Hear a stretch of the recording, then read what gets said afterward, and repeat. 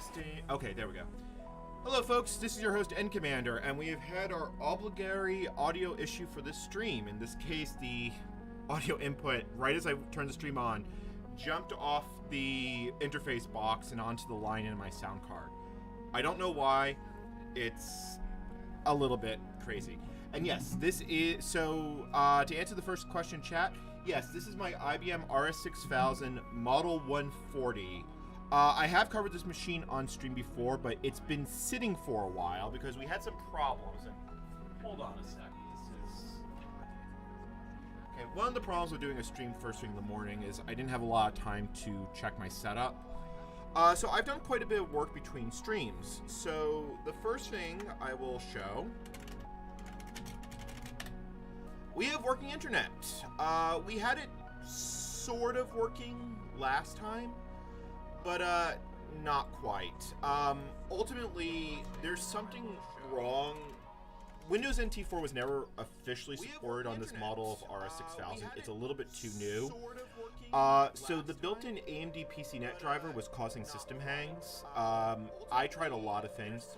Ultimately, I just ordered a Freecom fast Etherlink PCI card. I threw it in an empty slot, installed the driver. It's been fine ever since.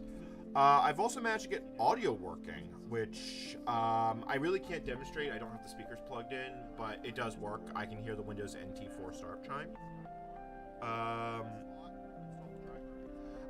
So at this point, what I really want to do, so this is going to be one of the free machines I'm going to have at VCF, and you can see I have Telnet to the Pi going. You might notice that we have a handful of utilities. I've got the Jet Direct Admin, I've got Visual C++ 4, and that's about it. That is pretty much the only software that exists. There is a copy of, I believe Exchange 4.0 has a port. Oh, hold on. Let me turn up the mic volume.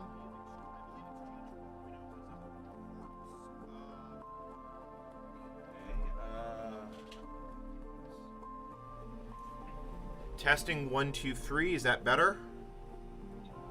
All right, let me.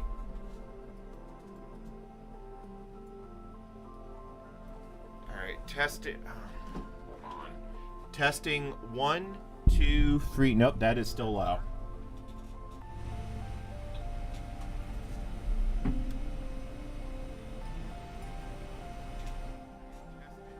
Testing 1, 2, 3, 4. Okay, there we go. I think the mic is considerably better now. All right. Yeah, it's, I don't know why right when I went to start the stream, like all my scenes just went completely stupid, and I had to redo them all like right at the last minute. I feel like OBS is getting buggier, or maybe my hardware is just becoming more possessed. Either way, that's fine. I just set this clock. Is this not keeping time? You know what? I want to check this, because if this is not keeping time, that's a problem. Okay, so I set the clock at 9:04, and I set it earlier today, so 9:04. Let's see if that stays in sync. I just set this clock. Is this not keeping time? The other thing I did between streams is I got the Pi configured in such a way that Samba works. So we're now looking at the home directory on the Pi. We have NT porting. So I put a copy of 7-zip, NetHack, and PuTTY. 7-zip would be very nice because there's no unzip utility for Windows NT for PowerPC.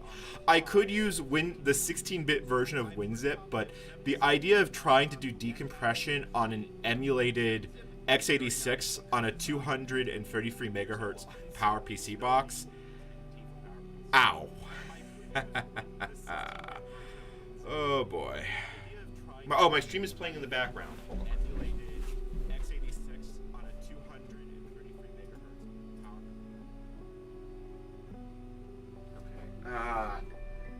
Alright, I really hope I don't regret doing what I just did. I just closed all my browser tabs, and I think there was something there I wanted to save. Alright, it's fine.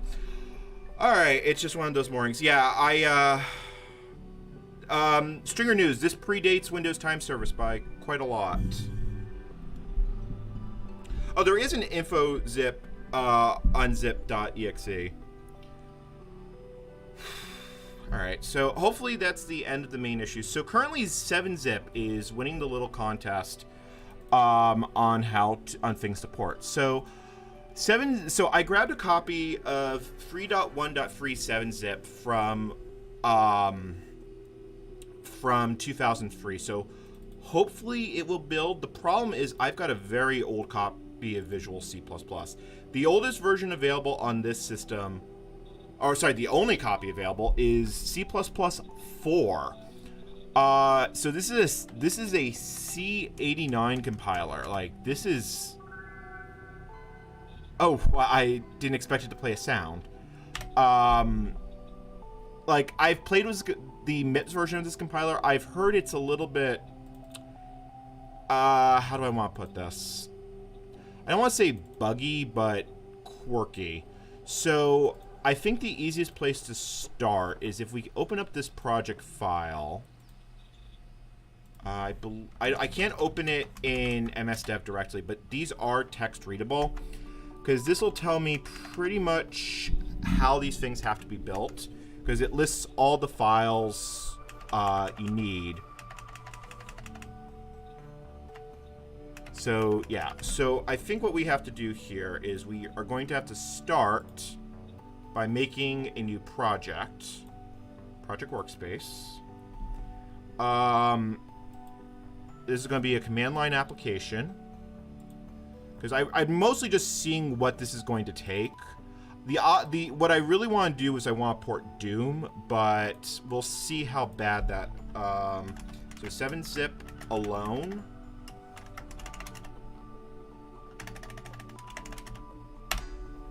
Cannot create this folder.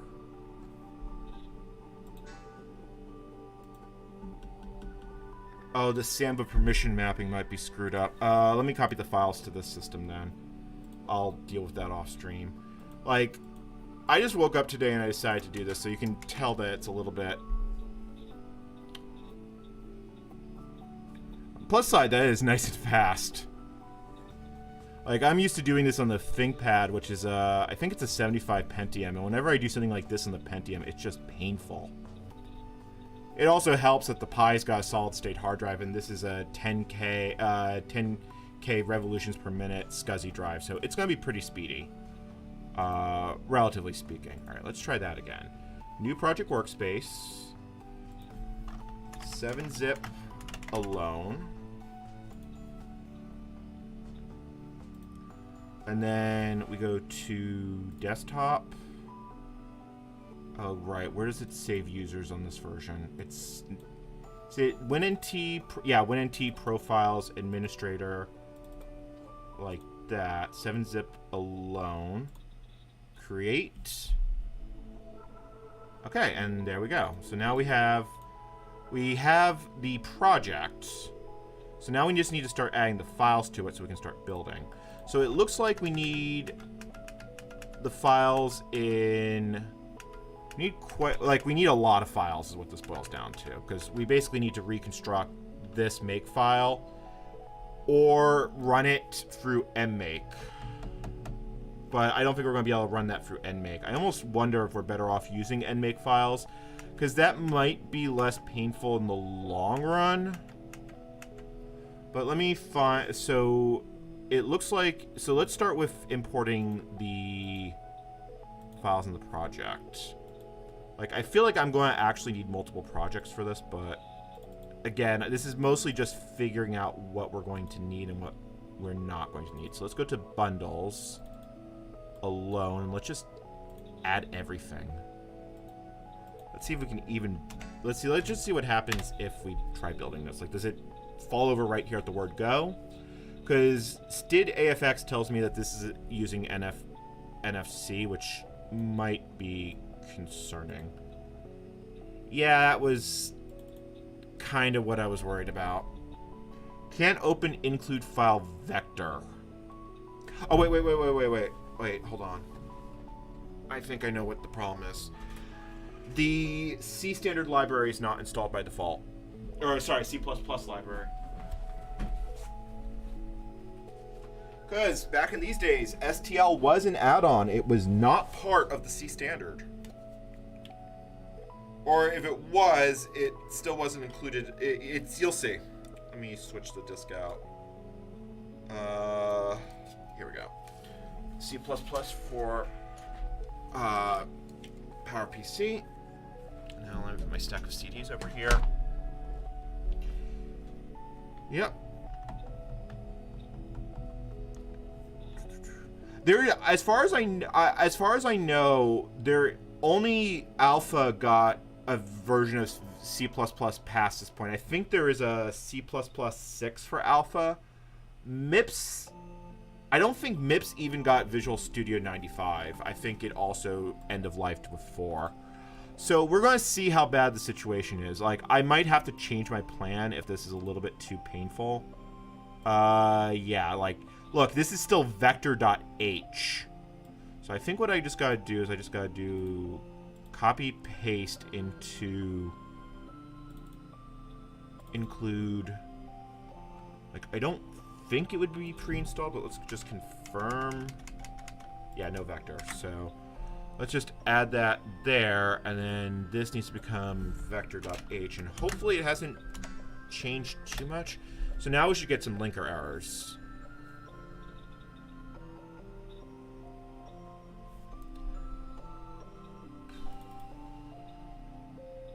Invalid template parameter.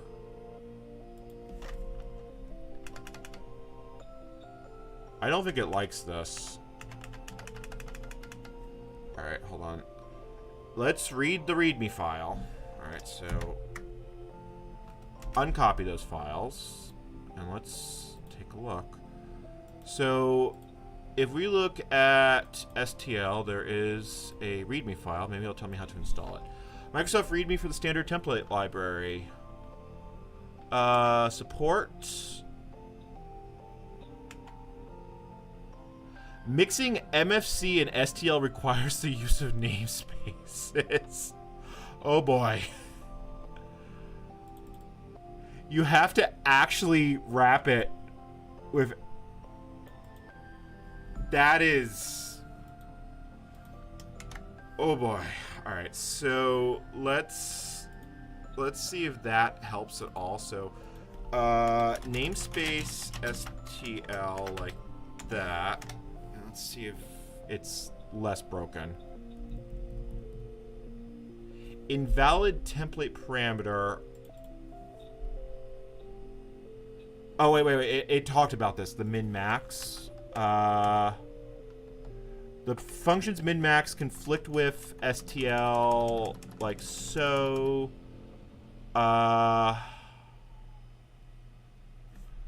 Define no min-max before importing windows.h. Okay.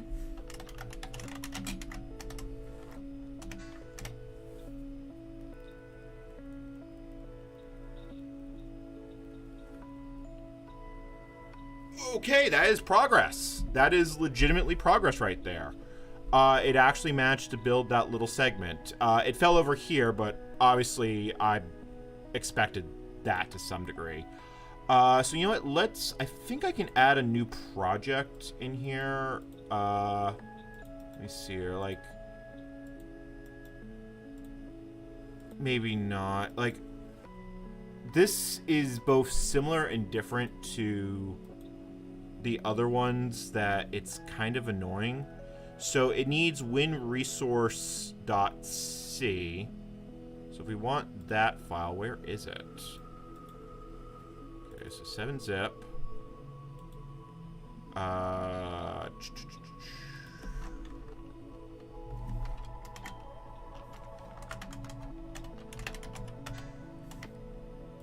hold on.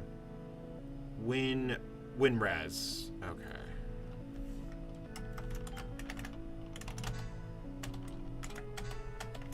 Oh, it's probably got like some sort of case thing. Do you support case insensitive search? Like, are you too old for that?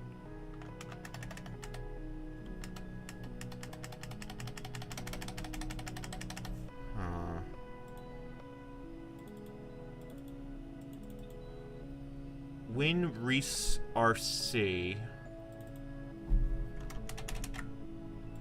I feel like this is an auto-generated file. Or it's maybe part of a later version of the SDK.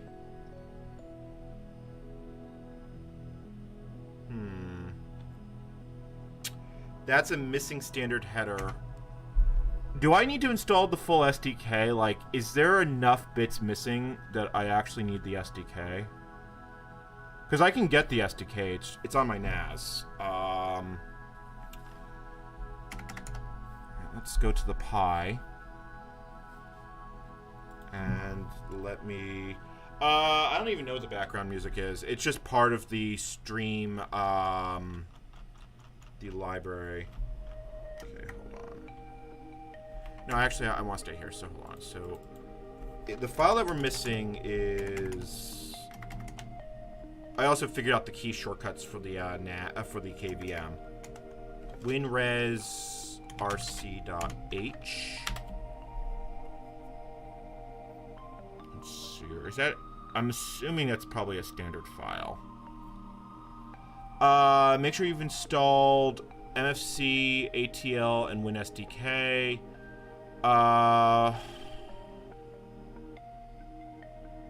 MFC is not installed by default. All right, then let me grab the SDK off the NAS. I gotta figure out how I'm gonna do this because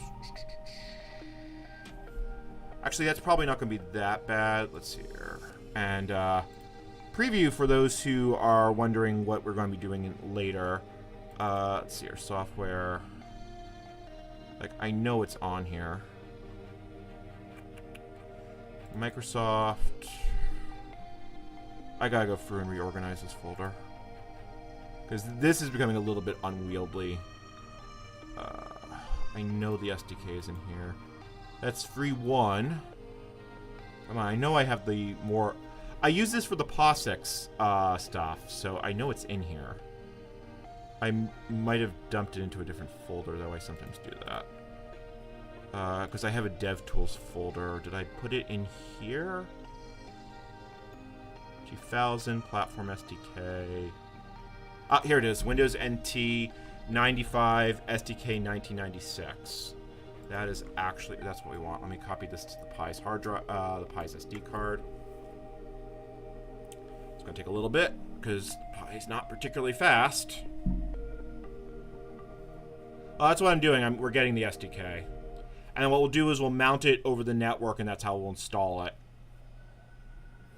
Like, parts of this I was ready for. It's one of the main reasons I always set up networking, because it makes it way easier to copy files on and off. Like, I don't know how people who do disk copying for their vintage computers manage it, because, oh boy, it would drive me up a wall in about 3 minutes.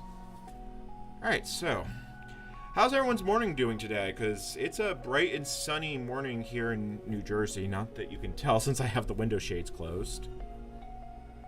Okay.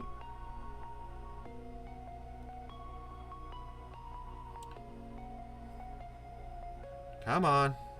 You wouldn't even know that I have gigabit Ethernet. Although, actually, the Pi doesn't actually have gig E, so you know what?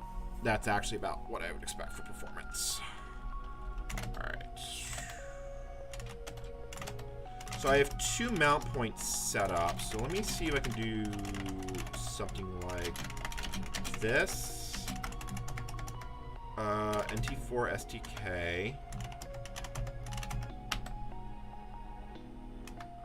So now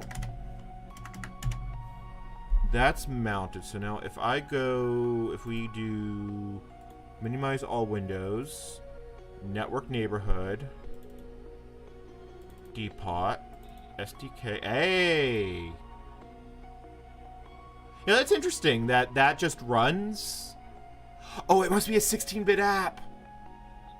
It has to be a 16-bit application. It's the only way that would work. Because 16-bit applications will run. Do I have enough disk space? I didn't.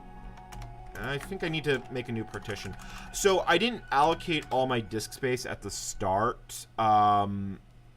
The reason being is I know I'm going to have to reformat this, and I also noticed I actually found an indication PowerPC boot shows up as a separate partition. So I only allocated 1 gig, so let's make another 1 gig partition. Format, yeah, commit changes now. Okay. And then we will just format you NTFS, quick format.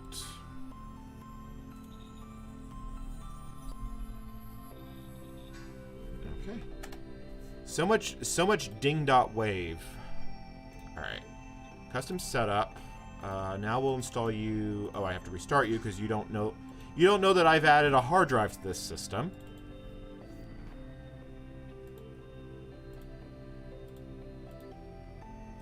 There we go. All right, so 1 gig, plenty of space. Headers, development tools, libraries. Yeah, that's basically everything I need. Okay. This is probably going to take a bit. Yeah, so one of those weird things. So Microsoft actually licensed soft PC from Insignia.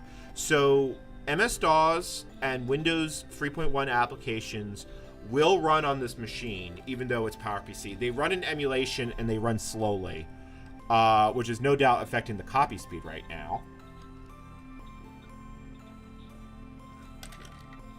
But this entire stream is just a learning experience. Like, one of the things I actually do want to do is I actually do want to hook up the kernel debugger and see what's going on with the onboard Ethernet, just because I think it'd be interesting.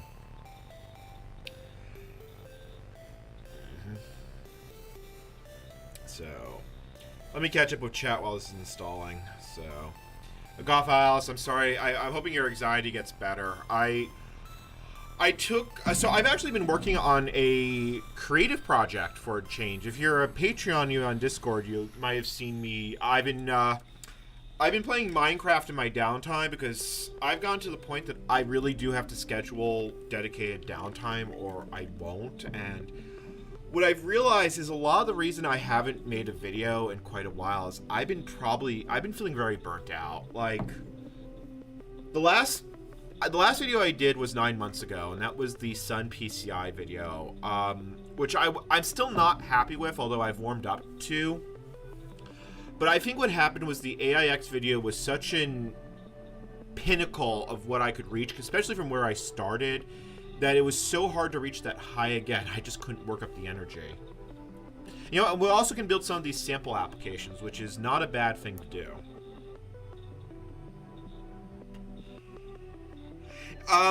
The onboard Ethernet does not. The onboard Ethernet works under AIX, and we did sort of get it working under NT4.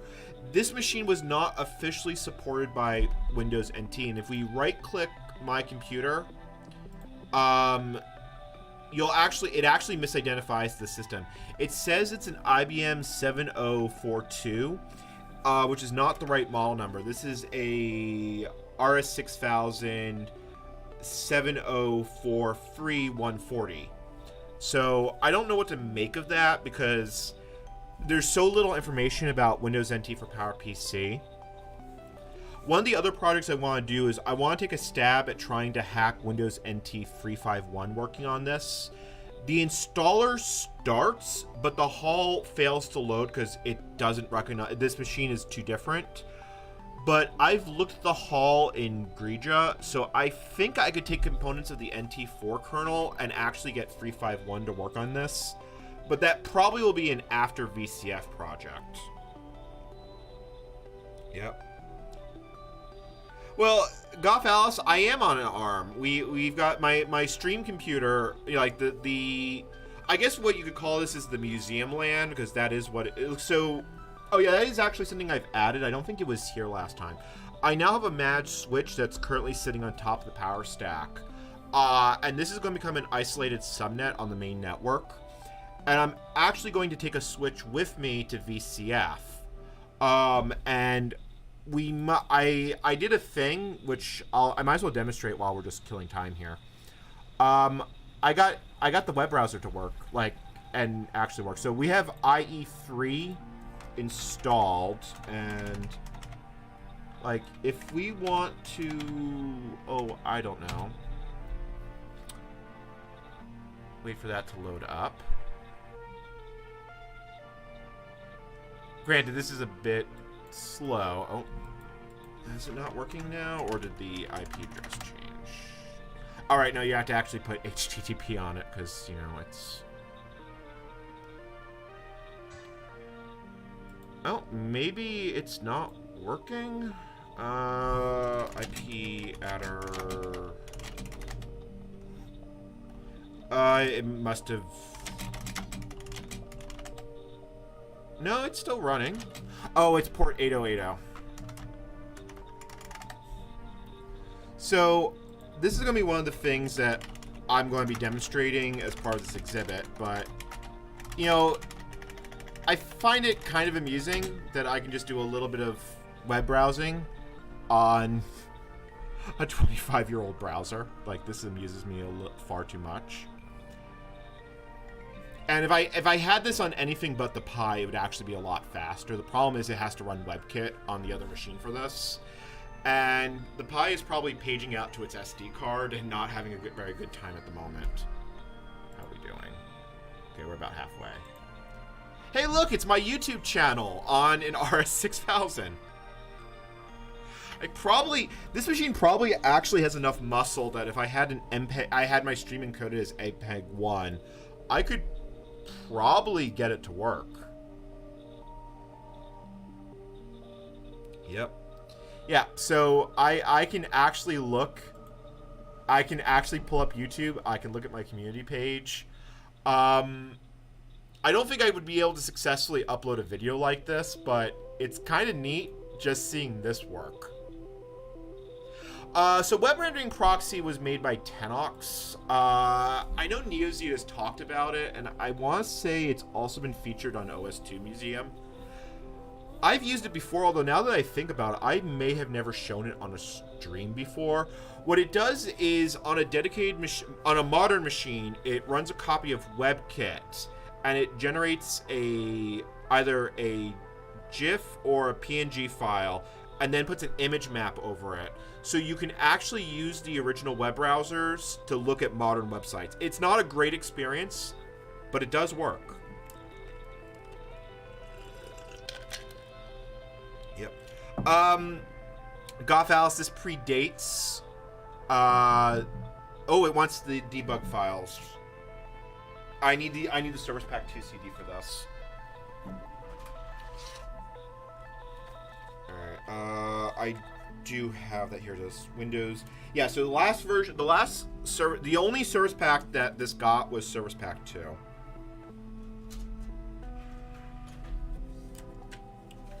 And the CD-ROM drive on this is E.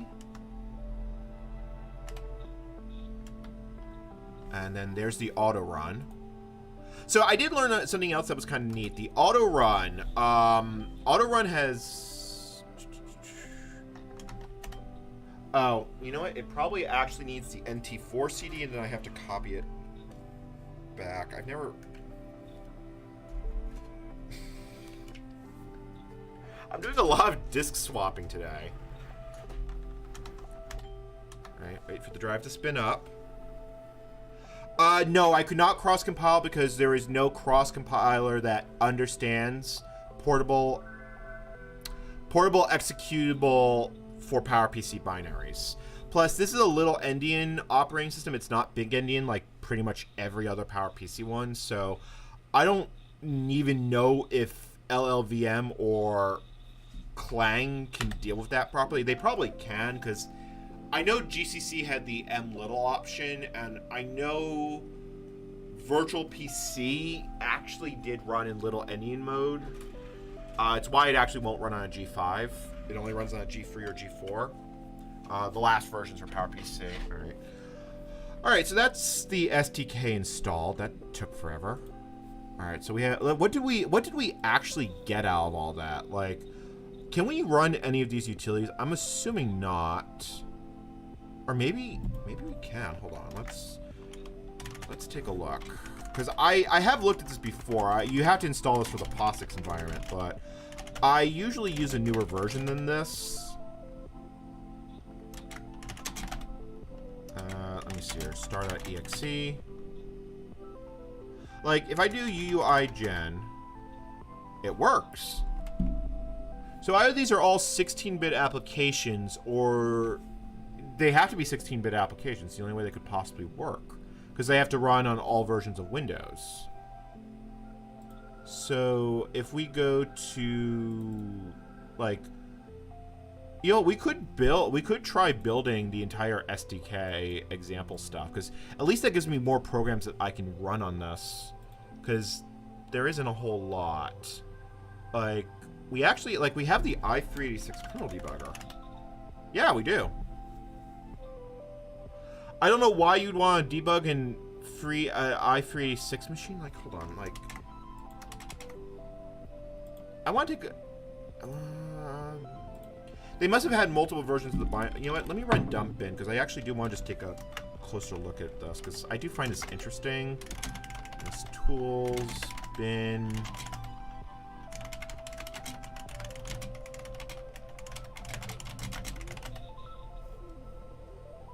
Oh, they are native PowerPC binaries. So it's probably just the installer that's 16-bit, and it's probably just a wrapper for something. Okay. So that gives us most of the utilities we need. So we have the kernel debuggers. Do we have a copy of WinDebug? Because that would actually be useful. Like, did it... tools... Ooh, that is an old WinDebug. So that's good to have. Hopefully I won't actually need it. Let's check that our SEP is actually good, and let's see if we can build those samples. Because, like I said, every little bit's going to help here. One of the biggest problems... Ooh, hold on. Why can't it find the path? System can't find specified path. Okay. So if I want to build the samples, welcome to the SDK. It is possible to install on 3.51. That's fine. DirectX is now implemented in Windows NT 4 with the exception of Direct 3D. I knew that. IS API is included, which means I could technically port PHP and run WordPress on this if I really hated my life. That is a project for a future me. I have thought about running some sort of BBS while we're at VCF and letting people sign an online guest book. Alright, let's see. So the Windows Socket 2, WinSock 2 is the 32-bit interface. Telephony, RPC. Let me just keep running through this real quick, because... Alright, I don't think there's anything super useful there. Alright, let's... I probably... Actually, hold on. If we go and run set environment, ms tools, ms dev bin, samples, make all. Okay, now that's building. So let me just make the font go bigger.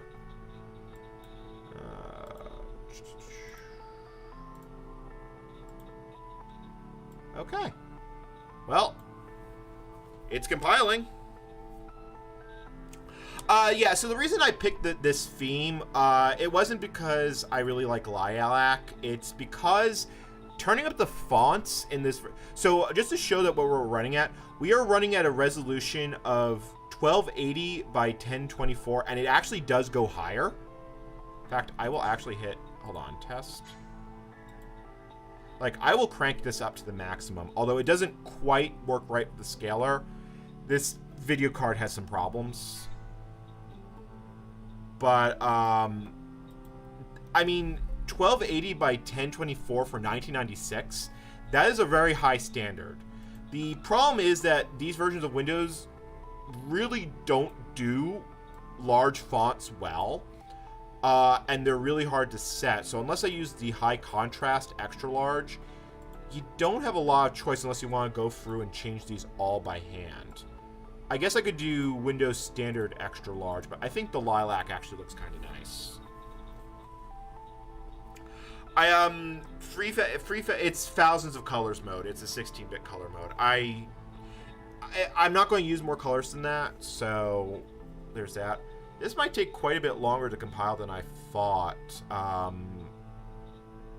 But also, this machine, I believe, is from 96 or 97. 233 megahertz PowerPC. The fastest officially supported machine was 133. So I should not complain. And this is I believe it's a 604. Yeah, it's a 604E. So for 1996, this is about as cutting edge as it gets. Yeah, I mean, to be fair, very few people would have to deal with high DPI. And all things considered, this isn't horrible.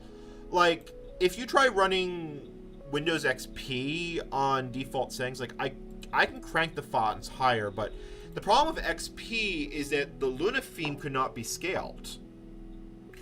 Or it only could be scaled so far, like, because it was a bitmap theme. So in some ways, NT4 actually does high DPI a bit better than XP did. Yeah, I've had problems with fractional scaling. I'm having high DPI issues on the desktop. The last NVIDIA driver upgrades have really been screwing with it. Yeah, I did lose a document that when I closed all my browser windows that I really wish I didn't do, but it's fine. I'm doing a little, I'm quite happy, I've been playing this modded Minecraft pack called Dimensional Hopper The Fall, and I've basically been writing a short, doing write-ups of my Let's Play on Reddit. And I decided I'm going to do a 1 or 2 minute video. I'm not going to put it on I'm not going to put it on my main YouTube channel. I'll either make a new one or I'll stick it on Restless Yankee when it goes up. But it's mostly just to have fun. I could maybe I'll play a clip at the end for you, but one of the things is dramatic voice. It turns out I'm very good at dramatic voiceover. When I fell into the abyss, I don't even have it in front of me. I have the script in front of me. I can't do the Gravios voice and just without something in front of me.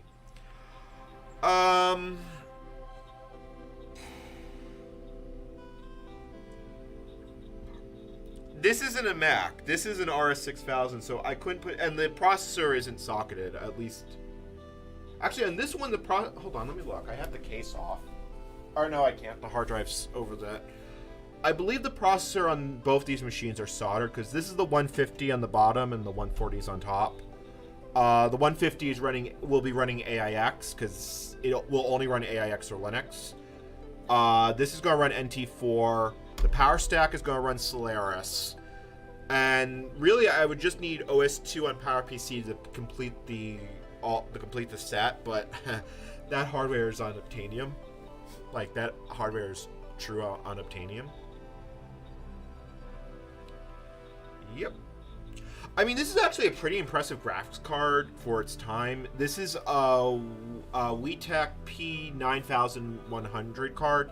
It's a CAD card, 4 megabytes of VRAM. It supposedly can do OpenGL. It has quite a bit of OpenGL horsepower behind it. It feels faster than the GTX 255p that was in here. So, yeah, I'm gonna have to actually buy some extra monitors for VCF. I only just realized yesterday is I don't actually have, unless I cannibalize my desktop, I actually don't have 3 VGA monitors because I normally can't run multiple systems at once. The KVM is a new addition to the pile. Alright. We're up to 101 people already. Alright, that is definitely not a bad thing. How many sample programs is this actually got in it? Like, if we go to make all, oh, that just runs that. So if we look in the make file, how many targets do we have? You know, I might port edit plus plus. I mean, how hard? That's a famous last words, but I don't. Actually, I do want to build these all because I want to see if OpenGL and DirectX work. Because the goal of this project is to get Doom running, and that means I'm going to have to. I want to do Chocolate Doom because I want all three of these to be able to do multiplayer with each other. I know Chocolate Doom is cross operating system and cross architecture compatible. I've already tested that. So as long as I can get the same version of Chocolate Doom on Solaris PowerPC, NT4, and AIX, it will work. In fact, I could even do the free monitor Doom that Tech Tangents recently showed off. So, well, you know, there's an XKCD for this. Actually, you know, we can't. Oh, hold on. I want to just show something.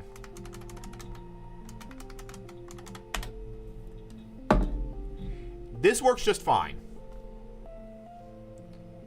I find it, you know, I find it interesting looking at this. Oh, and there it goes, because I actually have sound.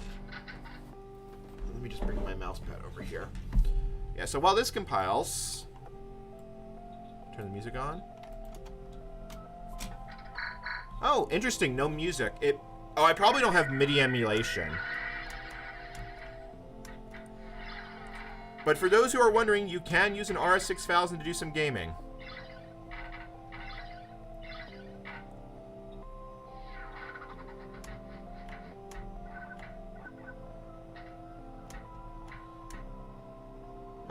I always forget how you do the cheat mode in this game.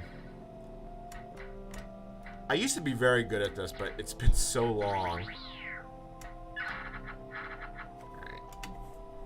We'll come back to that. So what is it building now? WLNW link. So is that NetWare link? Like, is that actually what I think it is? So let's see here. It is built. There's actually a. Oh, cool. There's a copy of Reversi in here. I've never actually built these before, so it's going to be kind of interesting. Like, let's look at some of the ones they've actually built. So we have this cab view application. Oh, that's just an icon file. Like, where is it putting these binaries? I presume they're going somewhere. Maybe here? Like, it just built named pipe. Oh no, here we go. Like GDI demo. Oh, there we go. Look, a demo application. Wow, an old MDI. Multiple document interface. There's something that has basically died. Killed by multi-monitor. Alright, so that's the GDI demonstration app. That's cool. So what was this one? This NW link. This is IPX networking. Oh my. This, if I wanted to do IPX networking, like not actual NetWare file transfer, but if I just wanted to like code something over IPX, this is how you do it. That is actually really useful because there are times that I'm going to need that. Well, I shouldn't say there's times I'm going to need that. There's times that I know that in the future I am going to need this. So let's see what other interesting oddities are here while this is compiling. Like, what is Icon Pro? Like, open icon file? I'm assuming it just loads icons.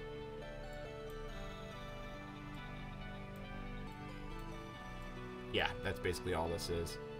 Although, interesting how that comes out green. Why did... That's weird. Oh, because you can have different versions of the icon for different platforms. Okay. Where are we? We are currently here in Raspberry. I have no idea what this is. Looks like a Raspberry. RAS API. Remote authentication services. Yeah, I don't have dial-up networking installed, so that's what that's for. Do they have like a README of what these are? Yeah, like I don't even see a README. Whole bunch of SDK tools. Do they actually include the source code to some of these? Huh. They did. Color me surprised. Alright, so we're on TrueType fonts. So the DirectX stuff I think is going to be the most interesting, because if the DirectX stuff works, that even opens the door to load in porting Quake. I don't want to try that because I only have 3 weeks until VCF. And we also have OpenGL. Like, what samples do we have here? I don't recognize any of those files, so this is probably something different. And we also have some screensaver. Wow, we have actually the source code to the pipe screensaver. Is that even included here? Screensavers. Oh yeah, they are included. Remember this? Oh, hold on.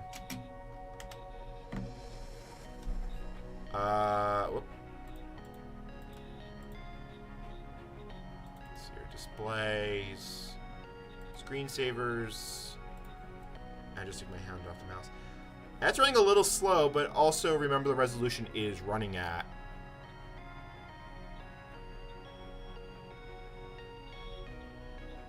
Actually, this is a different version of it, isn't it?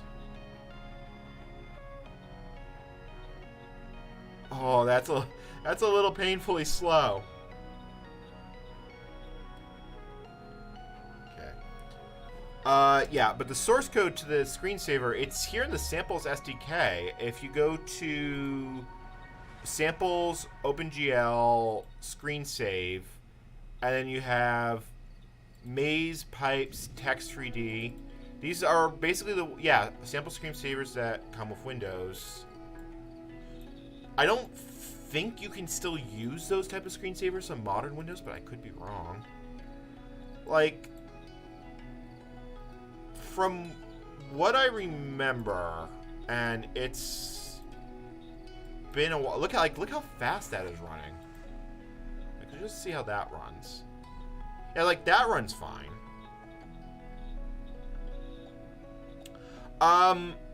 90, I wouldn't be able to run it. 95 hovers a 32-bit application. I can't run 32-bit Windows applications. I can only run 16-bit ones or PowerPC applications. So, you know, while we're here, I'm actually a bit curious. So, from what I remember, and granted, I could be remembering this wrong. Like, let me see here. Can I open this in MS-Dev?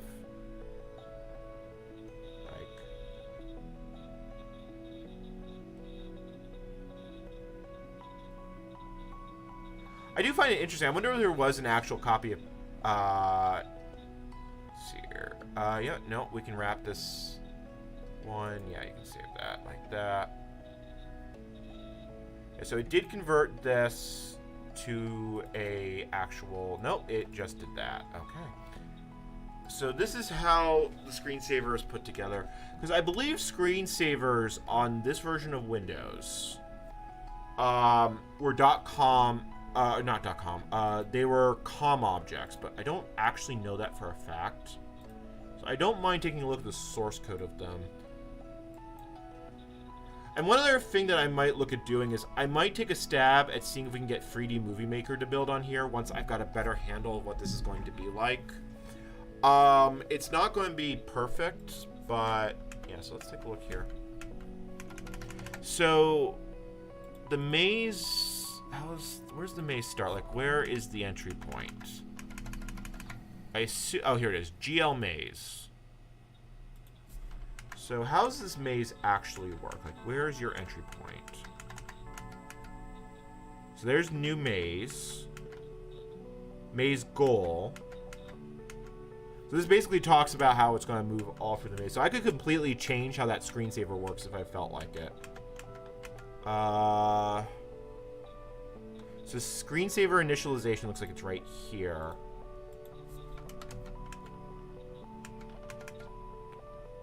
That must be the entry point right here, because this does initialization, updates it. It sets up a scratch pointer. Or maybe it's not. Let's see here. Maybe it's this SS maze file, screensaver maze.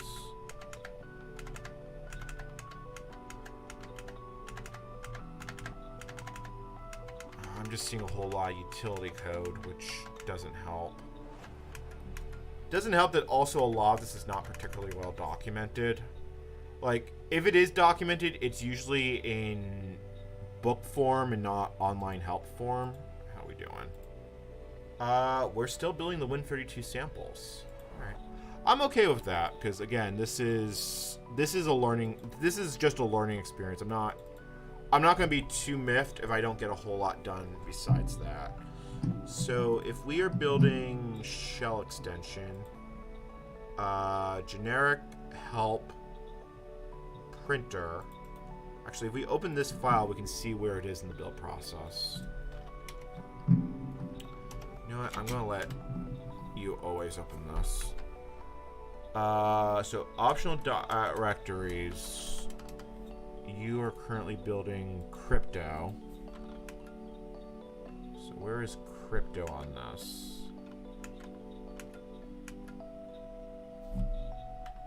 There is no crypto on that. You must be in a different folder then?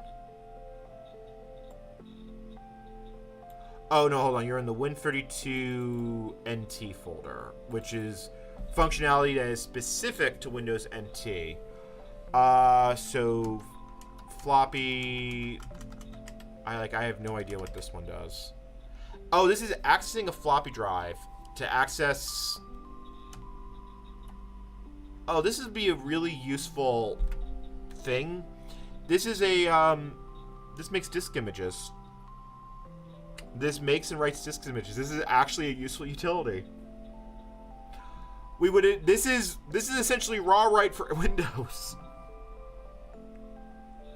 Why is this not in the base system? This is actually a useful utility.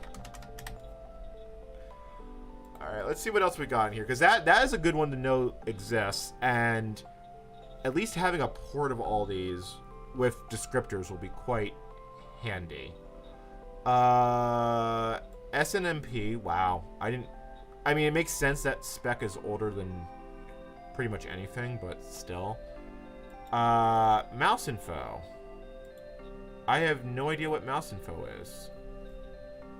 Demonstrates the use of the new track wheel and new track mouse API. I do have a track wheel on this computer. Is it? Like, hold on. There's no way track wheels are supported. I know they're not supported out of the box.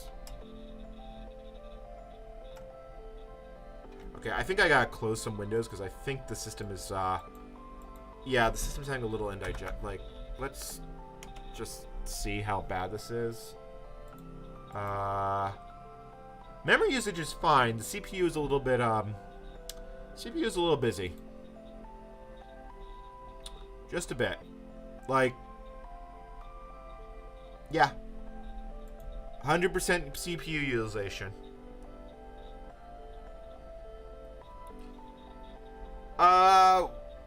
I could search, but with what search utility? Oh, did it? Process cannot be accessed.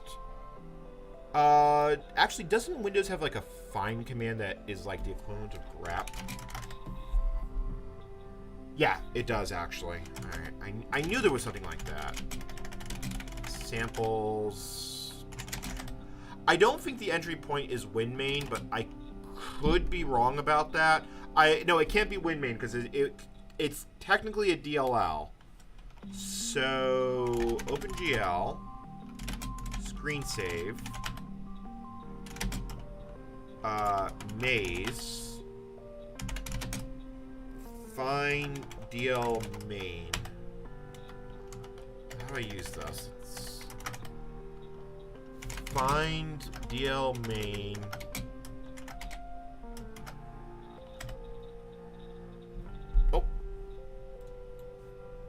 Oh, right. No back scroll by default. Let's turn on the back scroll because that would be useful. Quick edit mode. Buffer size 200.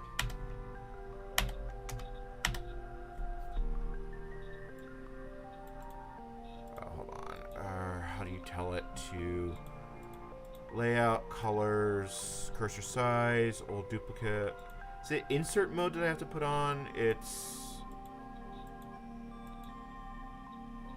never remember how you tell it. No, that's command history. I think I have to actually use more because I don't think you can. I know. I don't think I can. Yeah, I can't even resize it. Alright. So apparently it's not here. Maybe it's in the common directory. Like, if there's not a whole lot. Like, if it's mostly boilerplate, that makes sense. Okay, so there is. Interesting. Can you do a recursive search?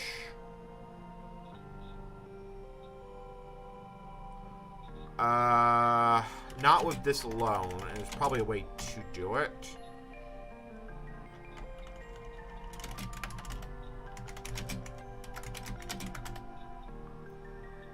Oh, that had some search results.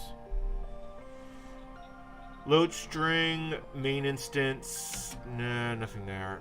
Main draw proc. Yeah, nothing there.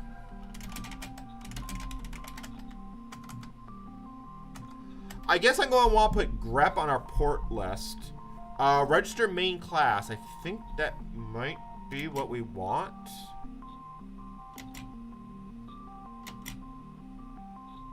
Oh, there it is. WinMain N. Oh, I know what they're doing. I know what they're doing. Which file was that?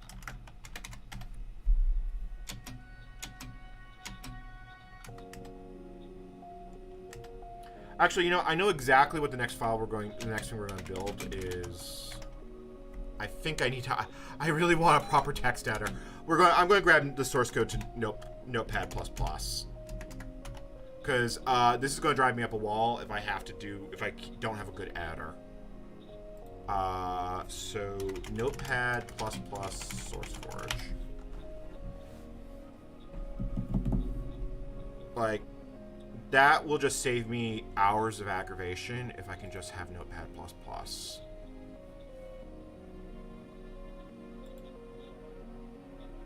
I should have thought about, oh, no, I don't actually want to download it. And this is not, well, this is technically an ARM64 system, but not quite what I'm looking for right now. Go back. Files.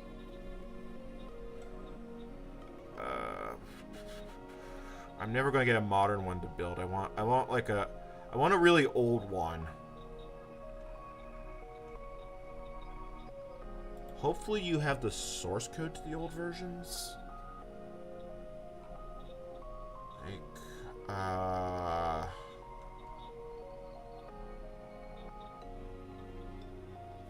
There's usually a code thing right here. Why don't I see that? Notepad++ source code.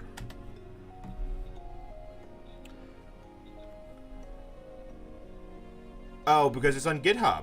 Well, now I'll explain why I can't find it.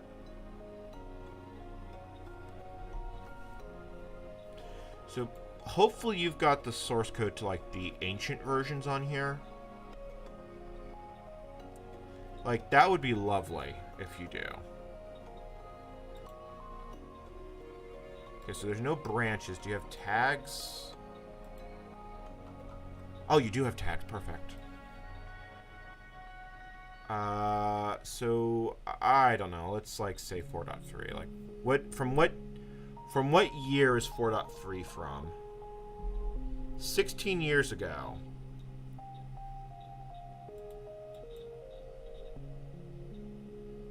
Okay, so the build this project, you can use Visual C++.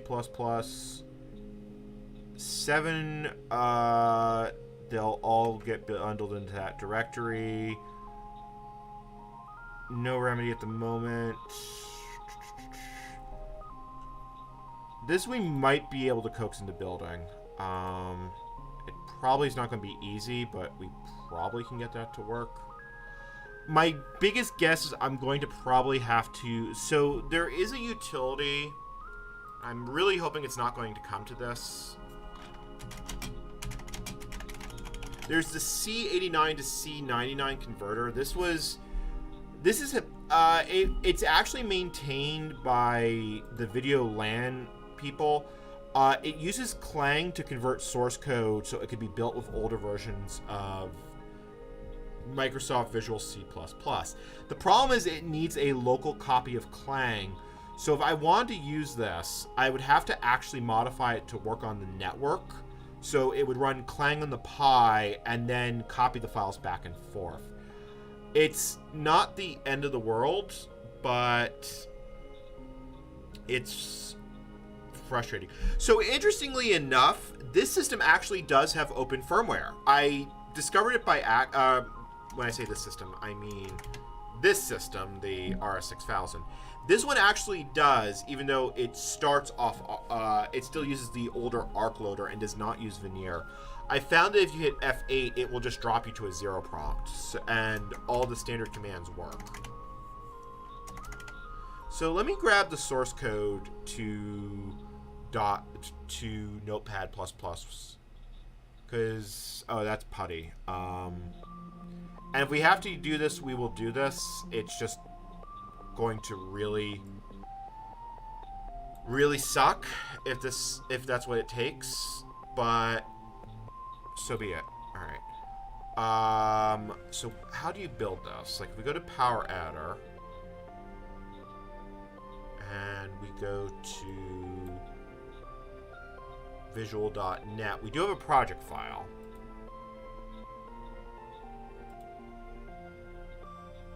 All right, so let's see. Let's grab this version of Notepad++. Because, you know, like, having a better editor would be, like, amazing.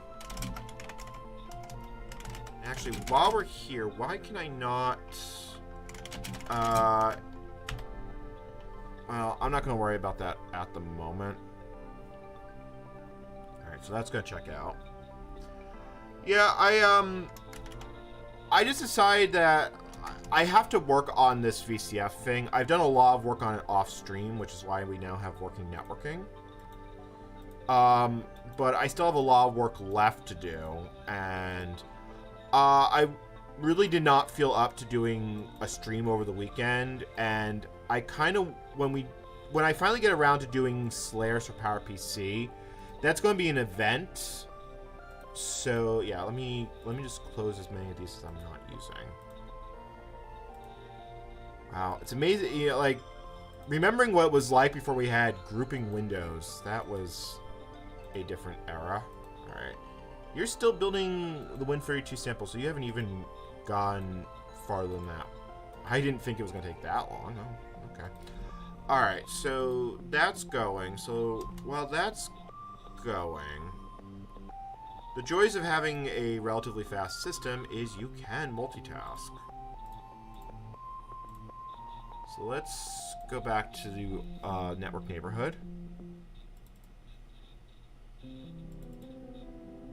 What's funny is network neighborhoods in modern versions of Windows, but it's so awkward to use. It's like, I never do. Alright, I already see a problem because I see a lot of C++ code, which tells me that this is not going to work. Because there's no way that this compiler is going to be able to handle that type of C++ code. Yeah, no, this is a pre-standard C++ compiler. There's no chance. So what can I use that's a less bad editor?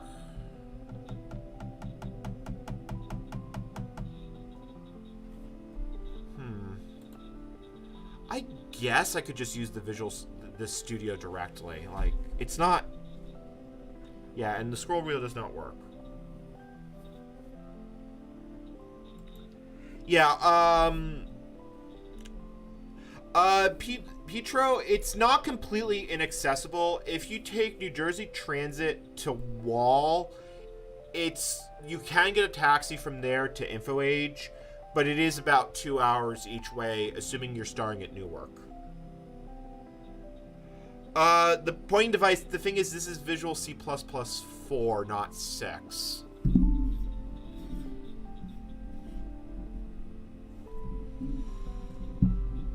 Alright, let's actually...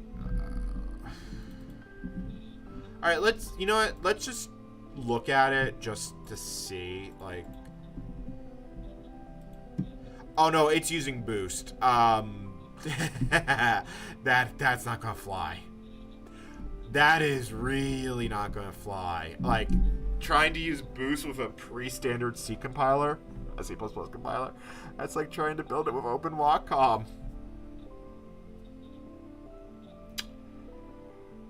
Ooh, that is like, could I even build Nano? Like, I don't have Ming GW, so I have nothing resembling a POSIX environment. Like, I tried to figure out how you recompile Ming W from source, and even I couldn't figure it out. It's like not documented, because I had assumed that maybe that would be a little easier to port, but nope. Okay. Oh, look, we've actually reached a new folder. We're now building framework. I don't know what framework is, but we can find out. This is a real PowerPC. This is sitting here on the desk. Is it out of... No, you can see it in the shot. It's the white box on the far right. Oh, you're right. I did clone the master repository, not the branch. Thank you for that, chat.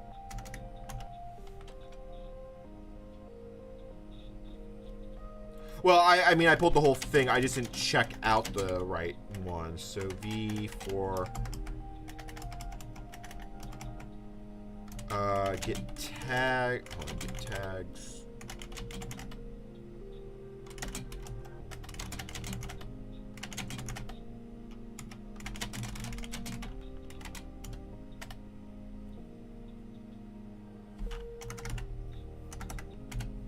Alright.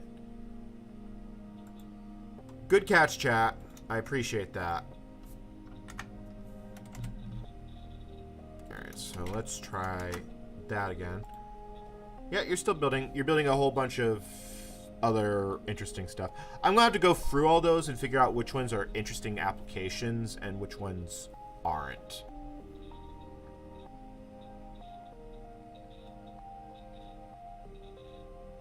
Okay, so that's building. Oh, it's copying the it's copying the Git files.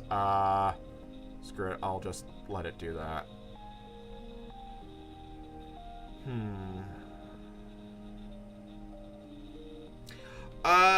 The Wacom compiler, as far as I know, the disassembler works and the assembler works. Like, I believe it has complete support for all the opcodes.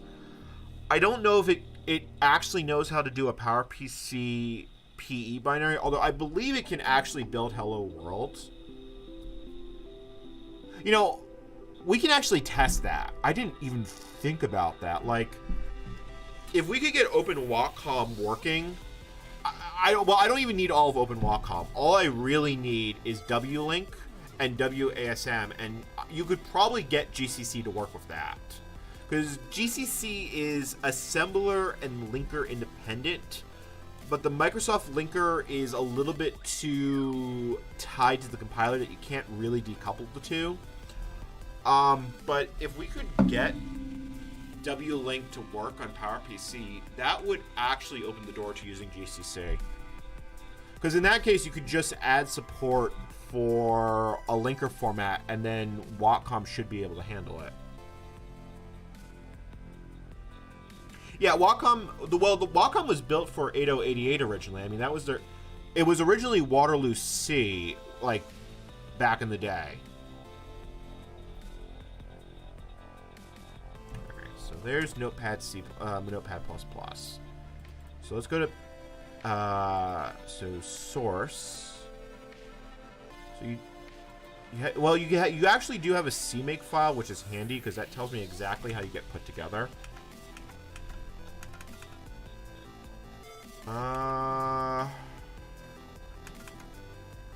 Like, that's not actually all that bad.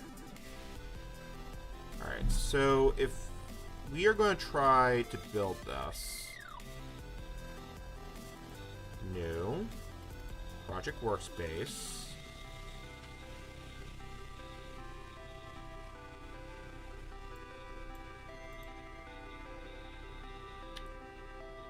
Desktop, Notepad++. We're going to try and build an app. I don't think this uses MFC, so MPP. Okay. So now that gives me a new workspace. So let me create a new... Oh, right. This doesn't support multiple projects. It all has to be one. Damn. Okay, not a problem. So if that's the case, let's insert files in the project. So the first files that we need are parameters.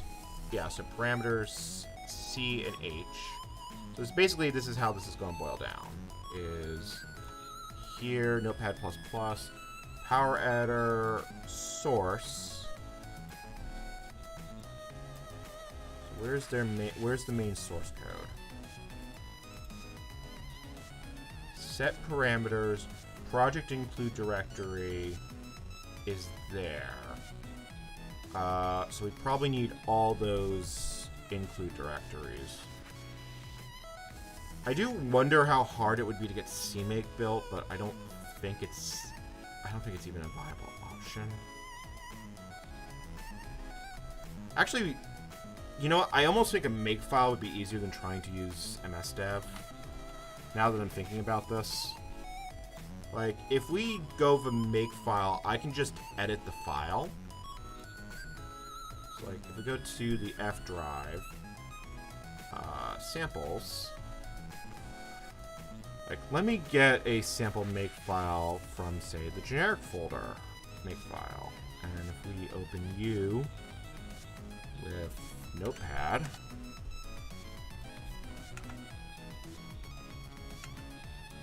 yeah, that actually doesn't look bad at all, because then I can directly just, yeah, I could directly just make some relatively minor changes, and that would be that. So let me copy paste all of this. Okay, don't save changes.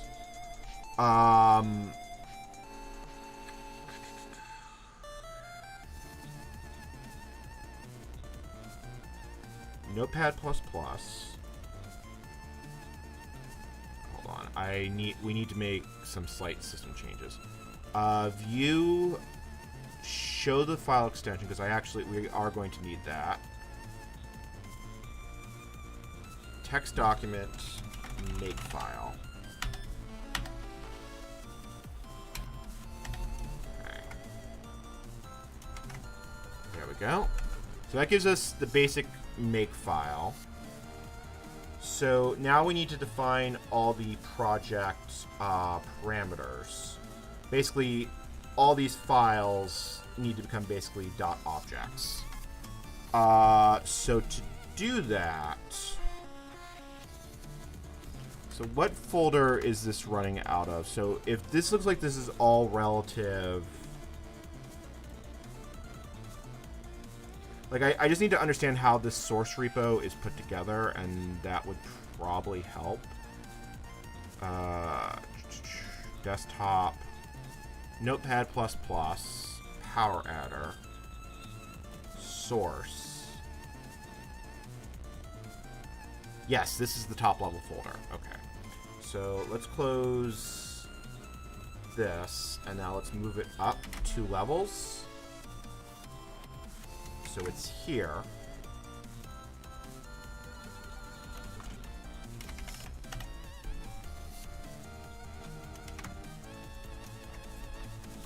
Oh.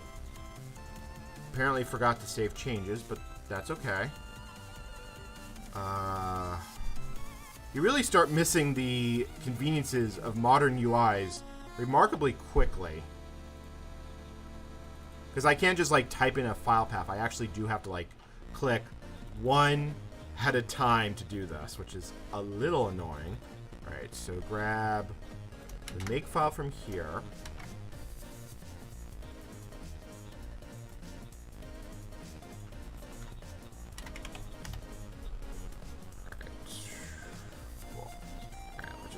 all that. Project is Notepad++.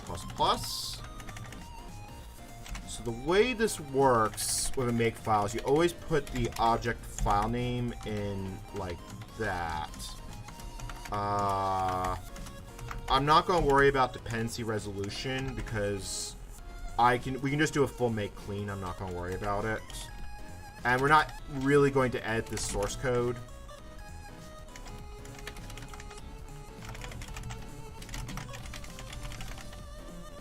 Oh, actually, hold on. Before I do that, we need to set up the path correctly. Set environment, MS tools, or hold on, MS dev.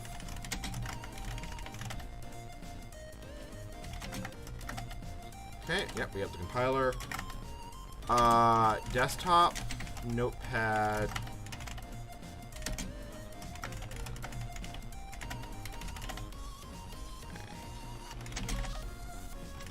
Source and make. Do not know how to make generic dot text. Okay, cool. So let's get the basics worked out here. I thought I already removed that. Generic. Here we go. No, we don't have a help file, so let's just get rid of that.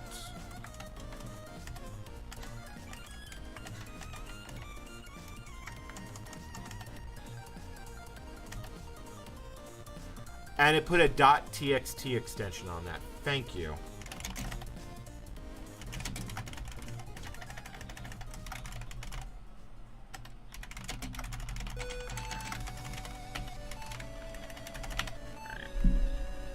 So I did actually try and build that, which is a good sign. Can I do like msdev makefile and just open it in a not completely horrible editor?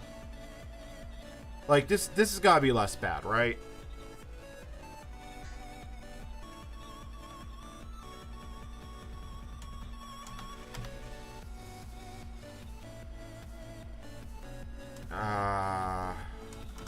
Fine, makefile.make, that works.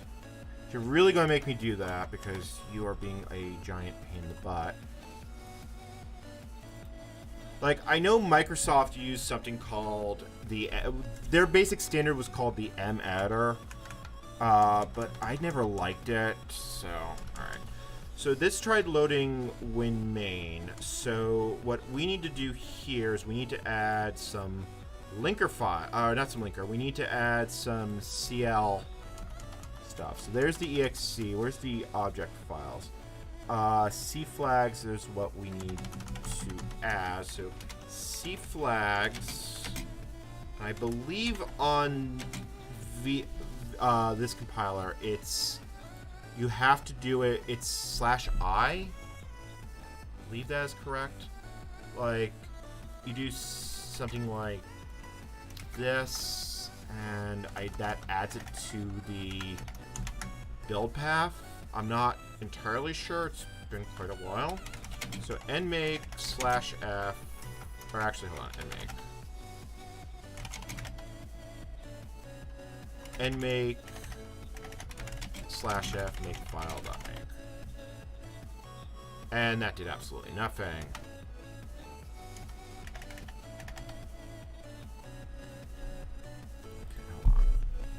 So C flag, C debug.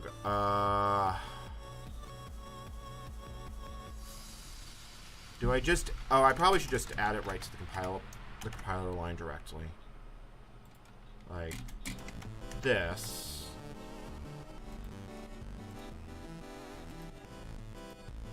Yep, that's still going.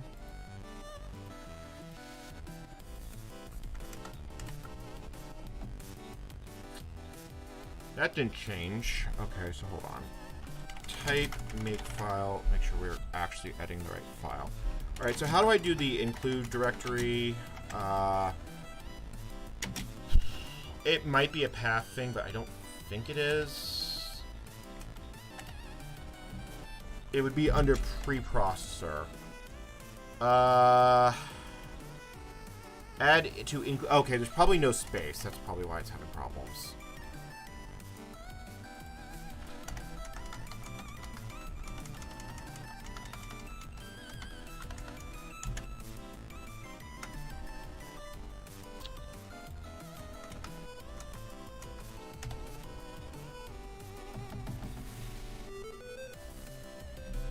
CL win main. Okay, so win main.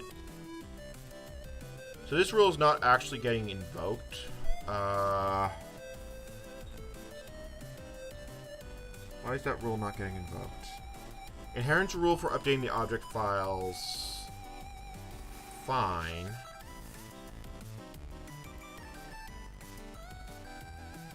Let's look at a more complex example, because obviously I'm missing something here. Like, common controls would probably be a good one to look at if I want to figure out how to do slightly more cursed stuff.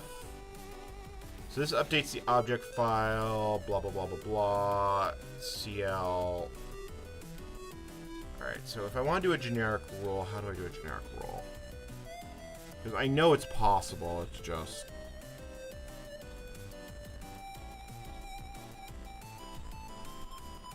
And let me find one that has a whole lot of files, because that will give me a hint of where to look. There we go, make file.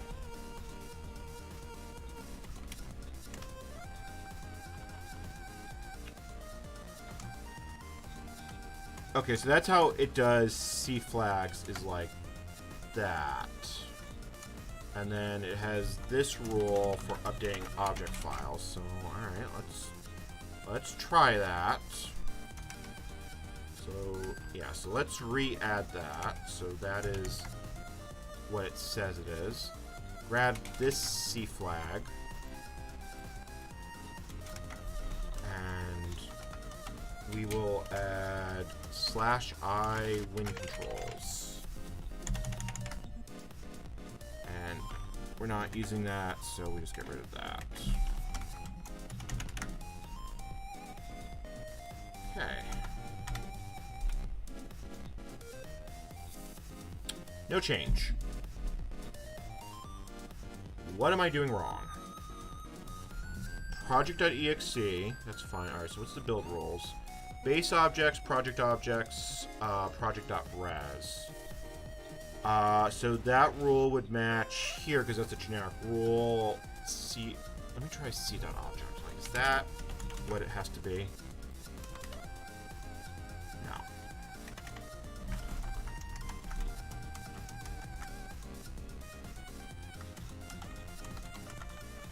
Let me see here. Has chat got anything that helps? Window.h is a part, yeah, there is something called window.h here. Like, I need to be able to set the include path anyway, though, so I gotta figure out what is going on here. C flags, D Unicode, C Windows controls. Yeah, so it's completely disregarding that. Unless I have to put it later. Well, it's not even paying attention to it, but I could try removing it entirely just in case. Yeah, it's not making a difference. I should be seeing D Unicode if that was actually working. Alright. So let's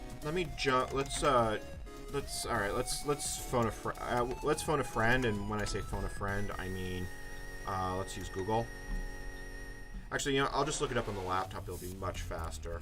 So nmake example C flags, because nmake is just slightly different in syntax to the what I want to be.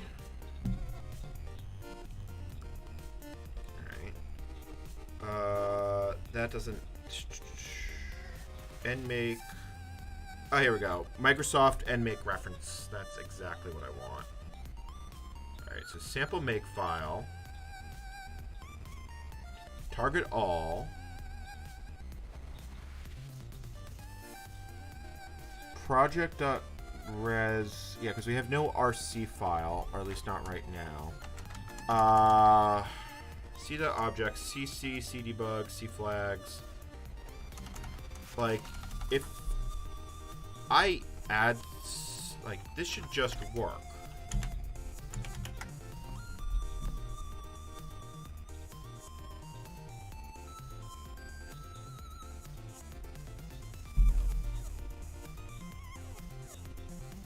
I feel like I'm losing my mind here. Okay, so project. Yeah, so here's the all rule.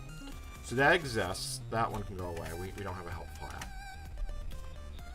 Project-specific macros is correct, but you know what? We could get rid of those, but let's see here.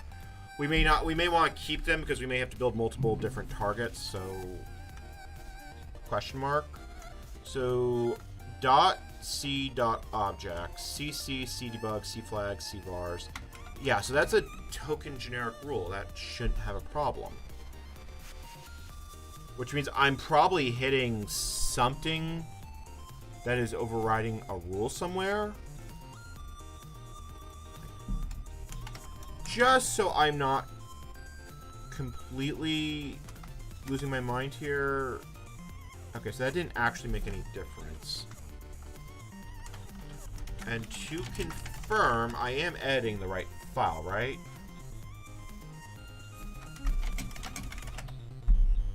Yes, I am. Alright, let me look back at chat, because chat may have had an idea. It's a it's a ThinkPad. It's not ThinkPad. It's a MacBook Pro.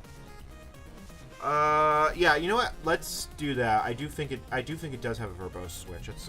That's a good thought. Let's hold on. nmake / question mark.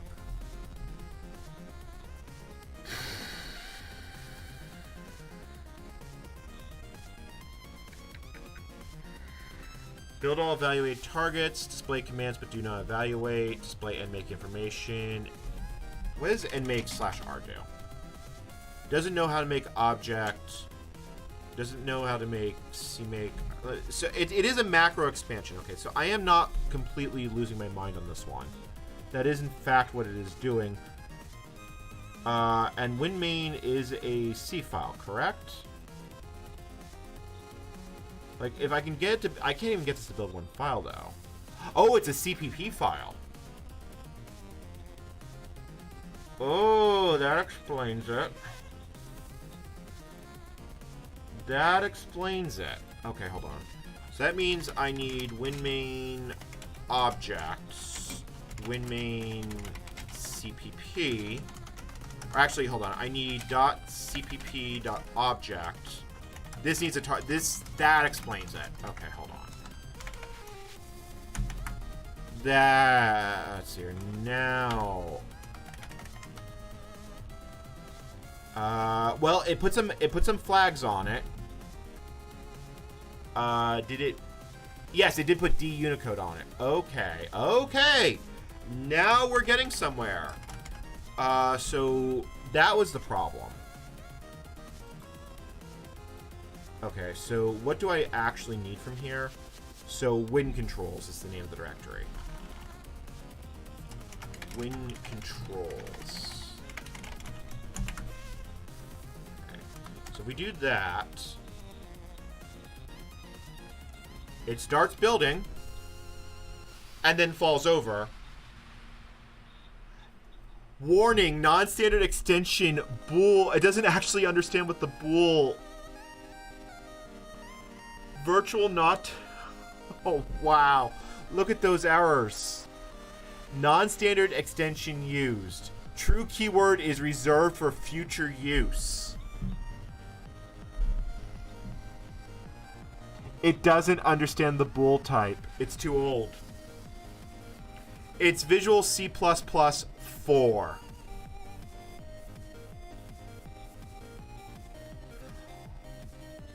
That is impressively bad. Well, I should say impressively bad. It's impressively old. I forgot that bool was not always in C++. It was added when the language was standardized by ANSI. I think I'm going to just take a drink and I'm just going to consider my life decisions for a moment. I'm just going to sit here for a moment and consider my life decisions.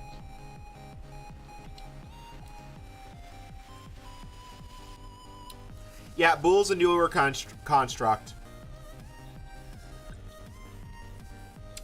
There is a really ugly way to get around that, but I'm not Oh wow, it doesn't even understand how to deal with constants. Look, type const int unexpected. Ooh, this compiler. Oh boy.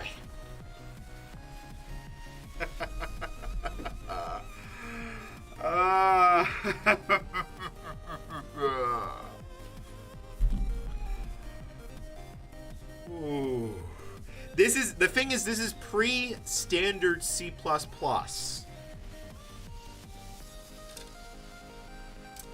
Microsoft was an early adapter of C++, and they shipped a compiler before the language was formally standardized.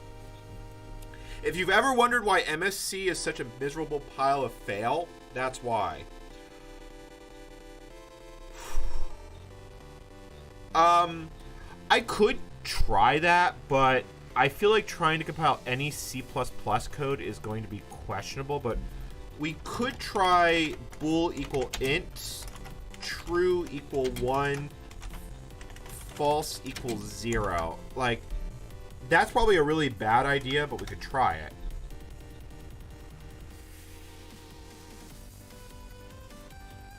That actually did solve more errors than I thought it would. Obviously, it's having some problems because it doesn't know how to deal. Like, it broke the Windows include files. So it's not going to be quite that simple.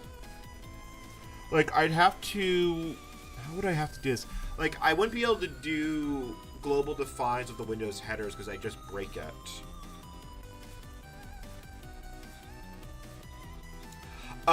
Petro, they probably didn't know, they probably had not decided if it was going to be 1-bit or the small or register size.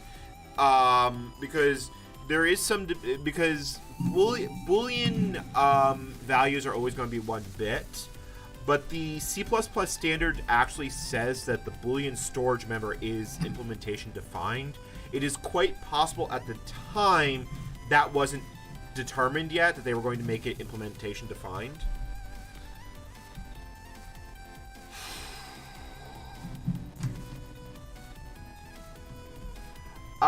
Yeah, I don't think that's gonna fly. Well, here's the problem. I completely understand what that error is. Like, I'll show you exactly what it did. Like, this will be funny.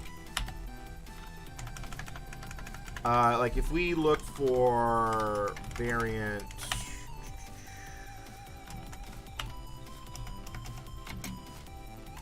Yeah, see, the problem is that this is getting type defined to that, and that's why it entirely broke. Oh, wait a minute, I just had a really cursed thought. Like, this probably shouldn't work. I really hope it doesn't work. If I put a space like that... I don't think this compiler is that smart, but maybe.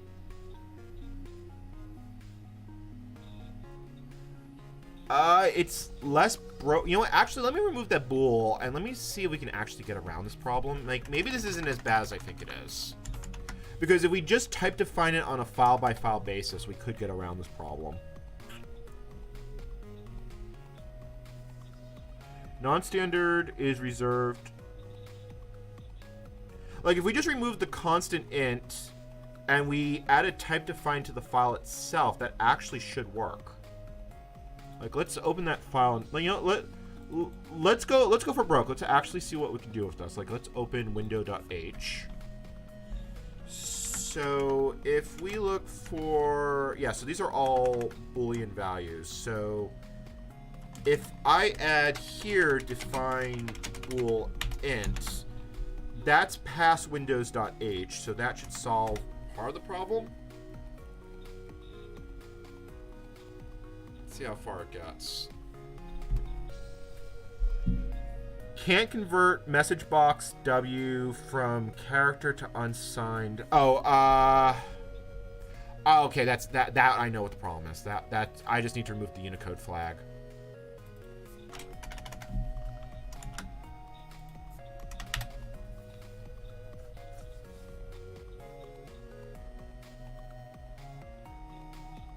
You know, chat, let's see if we can actually get somewhere with this. Like, all right. So we need basically all these include directories. So let's go over here. I think I can do that. Okay, so if I do that, hopefully this lets me put this on multiple lines, because otherwise this will just be annoying. But if it doesn't, fine. Yes, it does let me put that in multiple lines. Okay. All right. Fine. Let's start doing this. So that would be -I/, and let's just indent these. You know what? I wonder if I can search replace out this white space. Like, can I be that lazy?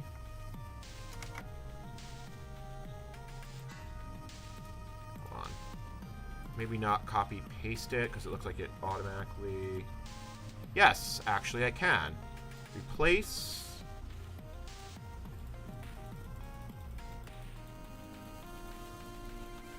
Well, it's not quite the. Yeah, you know what? I can work with that.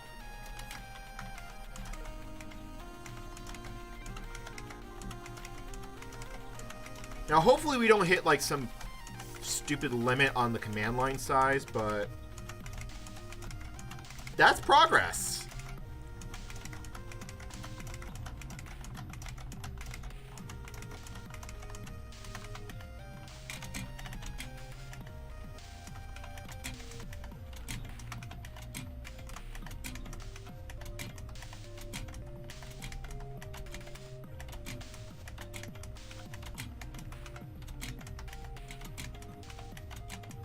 Like, if we actually pull this off, I will be kind of both impressed and scared.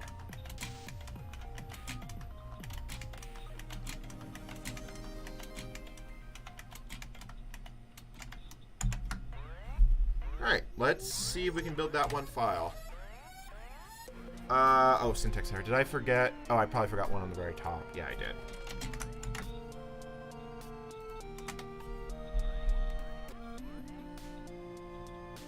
If this actually builds, it will fail the linker error immediately after. Oh, that's fine. We knew the vector thing was going to be missing, so let's continue making edits as we go along. Like, we're going to have to massage this code even in the best case scenario, because this code is 16 years old. This is a 25-year-old compiler. It's not going to do this without some serious indigestion. Although I find it hilarious that I'm doing this much to port an editor, it's still good to... Okay, that file. Skinta view edit. So you need to become vector.h. Although I almost wonder if it's easier to just, I don't know, rename the actual file. Let's see. Because if we can actually parse all these headers, that's actually a good thing. Oh, right. That problem. Go back to the make file.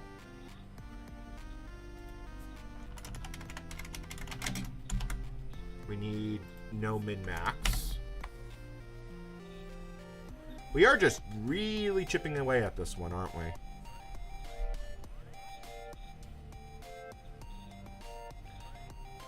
That looks like a Windows API thing.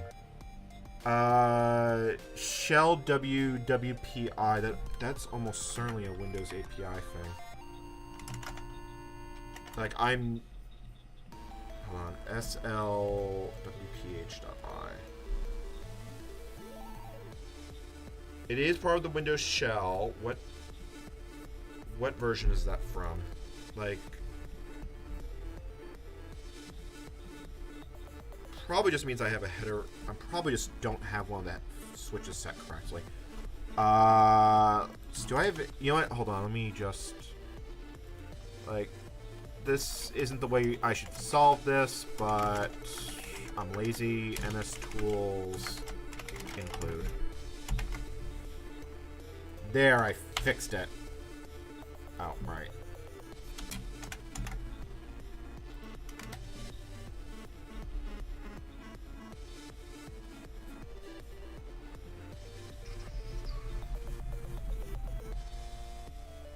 Huh, it doesn't... Is it possible it predate... that this is too old? Include... SH... Okay, hold on. Which file does it want? SHL... Ooh, it's not there. That may be a Windows 2000 API. Actually, that would make a lot of sense. That's almost a Windows 90. It's a Windows 2000, Windows 98, because that's an active desktop thing, isn't it? Let me look. Windows shell. Yeah. This is all associating. Yeah, this is all active desktop. It looks like. At least I think it is. Hold on. Used by the Windows shell, contains the following programming interfaces. Like, hold on. Association create. Minimum supported version Windows 2000. Okay, I was in fact correct.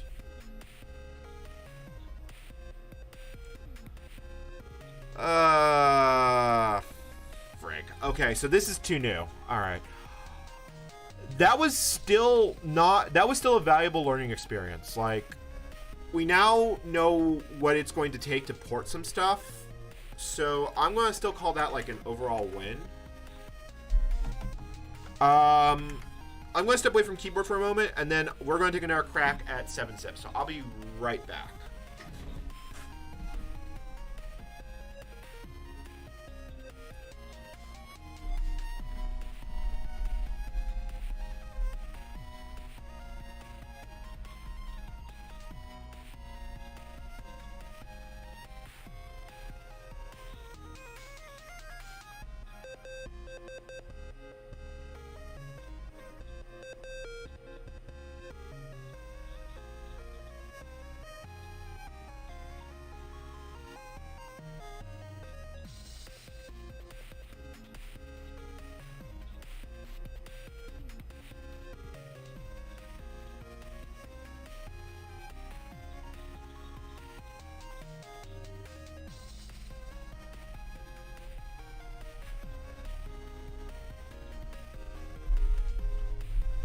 You know what? Actually, instead of 7-zip, I'd rather have a success story.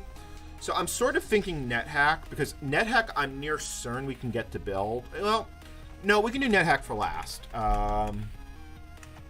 I seem a little scatterbrained today, I apologize. So let me save this file as. Let's jump back to the 7-zip. Because at least having a native zip utility would still be very useful. So that would be, so let's go to, let's start with 7-zip alone. So that would be there, save file. Let's get rid of the let's get rid of the everything. Like that. So that would be, so this is going to be 7-zip alone. And so if we're going to go down this particular road. So we've had our first failure, Notepad++. Maybe an older version of Notepad++, but because there were versions predating that, but meh. Bundles alone. Alright, so make file. Wait, that's the file I'm currently doing because this doesn't build with a make file. So we just need to open this up. So basically we just need all these source files. I wonder if there's an easy way to get them without like having to do excessive Like, if I just do something like this. Yeah, so let's make this a bit easier. Fortunately, these are not binary files. I'd be really, really annoyed if they were.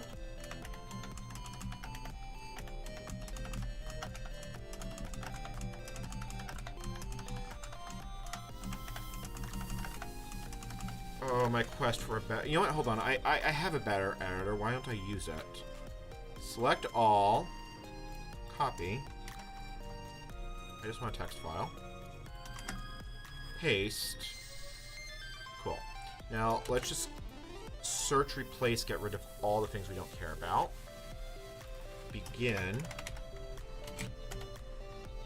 And then... are you... Oh, hold on. We still need to replace that. Begin source file, replace all. Okay. End source file, replace all. Cool. Alright. There we go. Now, we still have to get rid of all the header files, which is going to be a little bit more annoying, but at least that does declutter a lot of this file.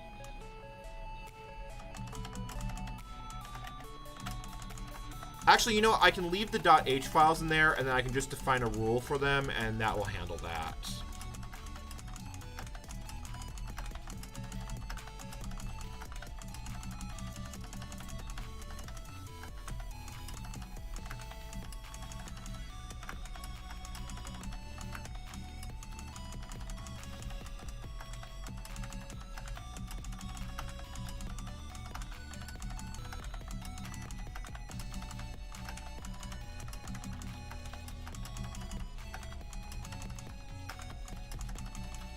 Sorry if I'm not talking a lot. It is hard for me to focus and do this at the same time. Or to talk and do this at the same time without making a serious mistake.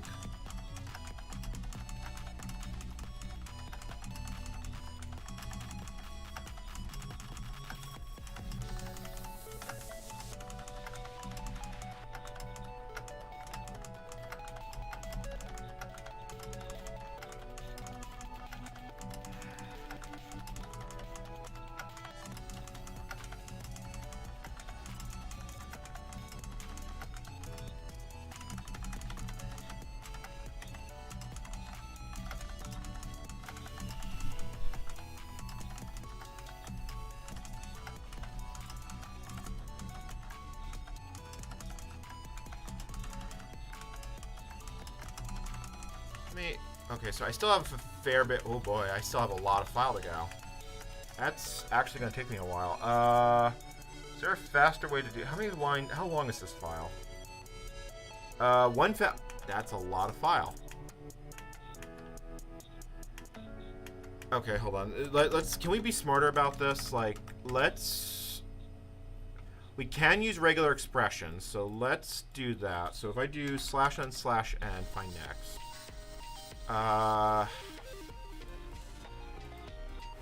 Can you not match a new line? Oh, nope. That was not what I wanted. Maybe it's...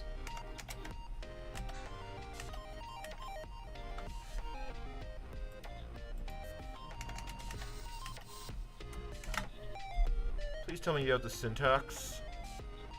Please tell me this has the syntax for it. Match regular expressions. If you use regular expressions in the... Would $* work for getting a blank line? I don't think so. Look at the stream, say... Oh, AFK still up. I'm sorry. Oh yeah, I am so sorry. I am sorry. I got it.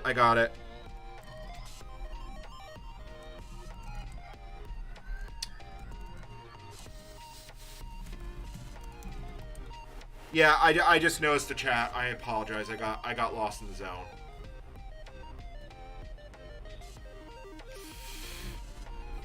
Yeah, apologize. That was not one of my better moments.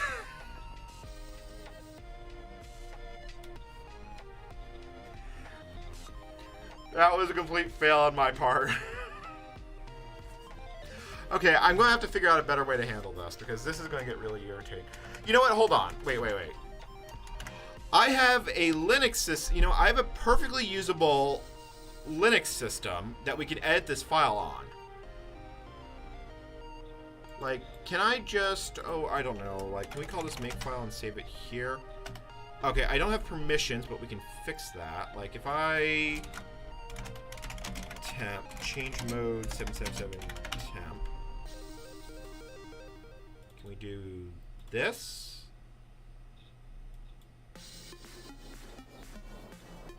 Oh, like, you're logged in. Why can't you...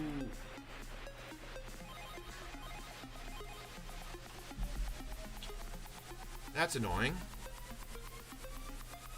You know, I wonder... You know what? I should be able to do this the other way. Hold on. Hold the boat. Because the hard drive on the RS6000 is shared. What is your IP address? Like, we should be able to do this the other way. 124 is your IP address. So if we go onto the Pi,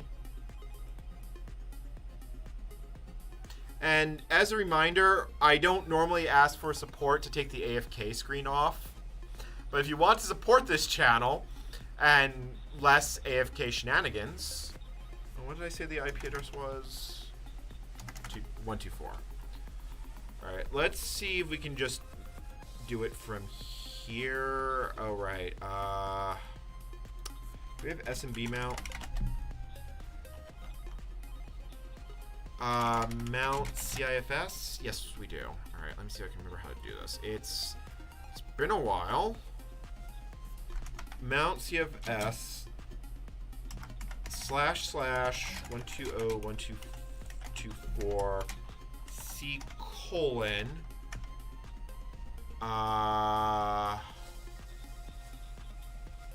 mount CIFS user administrator.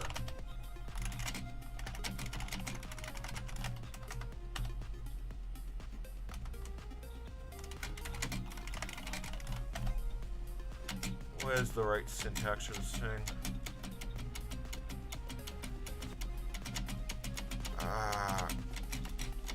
Gotta go all the way down for the example commands.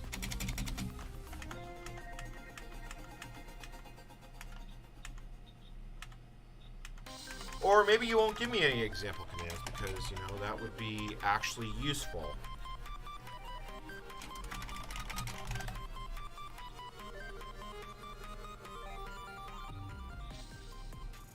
Yep. Milliways is at the moment it's a reference. It's a Hitchhiker's Guide to the Galaxy. It's the restaurant at the end of the universe, which I felt was very fitting for the things that I've been doing on this stream because I feel like half the time that is how my life is going. The machine was originally called World Control. If you were watching it on the Unix stream, but I wasn't as fond of that name as I was because originally I used to use this Pi for doing ham radio work. Okay, so it's / right, okay, because of course it is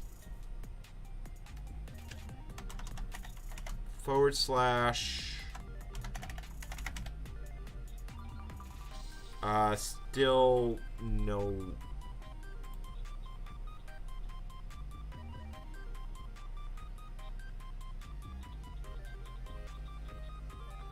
CFIS utilities / I guess I just use mount.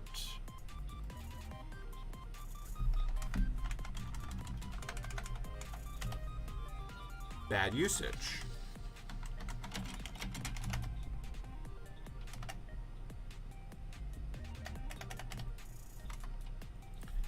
No mount.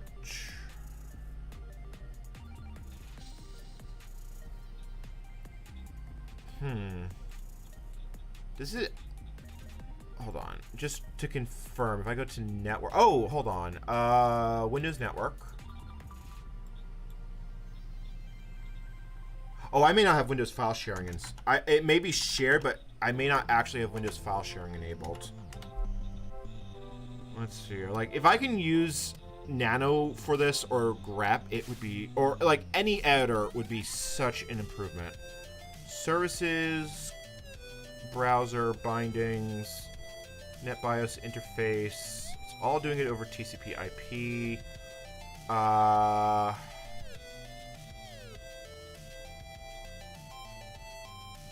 I don't think any of that is actually going to help. I don't understand why, like, I'm not logged in as a guest. I am logged in as a real user. I feel like I've had that problem before, and I had to just make it a guest share to get it to work. Okay, so hold on. If I right-click this, sharing, SharePoint name is F. Let me make a new share. Like, let's actually see if I can share my desktop folder. Actually, let's just see if we can share this folder. Oh, not that one, the other one. Sharing, shared as, permissions, everyone full control. Yeah, because that actually used to be the default, if you can believe it. Alright, so if we put SMB 123.101.124 like that, could not...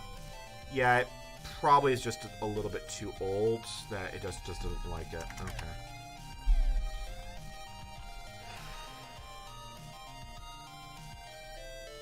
Well, I saw... The typo doesn't matter because that wasn't the build failure. Like, we would have caught that at one point. Was I not root? Oh, I was not root. That explains it. Okay, I forgot to sudo.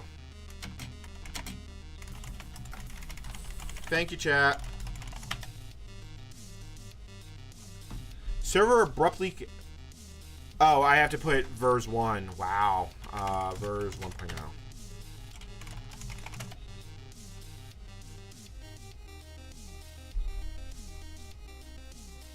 Permission denied. Alright, let me try just mounting 7-zip then, because that should now exist.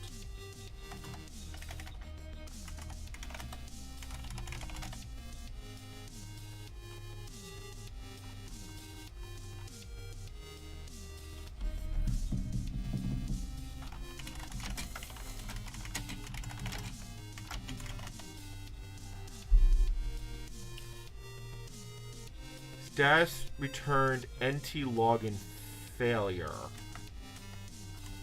Administrator admin is straight. Am I spelling that wrong? I don't think I'm spelling that wrong, but when in doubt, that's what Google's for. Hold on. Admin is straighter.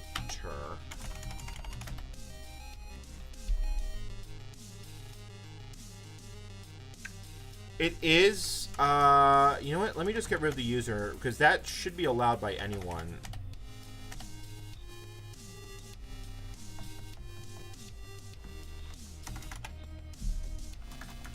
Alright, let's see here. If we go here, properties, sharing, permission allowed, permissions, everyone, full control, but I will add administrator and guests explicitly. Actually, hold on. You have full control, full control.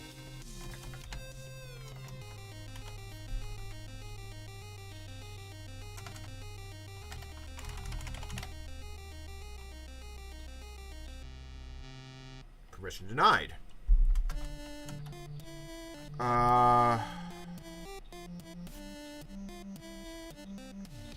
Username, domain. Oh, maybe I need. Hold on. It's not on a domain, but sometimes you have to still.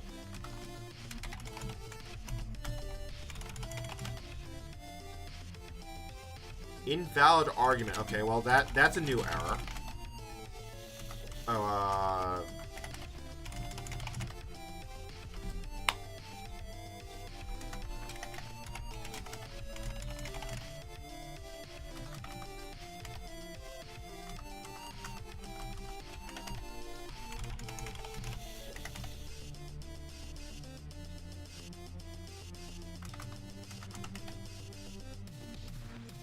NT status login failure. Try oh no perm. Okay, I'll try that. Or I can just add it.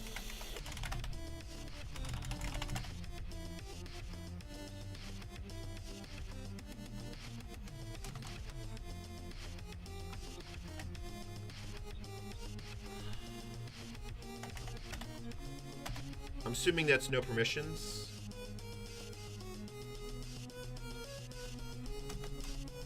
Okay. Really is not happy. You know, let me see if I can just get Samba to let me write somewhere. Like, this seems like this is a path of less resistance if to do it this way. Like, can I think, was it guess okay equal yes? And then I can just make this depot share I made. Sudo service smb restart. Like, if I can just make this writable somewhere, it will be fine.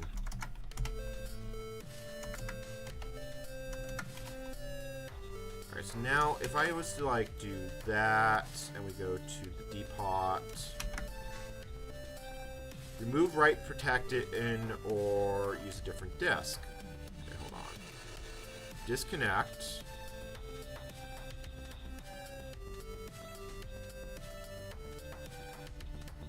Okay.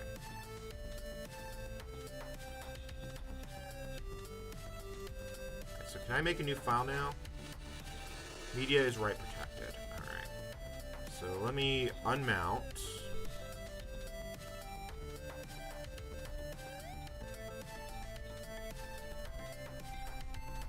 Okay, so it sees my home folder. Connect as...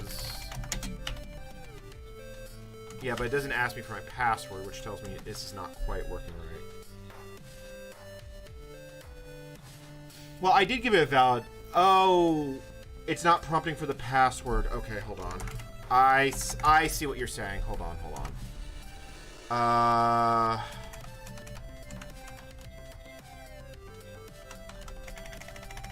I'm assuming it's just password. Yeah, that's how you do it. And there's my super secret secure password. No, still permission denied. Okay.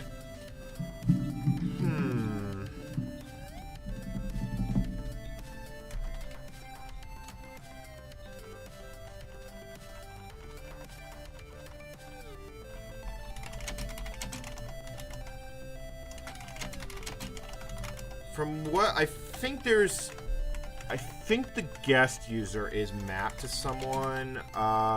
Mapped to guest. Nobody.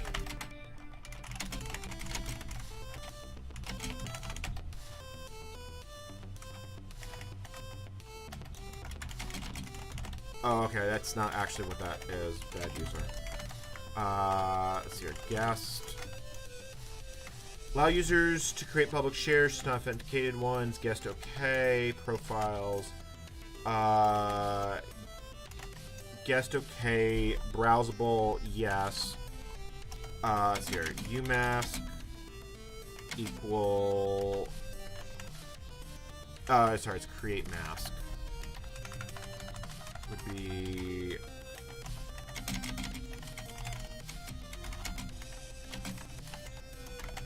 Actually, I'll just put 666 for world... yeah, no, that's actually fine.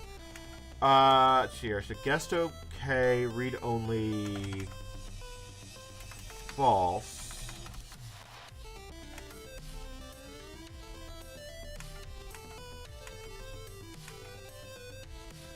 Browsable, allow guest share. Let's see here. I have a machine that can run Windows NT for PowerPC. It's not technically supported, but it does run on this machine. Standalone server, PAM restrictions, Unix password file sync. Hold on. Samba and Boon. Okay, this lag is starting to get to me a little bit. SMB 1.0.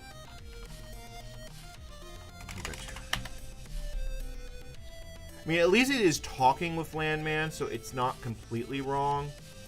Let's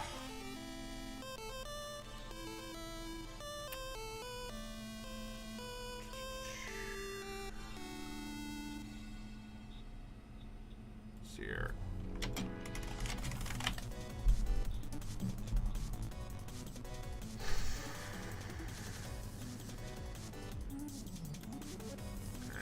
So here's how you do a guest share. Alright.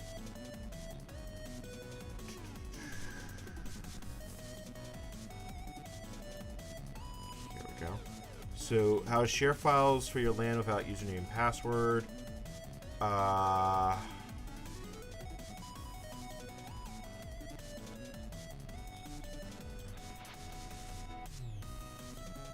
so bind interfaces. Guest account.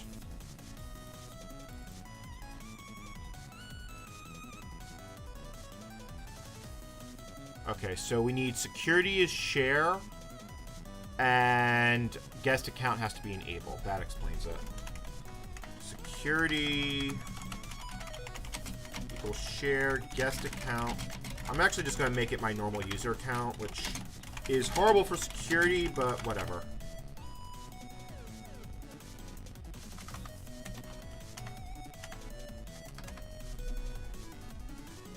Yeah, security, share, guest account.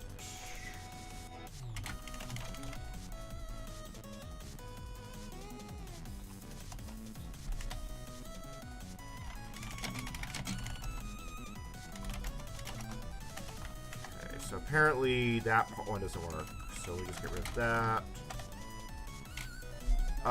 Leak cryptos allowed. Yeah, that's fine.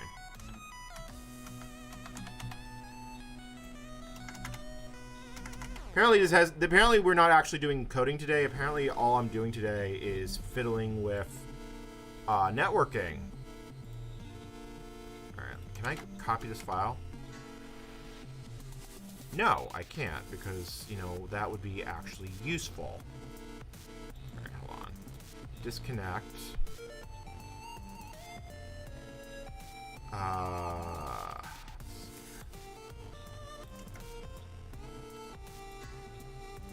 Media is write protected. Why is it write protected? I thought I had this sorted out, but apparently not. Guest OK, create test parameter.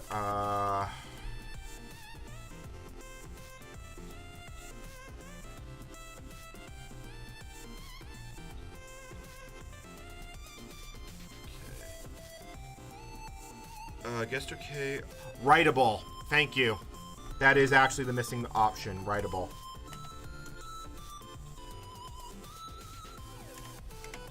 Yeah. No, you have to explicitly make it writable. Let's see, hold on. Writable equal yes.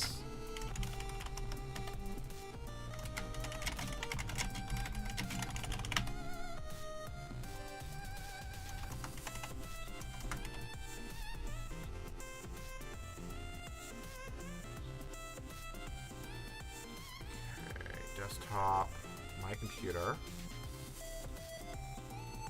Please work. Yes! Finally! Freaking Samba. Like, can they make that any more obtuse if they tried?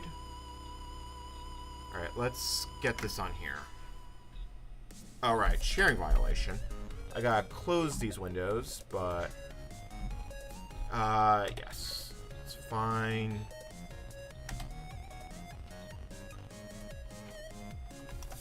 is this text? I think, yeah, this is probably like text 1. No, that's not where you want to be saved. You want to be here, here, here, and you are... Oh, that was not the file I want. Well, you know what? It didn't give it. It gave it a stupid file name, but it's a not colliding file name. So you know what? That's fine. All right. So let's see here. Now close all the ones that we're not using, and then see if I can now copy that folder over the network.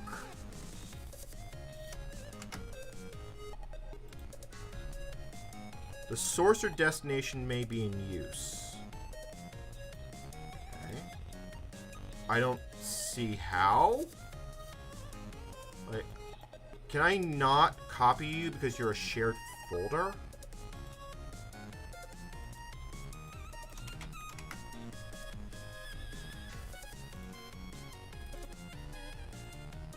I feel like we're not making progress here. I feel like progress is actually an illusion.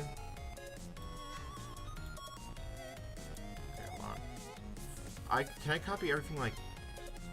Okay, look, chat, look, we're copying files. We are actually copying files. That is progress. It doesn't feel like progress, but it is progress. You have to learn to take the victories you get, because we're not going to get a lot of them today. I'm probably going to be working on this all week. I think I'm going to set a limit of 4 to 5 hours per day on working on this, or I will go absolutely mad. Okay, files copied. All right.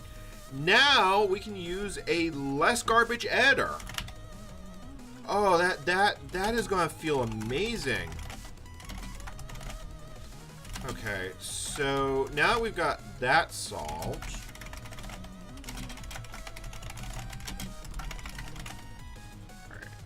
So make file at CPP file list.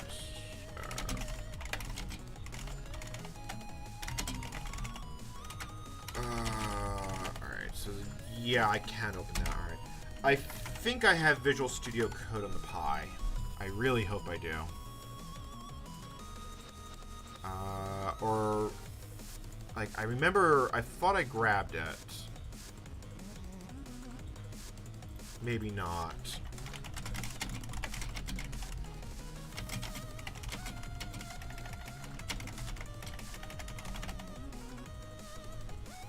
I don't know if it's packaged. I really hope we have it. Maybe not.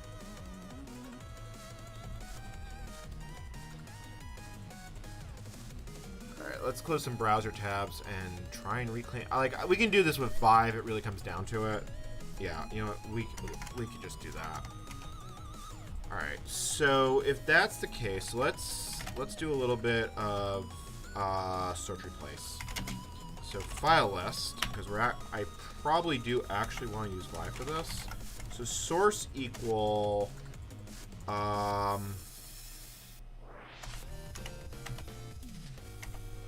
source equal. Okay, hold on. Source equal.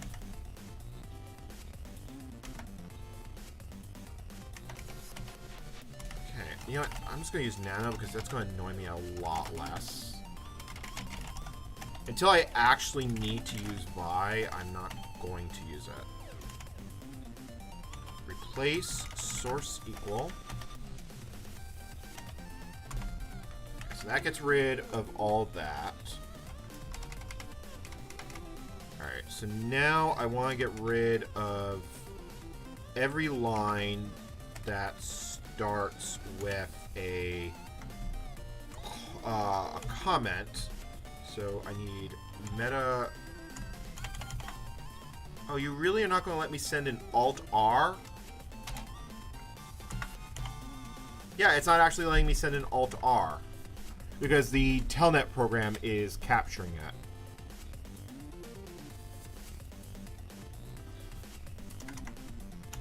And now you see why I wanted putty. Oh, and the KVM switch got very confused there for a moment.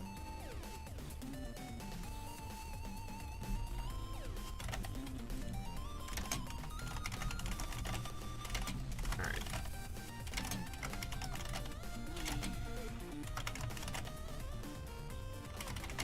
File list. Yeah, open anyway. Okay, so replace regular expression, start a file, and you want any line that starts with that. Oh, I need to get, how do I remove all of them? How is my regular expressions? Okay, so there's my search expression. Now I need to do replace.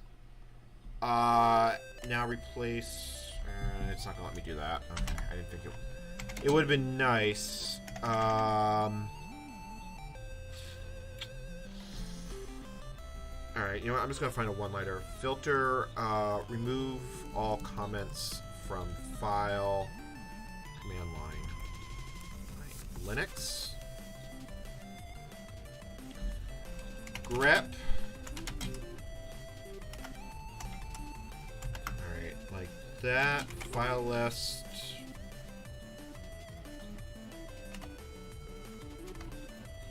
Did that actually get rid of them? Yeah, that did actually get rid of them. So, no comments. Oh, that was not what I wanted. No comments. And, you know, just kill all that now. And, you know, I'm also going to get rid of anything that starts with an exclamation point. So we look at this. That did not work at all. Oh, you know what? There's a better example here. Caret for start of line. We want to match that, and then the rest of the line file list. And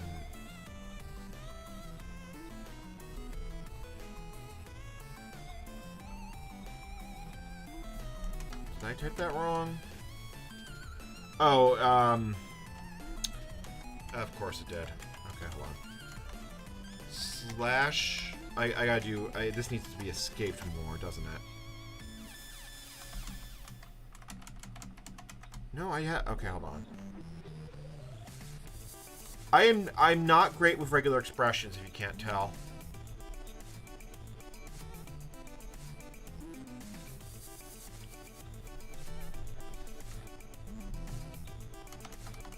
You know, chat's probably yelling at me.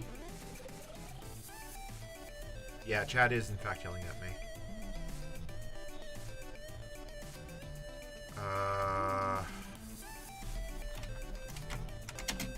Alright, so yeah, thank you for those commands. So GD remove all no previous regular expression.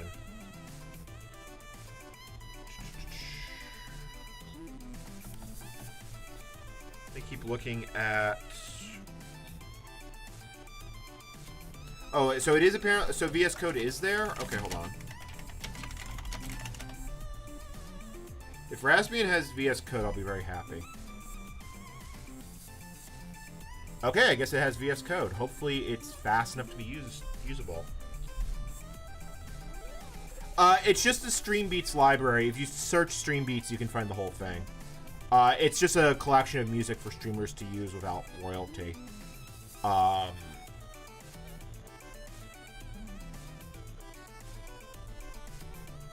am happy I put a faster SD card in this. I haven't copied all the files over from the previous one.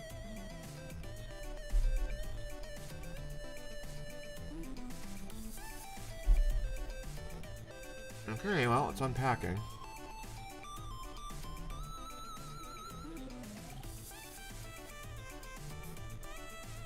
Come on. And you know what? I can finally end this poll. Wondering how many people. 402 votes. Wow, that's a lot of people that have come and gone. Like, how busy has this stream been?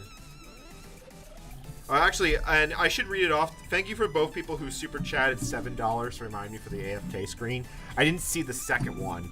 I only saw the $1.99 out of the corner of my eye. I probably didn't have the chat up on my laptop.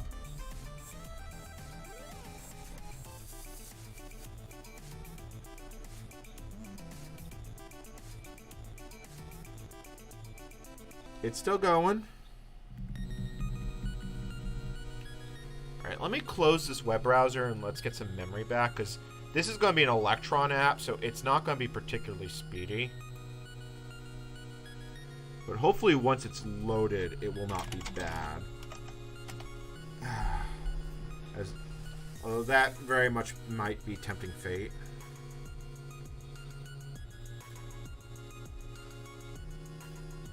Alright, well, there's code.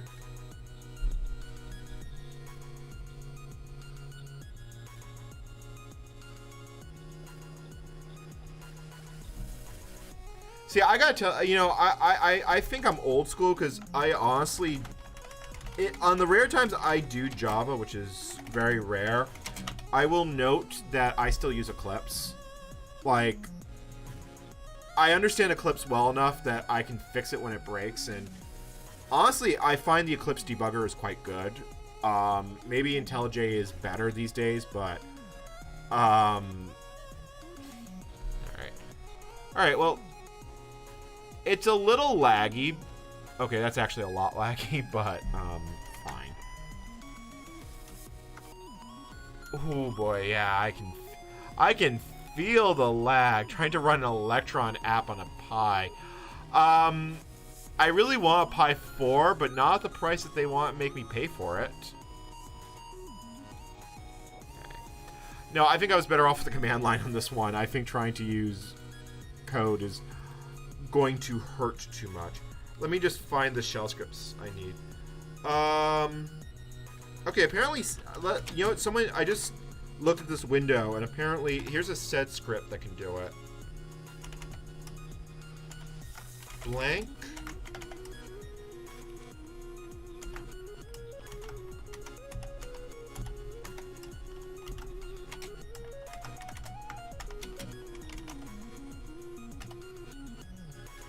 Did that take out the comments? Yeah, I think that did.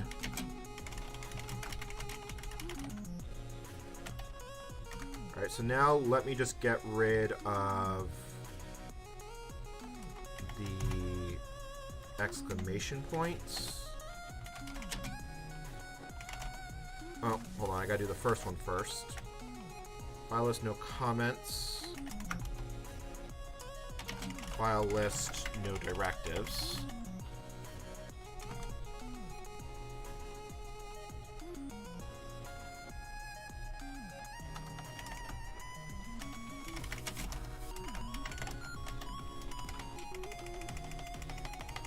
Okay, cool. That is literally just a list of files. Now, if I can just get...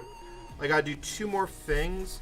At the end of every line, we need to add... We either have to either convert it all to one line, which honestly would suck. I think all... We really just need a... How many lines is this at? I don't really want to do that by hand. Because we need to add a slash after each line. Let me figure out how you do this. Chat probably has something for me. At this point, I really just need to think of the rest of the stuff that I need. Add trailing slash at end of each line.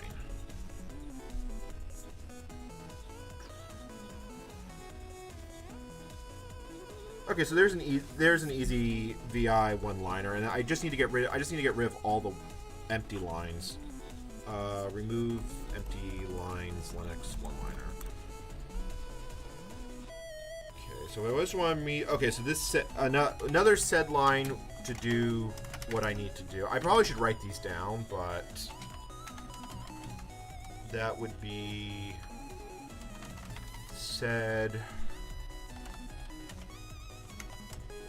start of each line, end of each line, /D, like that, and that did not do it.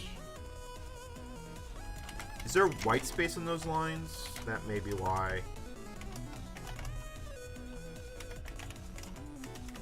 Hold on. No, there's no white space. Oh, hold on. Change format.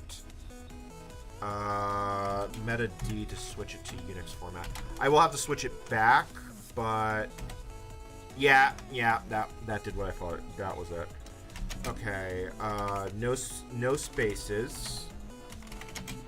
So no spaces. So now we take no spaces, and then we just have to add a trailing line to each one, and we can copy and paste it. S.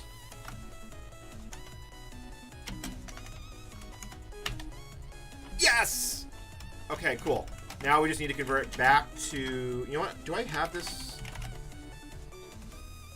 This is a very old utility. I don't think it's in the default install. Wow, it is actually in the default install. Unix to DAWs, no spaces.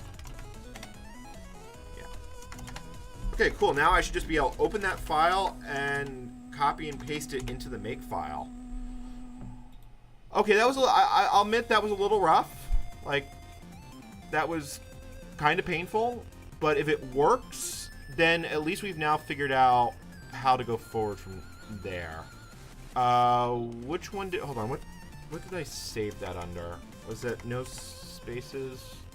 Yeah, that's what I saved it as. Ooh. This has been a bit of a project, chat. Like...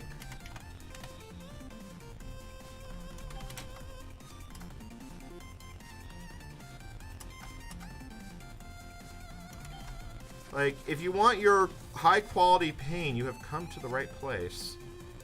Okay, so now we need to just open the make file.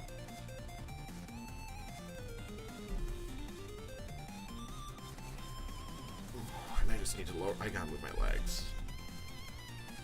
Yeah, I can't easily pull up... I can't easily pull up... I don't like pulling up Discord when I'm on stream. Just because my concern is if someone has DM'd me... out of the blue about some concern, which does happen from time to time. I worry about accidentally doxing someone if my DMs come up, so that's why I really don't like bringing up my messages on stream. Like, if I have to, I can go over to the desktop and do it from there, but it's why I don't... cancel?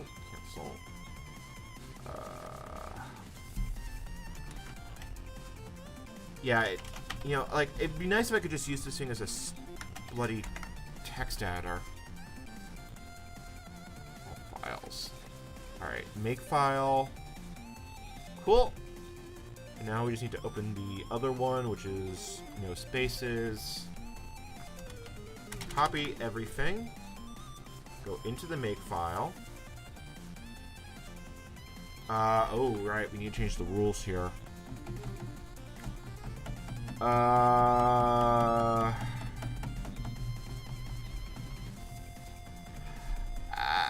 Actually, we don't. Oh, well, maybe actually we kind of do. Damn. Hold on. We gotta deal with the .h files. How am I gonna handle this? Because we need the object files for each one of these to handle the linking.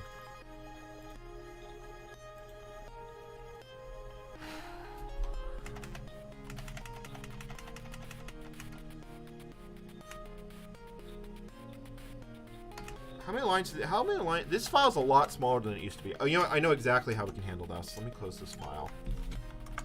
I'm about to get chat. I'm about to try and do something clever. It's probably going to end badly, but we are going to try. Let's open no spaces. Replace. So if it ends with a .h, I want to take that. We're going to replace .h with .object. We're going to replace .cpp with .object. And we're going to replace .c with .object. Like that. 2. Yes. Now we're going to run that through unique. And that that gives me a list. What are we down to? We're down to 201 files. Op files. Okay. Hold on. Are you still DOS formatted? Yeah, you are. Cool. All right. So now we open that here.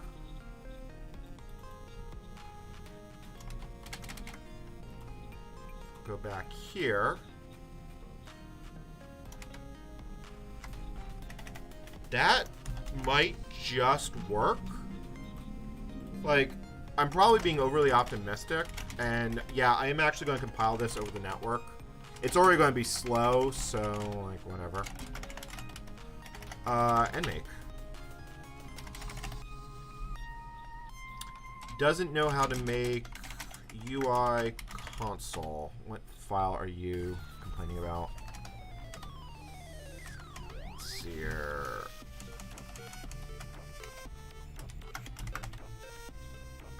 You are a .h file. Okay, so that's fine.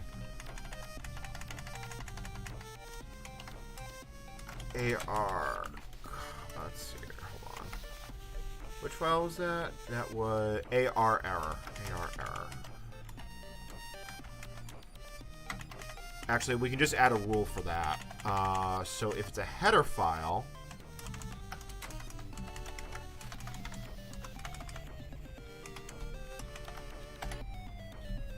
no, I probably just have to remove it.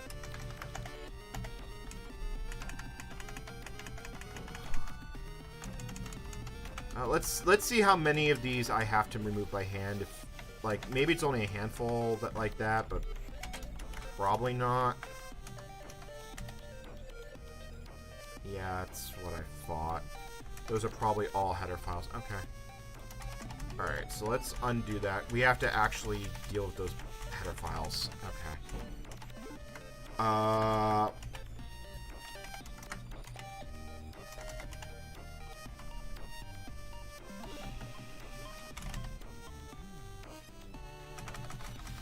So I want to find all the lines that match.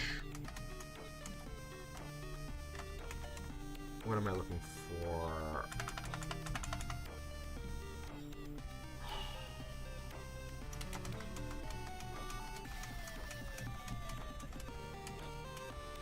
We basically need to find every line that ends in a .h, so object files. I think the rule I need is .h space whole and a file like that. Is it egrep that I need? Okay, hold on. Oh, wrong file. I need no spaces too.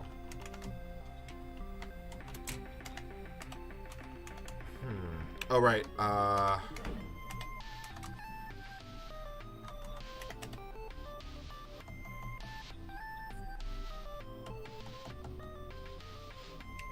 I'm just thinking right now,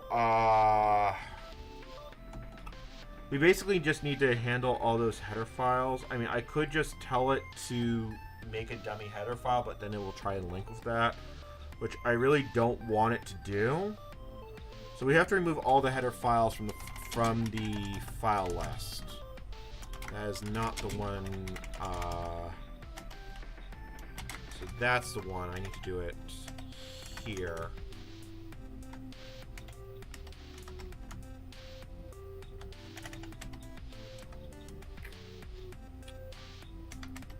Okay, hold on. I need the pattern. So if I want to do that, I think it's wildcard.h, and I have to escape that so it doesn't match. .h. Let's try that. Close, almost right. Escape the space. Escape that.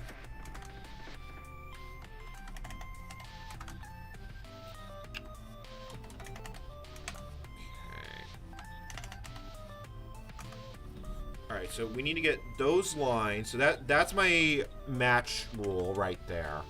So this one I'm gonna have to work out from scratch, which I hate, but yep. So it is in fact Windows NT on... It is, in fact, a fairly cursed system. All right. Let me look at my sed commands, because obviously I have no idea what I'm doing. Can I just do... I don't know, sed this, and then that, character 11.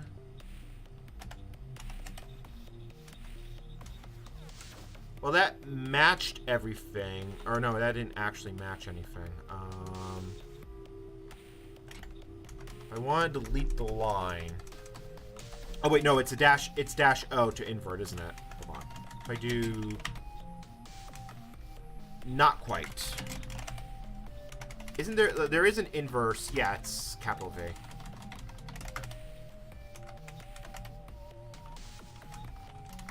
Didn't that just say it was capital V for inverse? Like, yeah, it is capital V.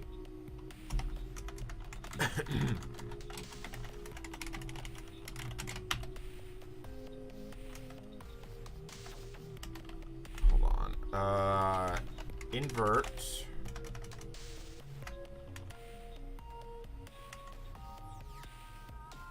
Invert the sense of matching to select not matching lines. That's exactly what I want.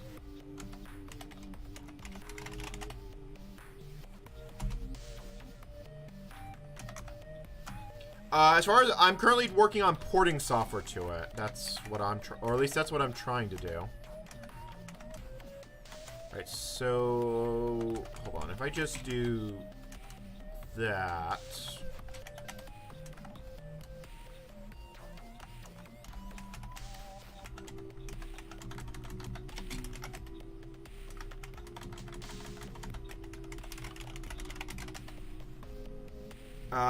Okay, there we go. That's all the C and CPP files. So no headers. Now we just need to convert that to object. So we want to do... So then all we gotta do is go in here. No headers. CPP object. C object. And... Oh, nope, that was not what I wanted.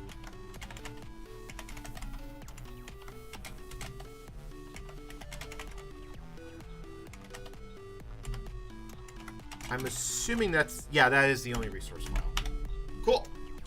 All right, let's see if we can build this. Because that should let me do it. So we grab this file now.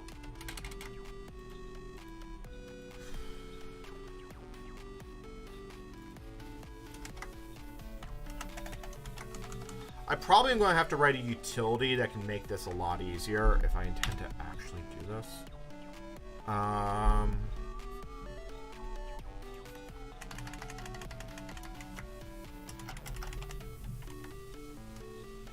Did that...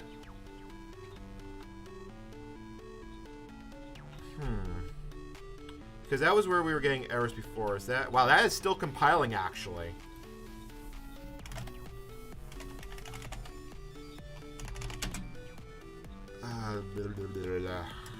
If we look at alone.dsp. Oh, wow, you actually got to see NTVDM start up for a moment. Alright. If I look here. Compression mode, AR error. So that isn't actually filtering it out the way I thought it would. Yeah, because that actually is ending up right there. I don't think there's a...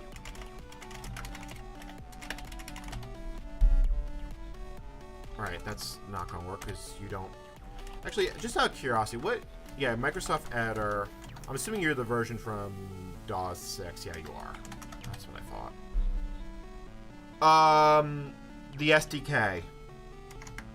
It's a mounted network drive. I'm not copying anything. Okay, hold on. Oh, hold on. It's no headers. Yeah, that is the wrong file. Okay. Thanks, chat.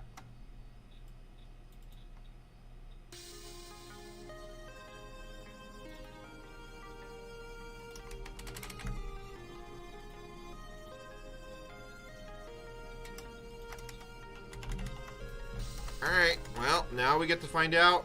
Moment of truth.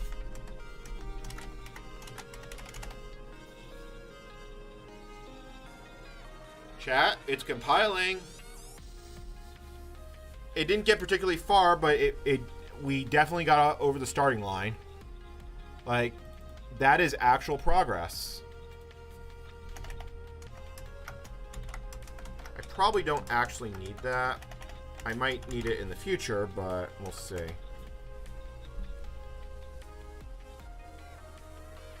Like, can't open file vector.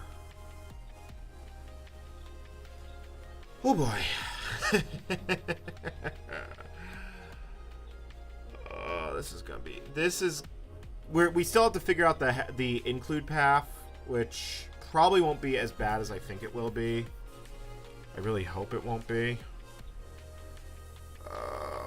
I'm probably being overly optimistic. Can't include file vector.h. Oh, hold on.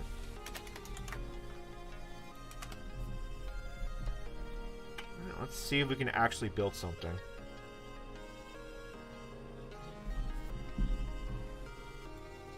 Oh, it's a different version of this file it's dying on. Go up. UI.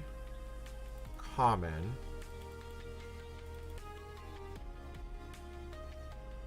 No, that's the same file. UI console did AFX. Isn't that where I am? Oh, I went to common, not console.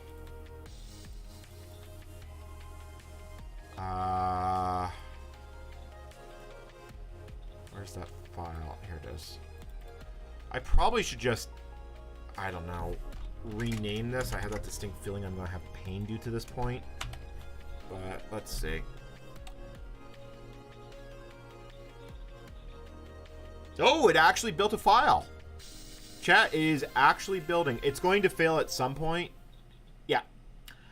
Because the include paths are not set. But chat, we actually built the first file. That's progress. That is progress, to say the least. All right. Now we just got to figure out the include path. And then we should, in theory, be able to build this. Or attempt to be able to build this thing. Let's see here. Include.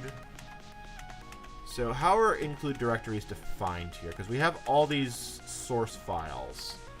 So somewhere in here, it probably has to define a set of... you know what? There's an easier way to do this. So alone...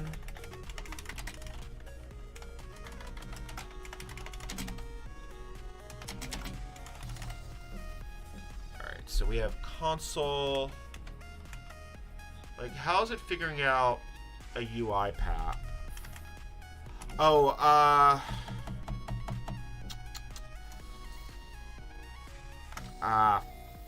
frig, I understand what it's doing. Damn it, that's actually gonna be a little bit annoying. We'll fix this by hand. It's probably... It wants common.wildcard. So, where do you need to be to get that? Common wildcard. So you're not. It's not there. It's probably in UI common. No. Okay.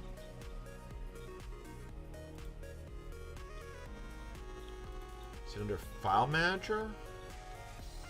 All right, hold on. Let's do a find for this because.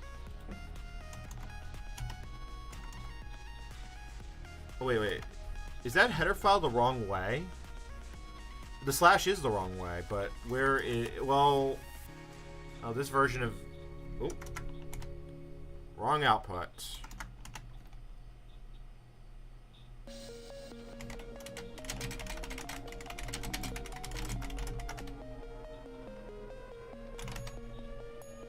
Huh? Why is it saying the file is not there? Did it not get copied over?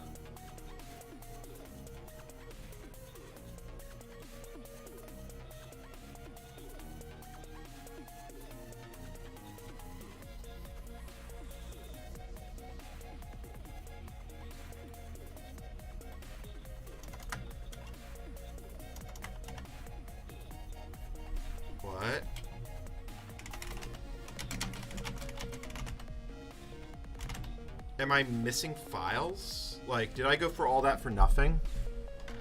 Like, that would actually upset me at this point. Alright, let me see here. Grep, wildcard. Colon, or not colon, slat, dot. So there should be a top level common directory. Does look like there's files missing from that. You know what? There's probably a copying problem, so let me go to projects, 7-zip.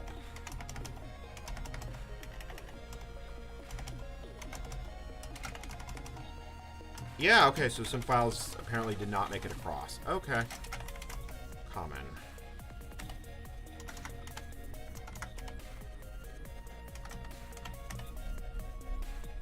Oh, great. And every time it's going to restart the build from the beginning for reasons.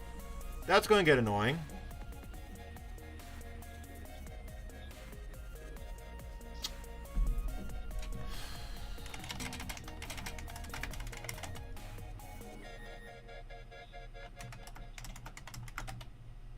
Okay, so that is there. So I think then we just need to add, if we go to the make file, which would be the other window, I think. Oh no, it would be this one.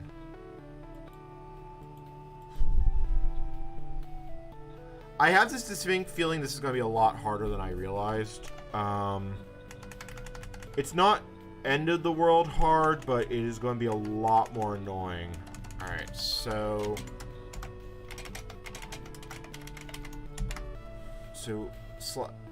backslash like that. Okay. That's a lot of build failures. Let's send that to a file.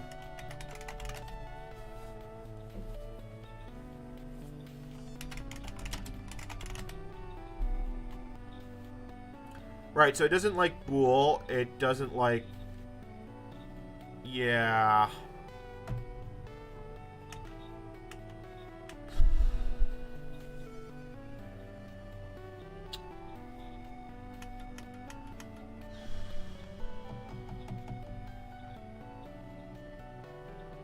That's a lot of things it does not like. Let's see if we can make it happier. But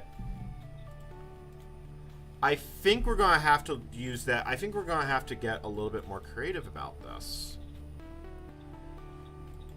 Alright, so if we go to... What file was that it died in? That was this one. Common.definitions. Alright, so... Oh, it actually treats Boolean as a different type.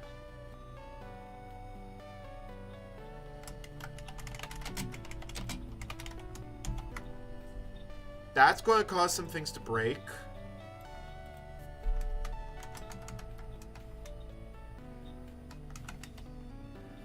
Like, that's really going to cause some things to break.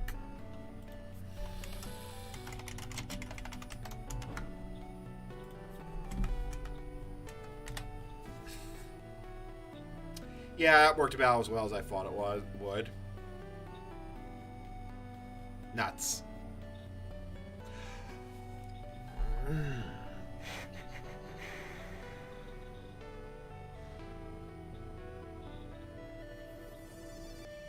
I don't know how long I'm streaming. I'm kind of just in the mood.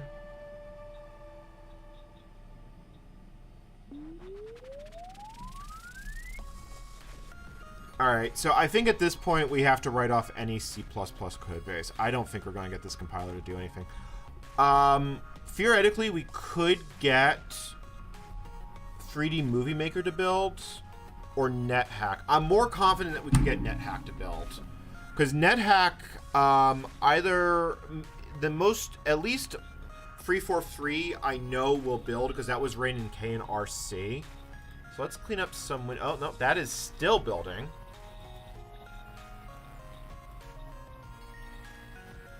Yeah, like, let's see if we can get NetHack 343 to build. Because I want a success, and that is going to be a success. We can try something later, but with the way this is going, let's see here, nethack.org. One of the very few websites that will actually just basically load as is. So let's grab 343, because that version I know we will be able to get built. So download. If I want the old versions, where are they?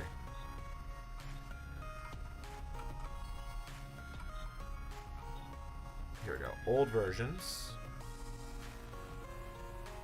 343 download. Download the source code. Now, unfortunately, I can't actually decompress it on this system, so I'm going to have to do that on the Pi. But, you know, it's the thought that counts.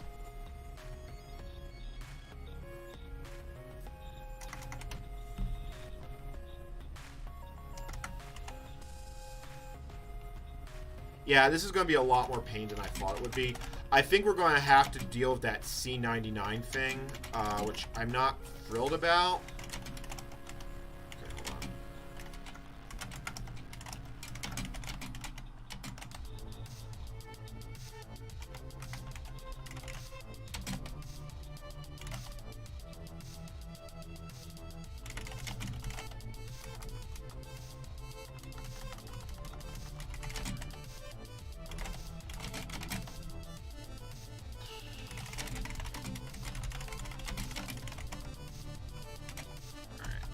So there's that.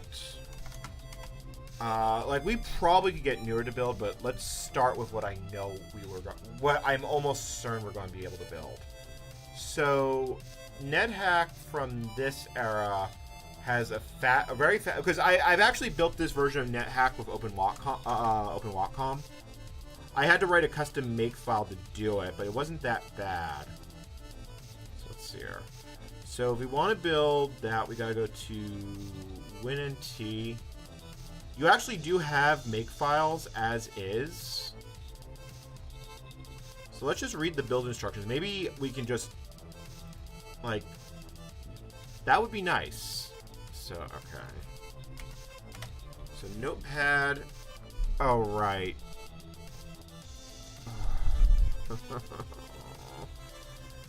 And you can't easily change the association afterwards. Can I delete it from here, or are you going to make me do something stupid?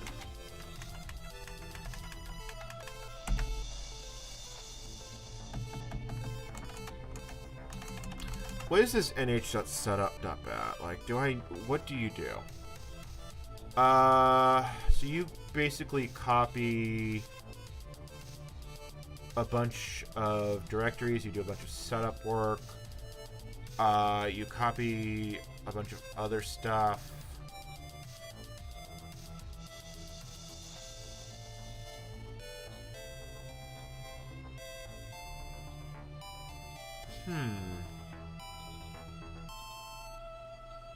Alright, let's just try running this and see what it does. Like, maybe it really will just be a matter of running nmake. Like, that would be nice. Hold on. Before we do that, MS Tools, set environment, MS Dev.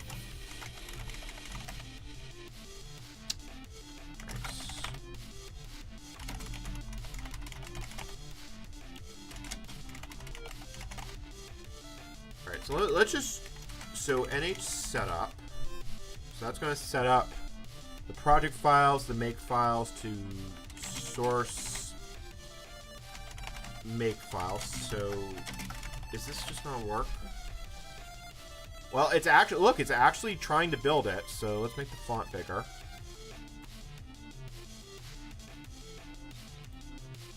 Okay. Access denied.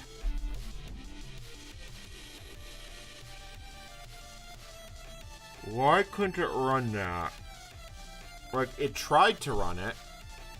Is it because this is a network share? That might actually be it. Network shares on Windows are not ideal for doing this stuff, so let's just copy this as the F partition.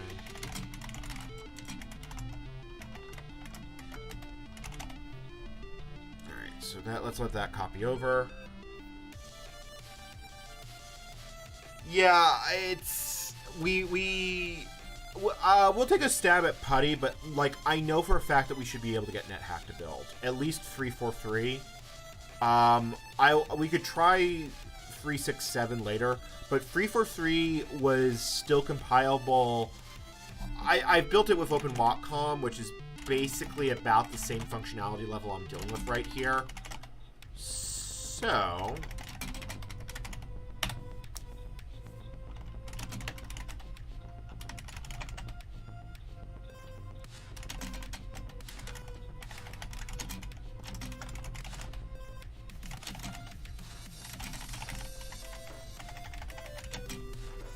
you know what, I think I need to do it from this directory.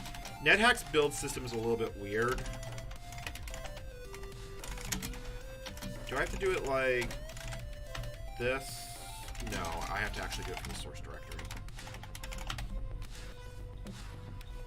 Okay, it is actually building. In fact, it's actually compiling two things at once. That's kind of impressive considering the period. It's actually building faster than my Spark station. You know what? I'm going to take the win here, regardless.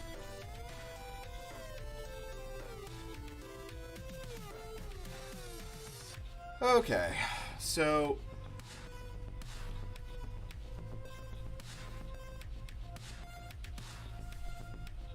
So NetHack and PuTTY probably are... Well, let's build NetHack. I'd like to build NetHack with tiles if we can manage.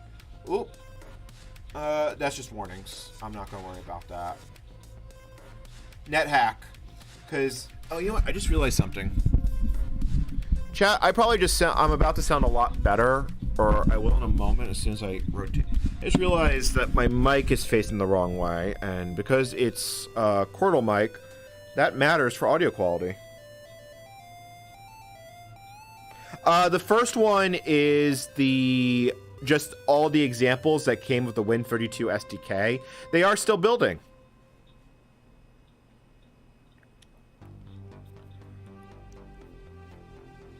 I'm going to go stretch my legs while this builds. I'll be back in a little bit. I'm not going to put the AFK screen up this time. So you can watch the build for me.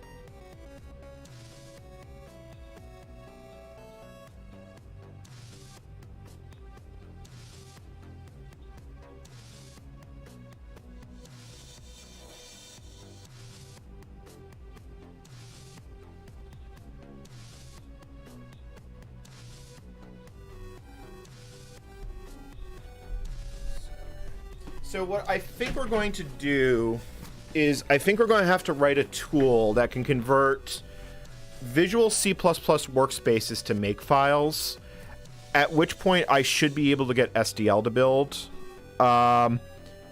It's an RS6000 model, it's a Model 6, it's an IBM RISC Station 6000 43P Model 140. What don't you know how to make? Mon.string. Are we losing files or something? Because, like, this is the second time you have, like...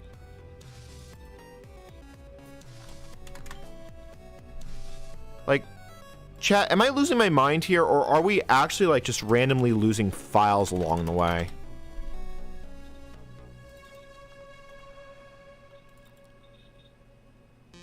So what file, what can't it find? Don't know how to make mon.string.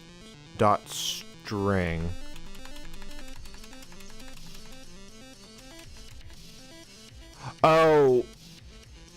Oh, is it complaining because of long file names? Oh, that, it might.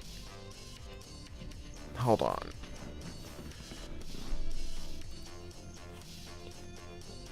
Let's get on the Pi. Clear.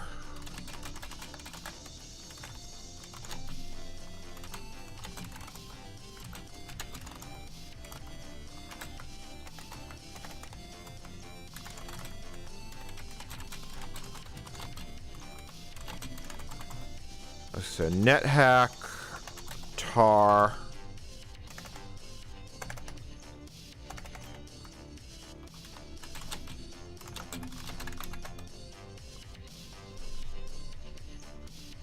Okay, so why is it complaining that do not know how to make mon?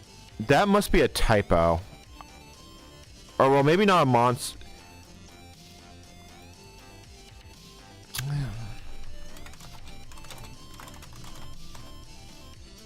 Oh right, it's always a little iffy doing. Fine. If I must.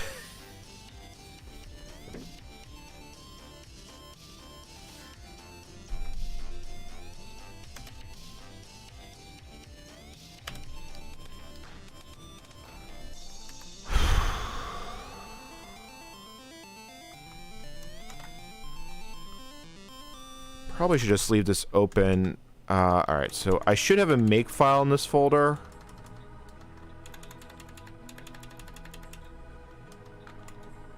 Alright, so where is that make file? Hold on. Oh, make file. Okay, so there's monts str.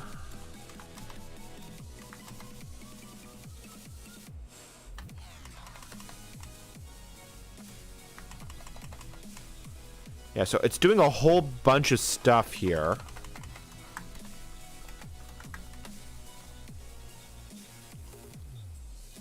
Okay.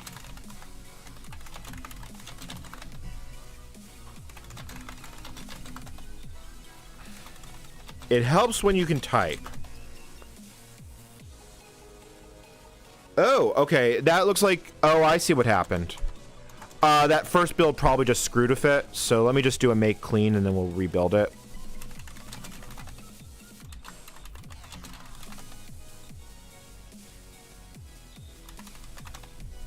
Okay. Alright, fingers crossed. Oh, I'm clipping a bit? Okay, let me lower the volume. Is the clipping better now?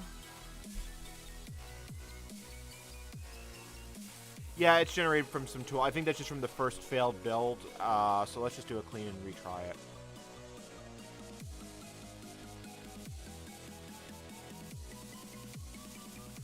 Like, it wouldn't be so... Like, I probably just need to learn how to use the M editor, which is in the SDK. Let's see if we can successfully... Like, right now, I'm going to be happy if we can successfully build something. But what I'm thinking is going to have to happen is I think we're going to have to write a tool to convert Visual C++ workspaces to make files, because even if it is the right version, the RISC versions and the x86 version actually do have some differences in format. Yep. Okay. So hopefully it's less loud.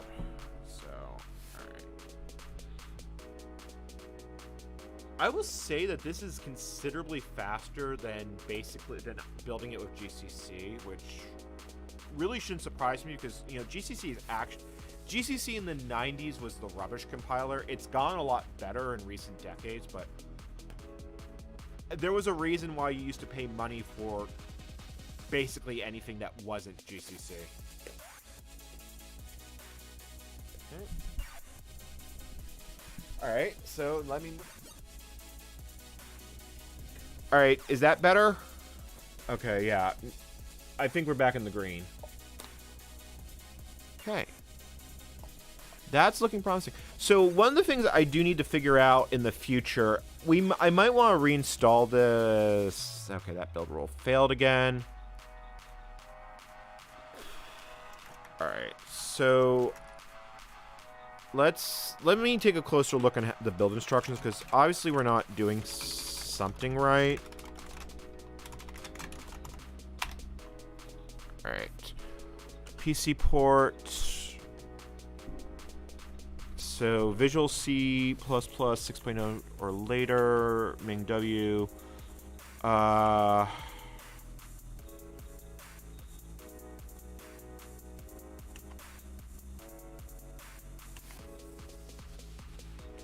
just reading through this pretty quickly.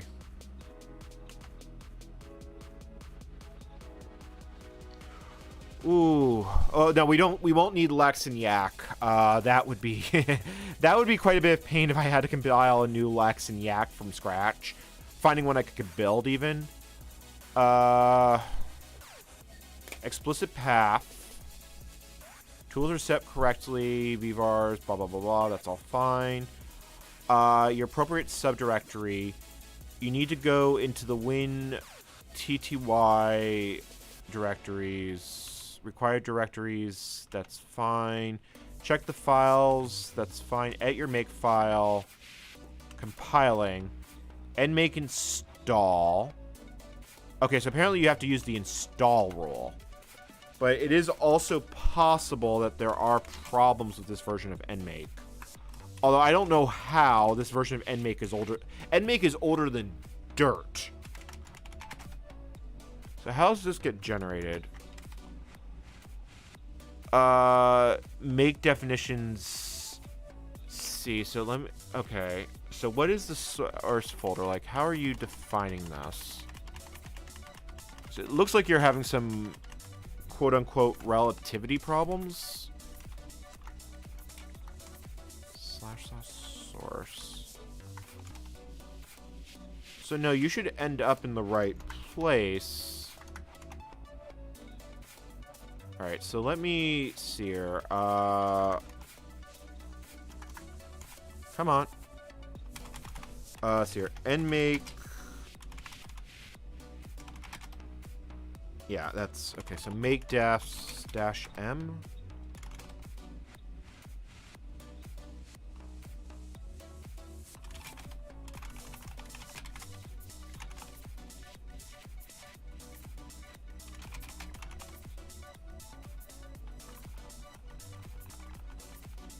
Okay, so I know it built a...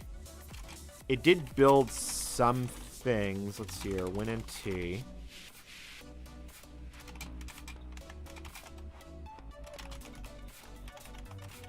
Is there a top-level build directory? There is a top-level build directory. Okay, so there's a bunch of make files here. NetHack W is... Some of these... Okay, so most of these I don't care about. That's a license thing.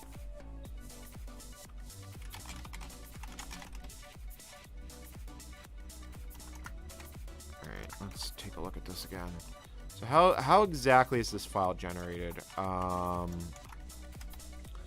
So this file is generated by running make definitions from this U folder. So where does that come from?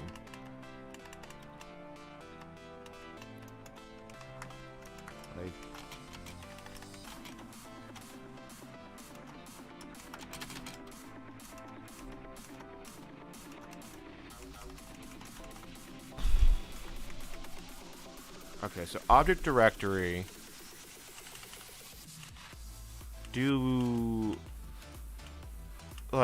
What is this U folder? It just looks undefined. Oh, you're right. I don't think I didn't run NH setup. Thank you, chat.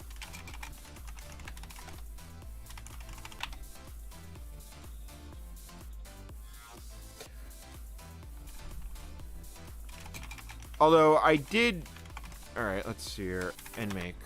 Let's see what it does. Yeah, no change. Let's take a look. Obviously, it built that utility. So where did it dump the files? So that's WinNet hack. That's the tiles version. So we go here. That's all there.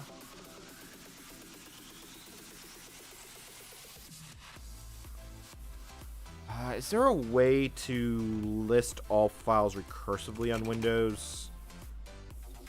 I feel like there... I know you can do it... You know what? Oh boy. This takes me back. Make star look in fnethack free.43. Oh boy, this isn't... Okay, so it did make it. It's in the utility folder. Make defs M. Did it do anything? I don't know.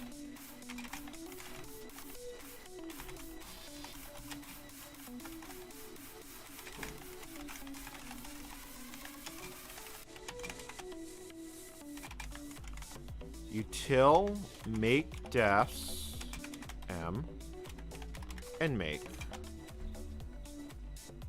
Well, that did generate the file, so okay. I don't know why that command didn't get run, but problem solved.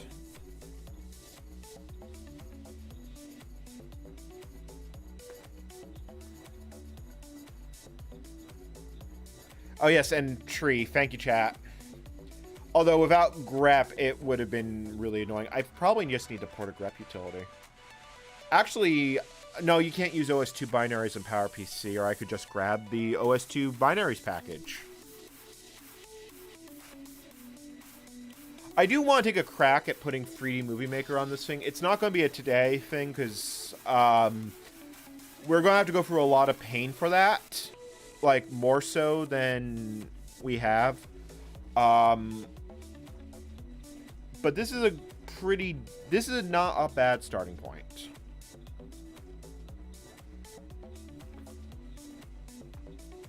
So there's the horse, there's the teleporter, and the timeout. How those things are connected, chat, I leave to your discretion.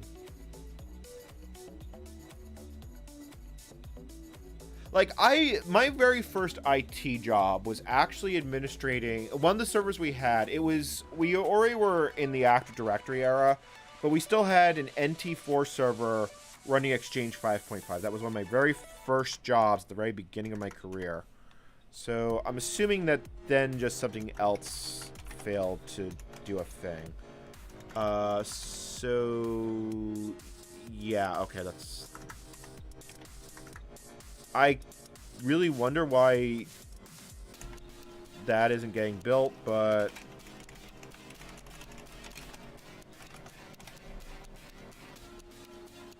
yeah, okay.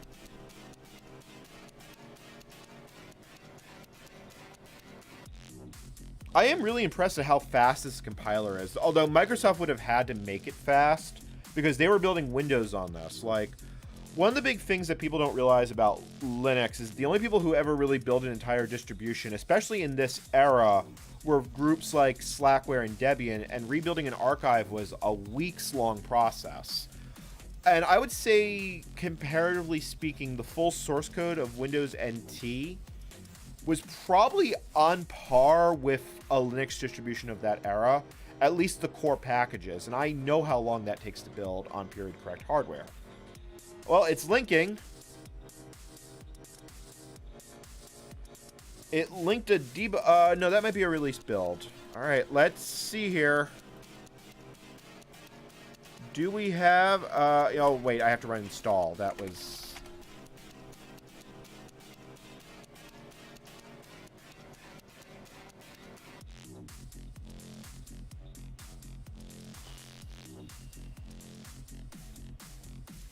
I probably had to run make install the first time.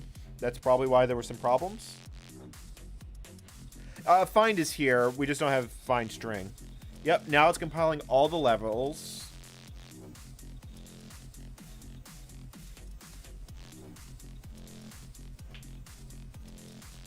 Building the hints. The quest libraries.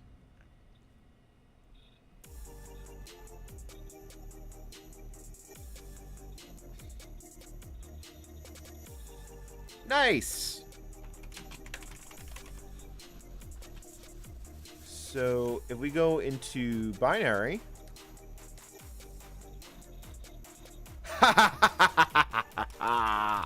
check that out. Oh, chat, look how slow it is. That is not fast. That is definitely a bit fast. Windows NetHack version, TTY version 3.4.3, last built Sunday. Wait, why does it think we're on Sunday? Do I have the date set wrong? I do have the date set wrong. It's not losing time, though. This is probably the first game that has ever been built for Windows NT PowerPC. Let's add that to the collection. All right. I would love to build a more newer version of this, but right now I'm just going to take that and it's like success.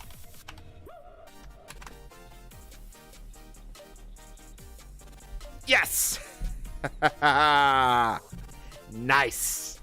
Let's see if we can get let's see if we can build tiles, because remember, this is going to be a VCF exhibit, so I'm expecting people who have never even heard of NetHack to look at this. Tiles will be a little bit better, and I'll put a few other games that I know will run. Like if I probably will grab a copy of Castle of the Winds, which is a 16-bit program that will run on this. So how do we build the tiles mode? I'm guessing I have to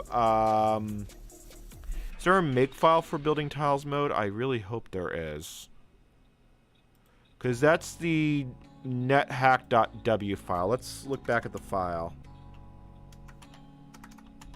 That is a victory, though, chat. Like, that is a massive, massive victory. Okay, so install NT. If I want to build tiles,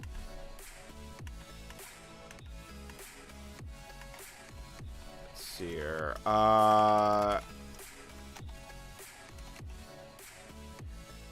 So if I want to build tiles, first setup, build from the command line, will be named execute for graphical. You can opt to build both, use the same data files, displaying the myths, not as easy as it sounds.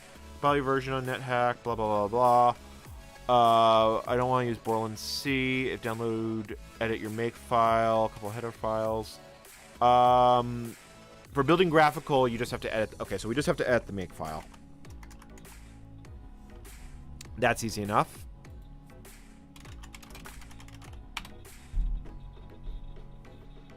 All right, I don't want to keep open. I hate that it doesn't open the existing window. It just opens a new one every time. Like, that is... No, I don't want to continue.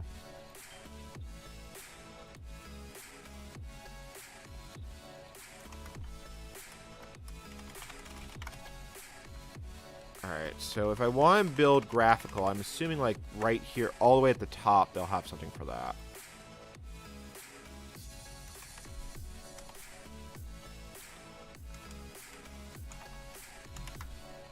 Cool. Okay, so that's NetHack W. And make install. Build will include tile support. Actually, hold on. Let me clean the build. Because tiles does change some include files, so let's be smart. We got NetHack to build. It's a little laggy, but it does build and it runs. I would like to try a newer version of this, but I'm happy to take the victory. Like, you know, we're dealing on a platform that was abandoned almost immediately after it was released, and we got something running on it, which is not a small feat to begin with. Am I on the wrong folder? Like, where did I put that? I put it in the success folder. Yes. So we now have NetHack. Okay, I guess I can't run it off the network. That's fine. We'll copy this to the hard drive.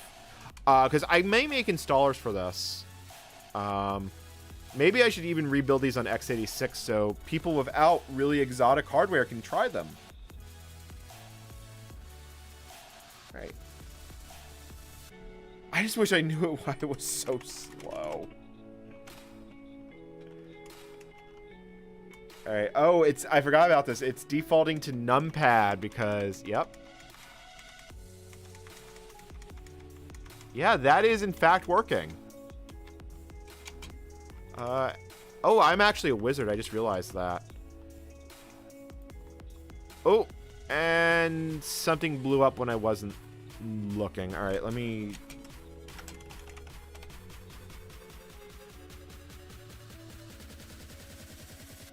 It's not a standard terminal, but you know what? It works. Also, the CPU is still running at 100%.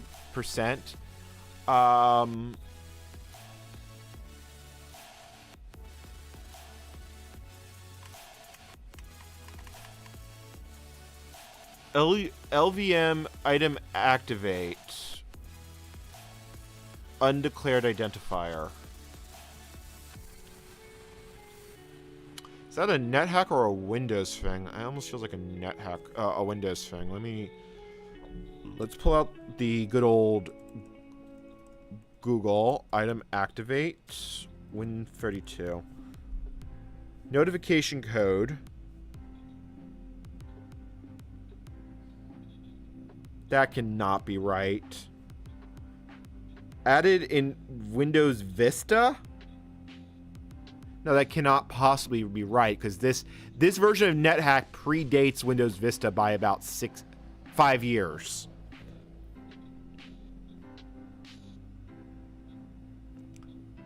So the question is, where is this? So this should exist.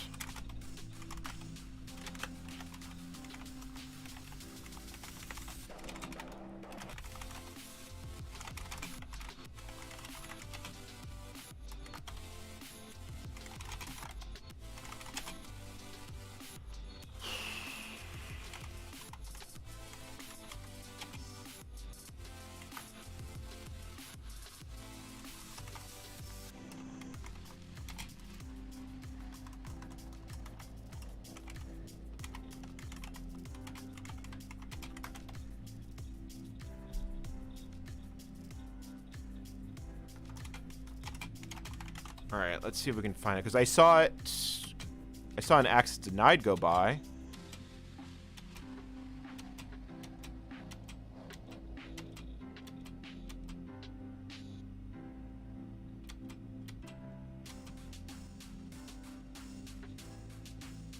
Oh, hold on. I just saw the note here in the source code, or the note here in the documentation. The syntax has changed over the years, so maybe I'm surprised. It's probably, maybe this is an XP error syntax, because that would make more sense. Which file did you blow up on? MH menu. Okay. So Win32. MH menu. LPN or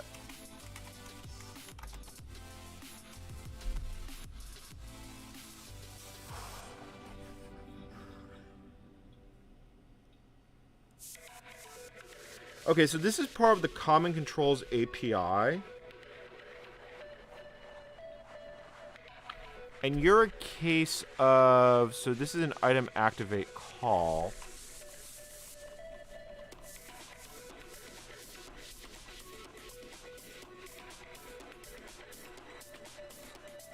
So you get the, so you get the parameter here, then you switch off the parameter, and then you don't have the case for it? What?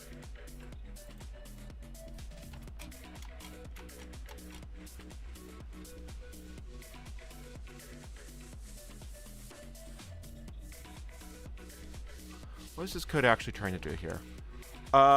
Select item menu, select true, click, item changed.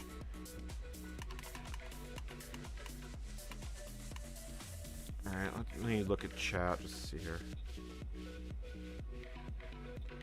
Oh, yeah, it might want, you're right, it might want Common Control 6. Hold on, what does this say here? No, Common Control, it's in Common Controls 4.7 and 4.71 according to this. Alright, hold on, let's...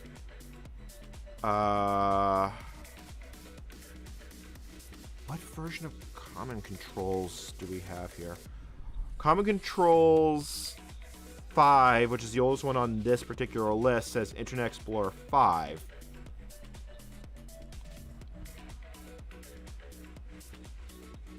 It was shipped as part of Internet Explorer. Okay, it's an active desktop thing, which we don't have. That's a 2000 era API. So we don't have that one. So we can only build. So we can't actually build the tiles mode. Oh boy. It's you can tell that we are definitely kind of flying by the seat of our pants here.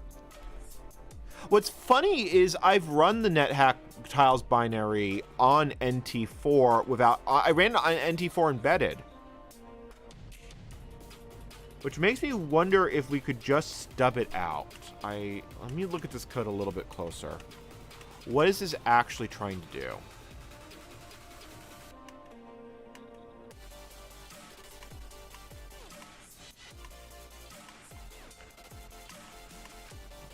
You know what? It's probably doing part of the game menuing, so I think we're tempting fate if we try screwing with that. Still, I'm going to take that for what it is, which is still a major win.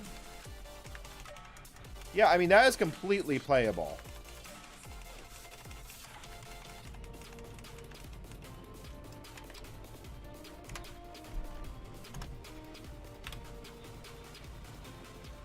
Yeah, we can look. I mean, we could get around it. I also don't know how much I care. There is a limit to how much I am willing to put time into some of these things. But let's look at Notepad, Common Control. Version 1. Okay, yeah, no, that would explain it. That would completely explain it.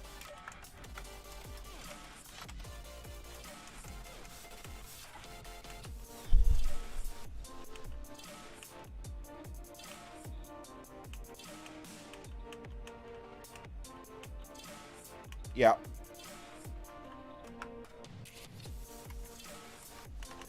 Well, to be fair, Petro, a large part of the Win32 API... Well, the Win32 API is fine. Anything related to COM and or Internet Explorer is possessed.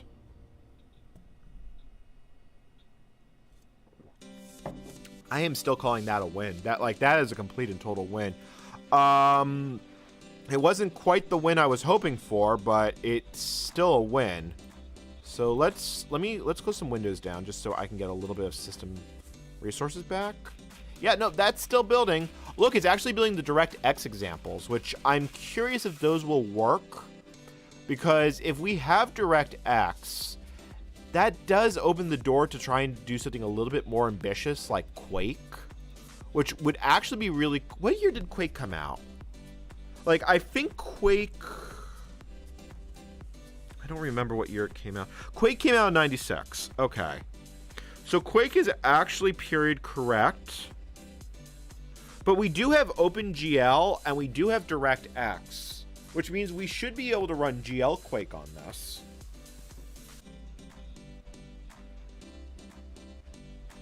Yeah, the problem is that there's no later version of Common Controls. I mean, this died with... I mean, here, I'll show you exactly what WinVer says. WinVer, it's build 1381 Service Pack 2. In this era, we didn't have more direct build numbers, but this was probably built early 96. I mean, I found some weird things like... This was probably never used outside of Motorola except for evaluating it. Like, I do think my goal is Doom, and more specifically, I want to get SDL to build.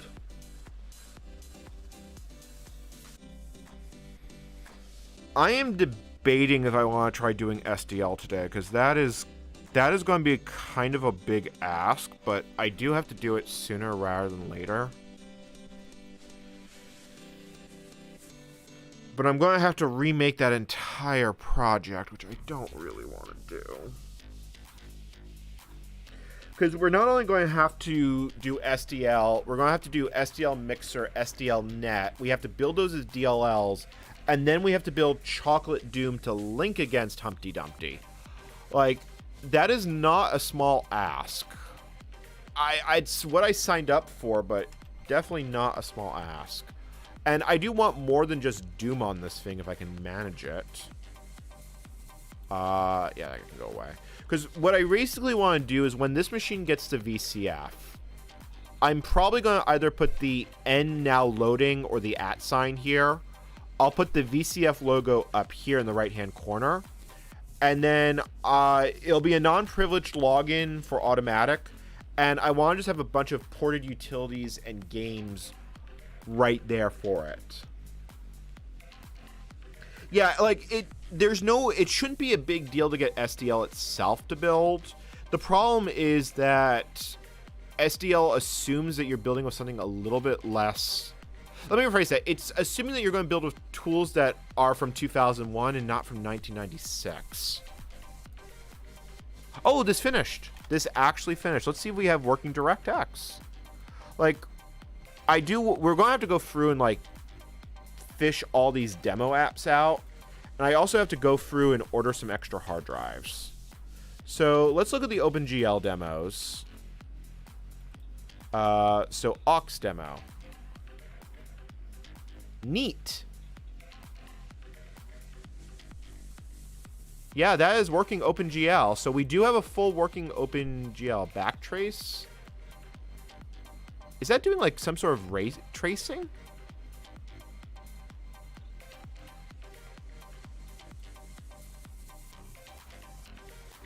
Oh, neat. Yeah, this looks like this is some sort of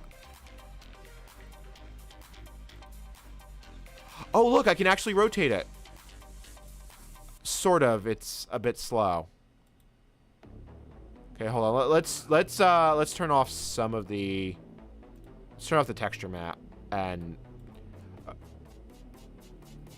Oh, it's doing something. It's not fast. We have no x86 translation except for 16-bit apps. Yeah, it's doing something. It's a bit slow. Yeah, let's close that. Let's see what else we got. GenGL. Generic OpenGL sample. Yeah, that's about as generic as it gets. That is in fact a generic OpenGL sample. That is exactly what it says on the tin. So what's this one do? Oh, README. Demonstrates the polygon offset call in OpenGL. Oh, so it's doing some sort of rasterization. Okay, here we go. Increase units, decrease units. Oh, yeah. Okay, hold on. Yeah, as I do the arrow keys, you see that the factor is changing and the units are changing. It's not fast, but it does work. I have heard that this C compiler is not particularly optimized. Like, I don't know if that's true or not, because, like, there's so much hearsay on Windows NT for PowerPC. But, I mean, just seeing that... Oh, look, Stonehenge. Hey, folks, if you want to visit Stonehenge... Oh, I can actually move around it. Can I zoom the camera? Let's see here. Let's make it rainy. And let's make it noon. Demo mode. Oh, I'm just going to take my hand off the mouse. I'm not doing anything.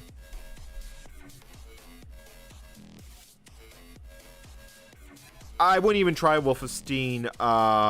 Yeah, it does have hardware OpenGL, or it should. The WeTech card in here should be able to do it, although it does look like it's running on the CPU.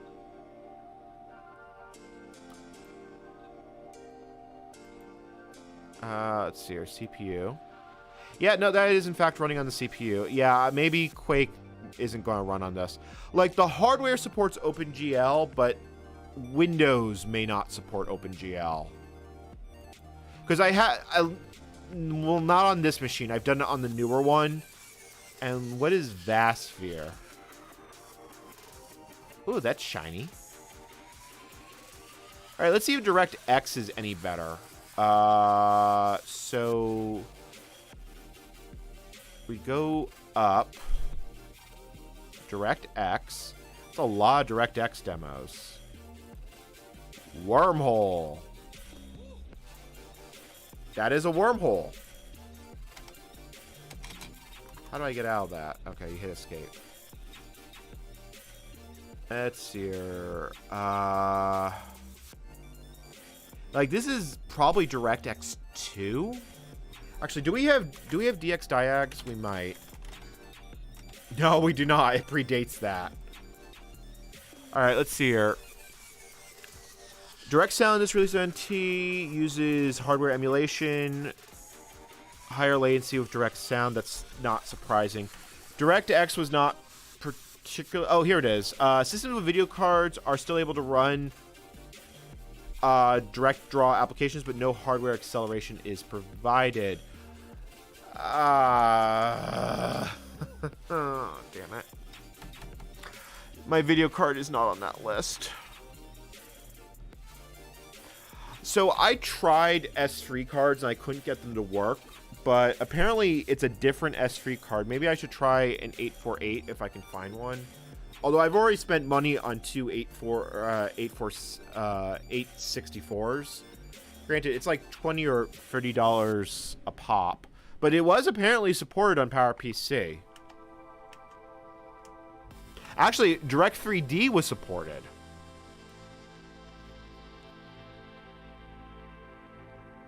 Oh, DX Diag. DX Diag. Nope, it's not there. Like, maybe there is a direct... Let's just look and see if, like, there's a DirectX installer. I doubt it. Let's go out of the samples folder. That's if I want to make installers. Yeah, I don't think any of that actually helps. If I really wanted to do something cursed, we could do POSIX binaries. I don't think I feel that cursed that I really want to dig up that little nightmare again. Ooh. It's unfortunate that the source code to Hellbender never got released. That was the first DirectX game I remember playing. But yeah, this has actually been... This is a victory. And, you know, there is a way to get IE5 on this system, because IE5 was available as a 16-bit application.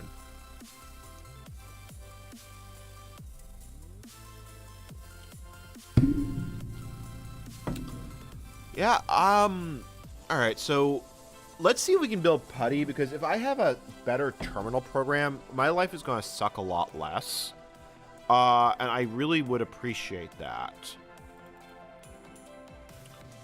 I did download Putty, right? Oh, it's probably still in my projects folder.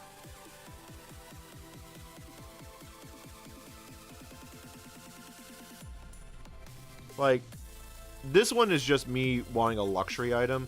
Although, if I do set up a bulletin board, then having Putty, like, if I put a bulletin board on the Spark, the PowerPC Spark, or not the PowerPC Spark, the Solaris PowerPC install, which I think we're going to do this weekend. I'm not certain, but I'm pretty sure. I did test that it boots, and I did make it into the installer. I haven't actually run it yet, because the compiler is going to be difficult to sort out, and it's a Unix system. It's not going to be that bad.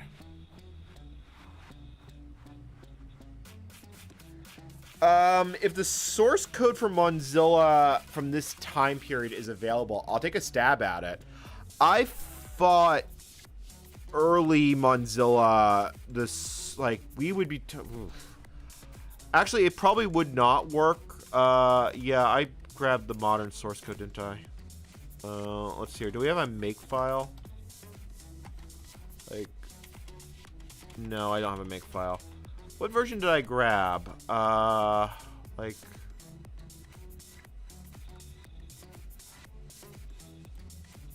do I have dates for these files? Not really. I thought I grabbed an old copy of this. Although, granted, this might be even older than what they expect. Do I have a build project? Alright, let me look. Hold on, let me look at the CMake list. Yeah, that's a pretty old CMake.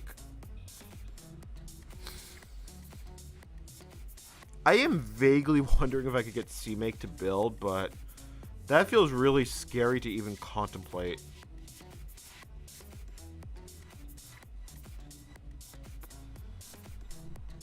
Yeah, I'm not seeing a make file in here, which... Oh, wait, hold on. This is a Git repo. So that is probably the wrong thing to grab. So let me throw that in the bin. Now let's go back to the Pi. Alpha GCC was never supported Windows NT on Alpha. In fact, Mozilla could not be built with GCC on Windows until I want to say Vista. It wasn't supported on XP, and I know that for a fact because I actually built it from source. It might have been available as an unsupported build, but you had to build it with Microsoft's compiler. It was a possessed build system. It used auto tools with a wrapper that, yeah, it was just bad. All right, so here's Putty.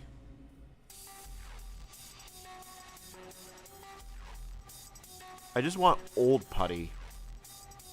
Let's see here. Alternate binary files, source code archive. Here we go, release tag. So what are the release tags? Like, how many decades do I want to go back? Let's see what branch. Let's see what it looks like in 2004. Because if I have a make file, that will make my life a lot easier.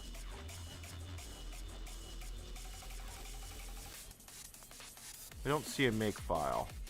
Am I just missing it?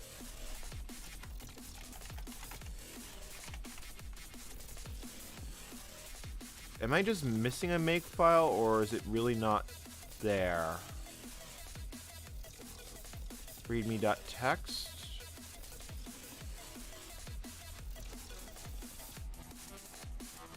Maybe it's just missing.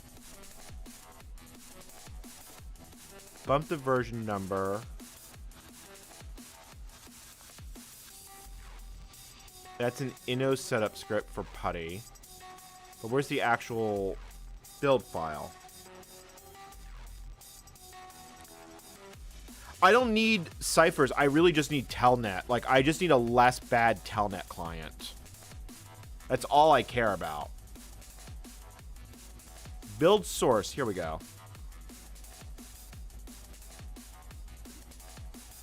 Is that a shell script?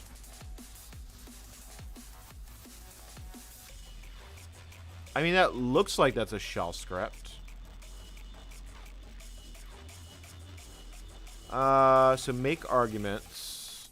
Like, how the hell do you build this? Recipe. Oh god, it's a Perl script.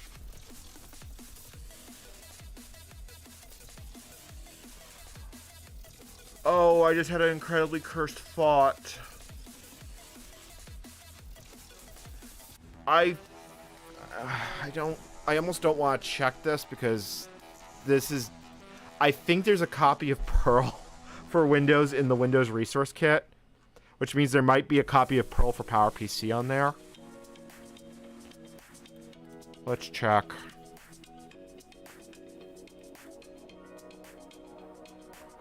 I think I have a copy of the Resource Kit in here. Workstation resource. Permission denied.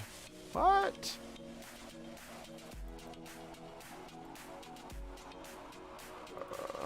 Why are you doing this to me? Like, why is that folder permission denied?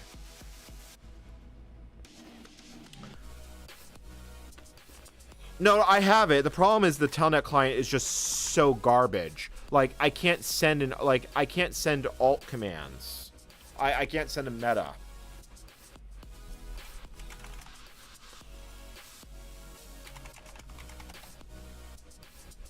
Yeah, like, I have Telnet working. I just need to do more.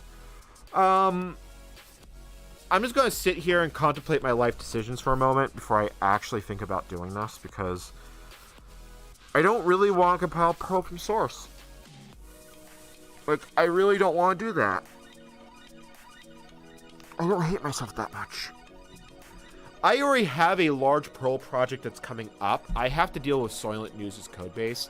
That is a creaky 30-year-old pile of mod Perl. Like, I don't want excessive Perl in my life. I've already got too much. Escape and the letter don't actually work. No, I can get the gremlins out of Perl code. It's not that bad. I mean, we have FTP. Actually, hold on. You know what? Just for shits and giggles. Do we have the... Yes, we do have RSH.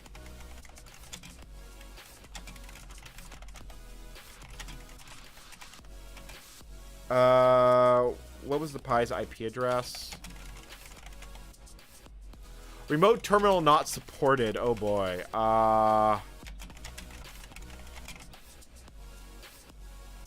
wrong IP. Yeah, just because, you know, these things have been... this utility has been here for so long. I'm just going to get a little bit of a kick out of actually using this thing for once. Or is that the wrong IP address? Oh, yeah, that is the wrong IP address.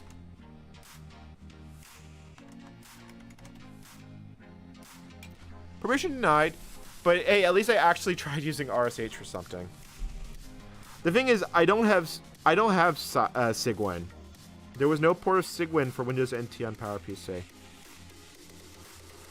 I am just procrastinating a little bit because I really just don't want to open the Pandora's box that may follow if I continue past this point.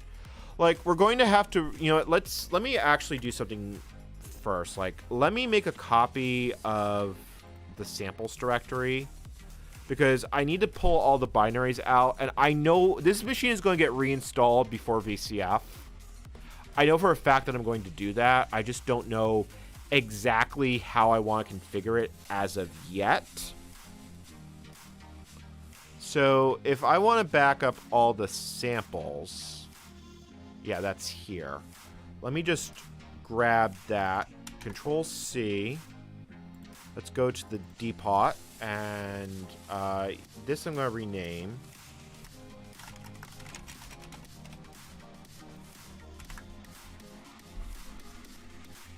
Okay, and we'll let that back up.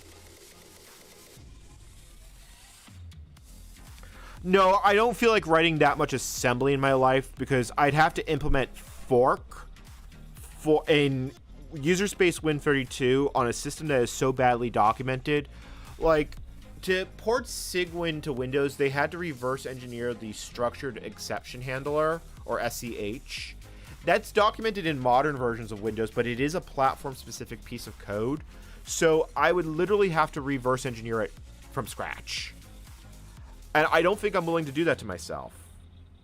Yeah, I'm using Workstation, but it wouldn't matter. I am kind of thinking I'm going to want to use Server. Because if I really wanted to do Cursed Bananas things, I could port PHP to this thing. And then we could make one of those PHP guest books. Oh, Brain, why did you do that to me? Brain, why did you do that to me? Like, I didn't want to have this cursed font, and you just gave me a cursed font.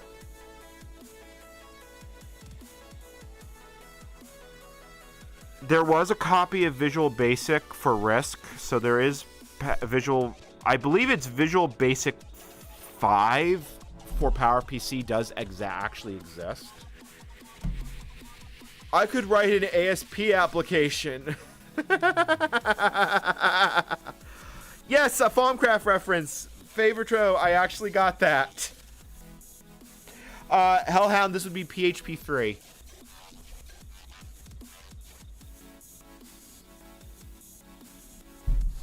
That would be PHP 3. I don't think my life is that badly cursed.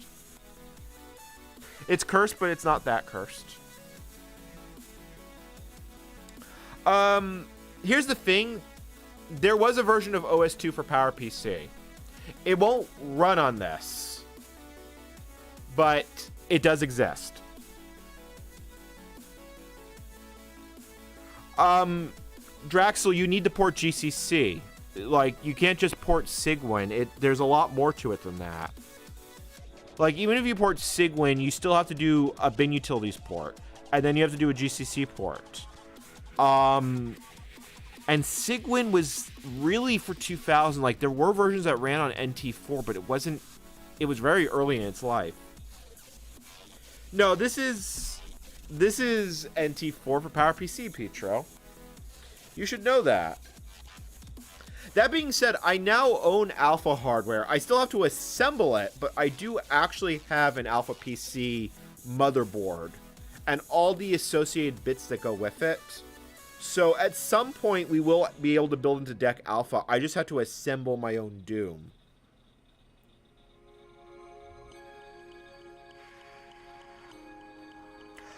Any retail copy of NT4 Server or NT4 Workstation from 1996 will have it. You just need the top-level PPC folder.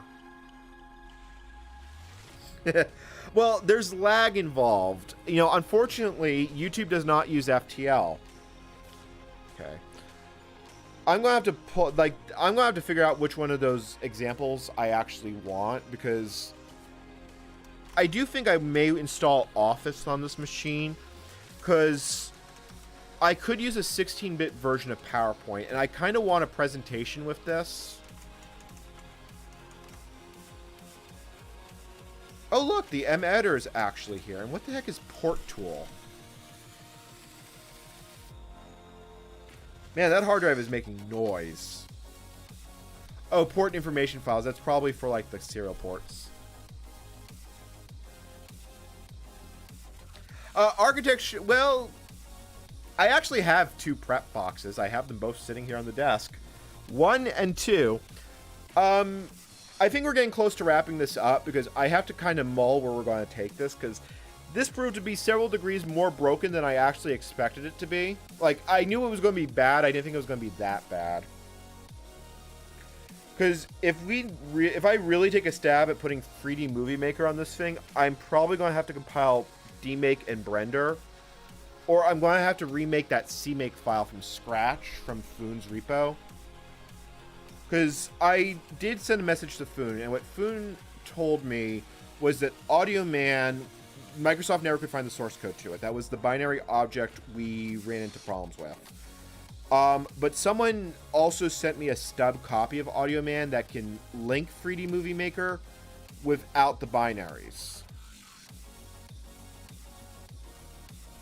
I am copying the compiled version of samples because I know for a fact that I'm going to erase this hard drive. And I've already blown up this install enough times. Actually, you know, I am curious.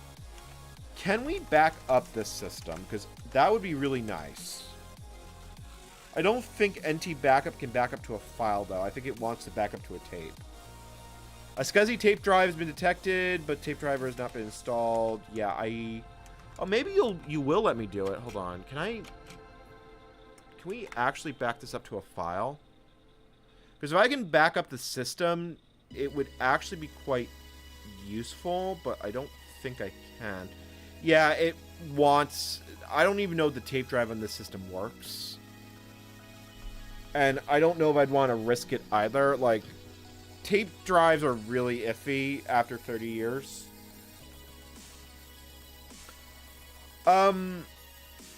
Yeah, well, it's an Ultra SCSI drive. I mean, you can get a blue SCSI, but it's not a drop-in replacement. And I prefer using period correct hardware when I can. Obviously, my compact portable has an XT IDE because it's 20 megabyte hard card had checked out by the time I got it.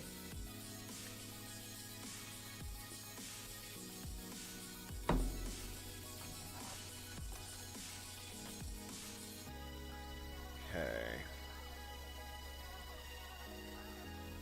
So, I mean, I have, let's see here. I have 3 Sparks, 2 of which are in good condition.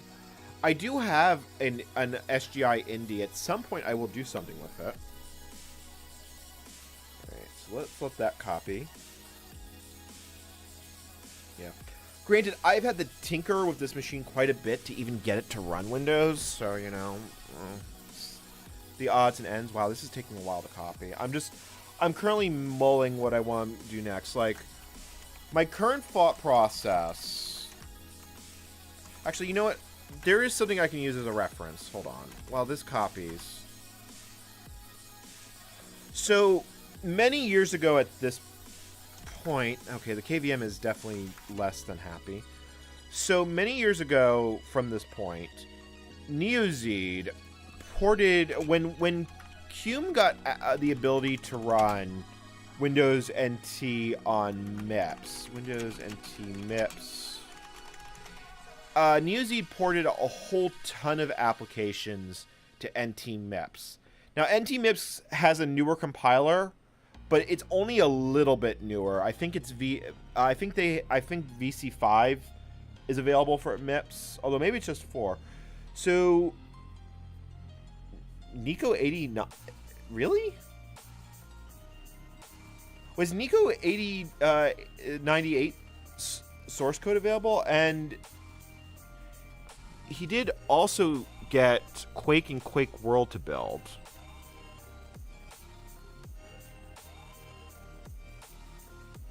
You know, I'm just curious. Like, this is probably a bad idea. Quake 1 original source code. You know, like, at this point, I kind of just want to see if it will, like, how bad it is. Yeah, so here's the original Quake source code.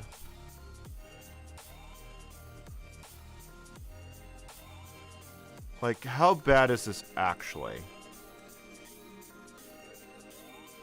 Has been tested with Visual C++ 6, but MASM is also required. It is possible to change the define and build with only C code.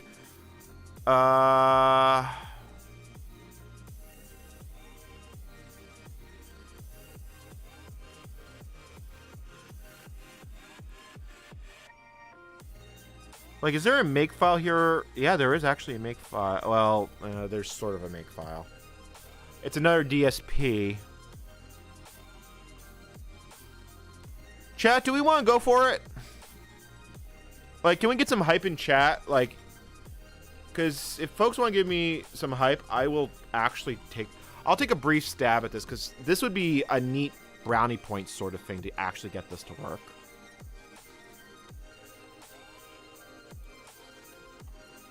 Like, I'm going to have to still remake the project files, but we've already done this once, so...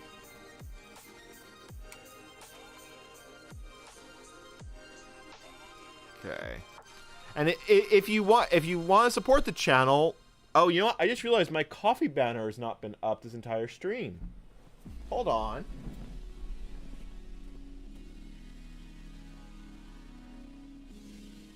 Hold the phone.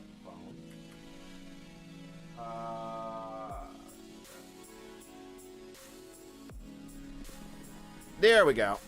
There. Now you can properly support me in one of multitude ways. One of these days, I need to really set up YouTube memberships. It's just I've got so much on my plate, and that is going to be a giant time.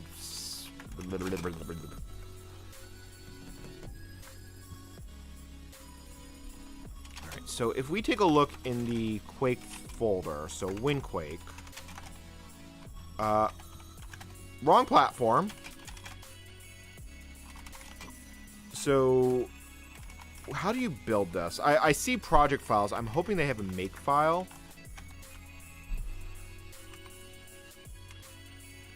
Have Quake installed, WinQuake.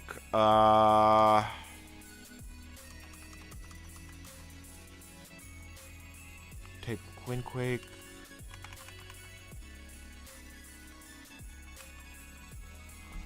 Oh, okay. So that's just like a random make file. All right.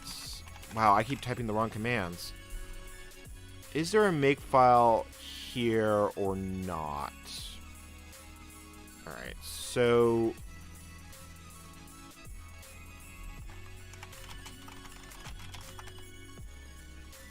there are make files, but not really.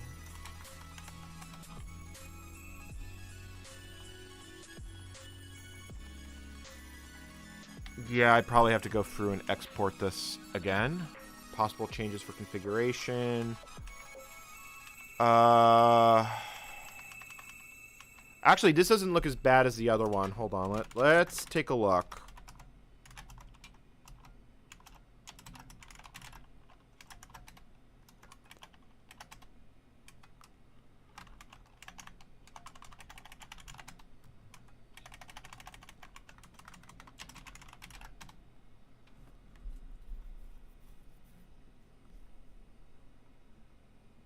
Yeah, that doesn't actually look quite as bad as the other one, because look how few files those are. Like, like, ooh, excuse me. Like, we can actually do this by hand. You know what? Let me fix the permissions on all these. Let me just see. Let's see how far I get.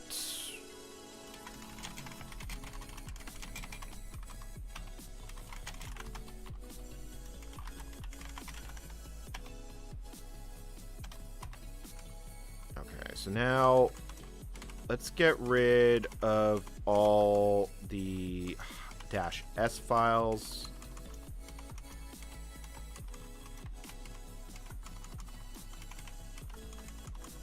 Yeah, like this is not a lot of source code. I still need to figure out which build files we actually need. Like that. Hold on. I think we need to do a little. I think I gotta be a little bit more specific about this.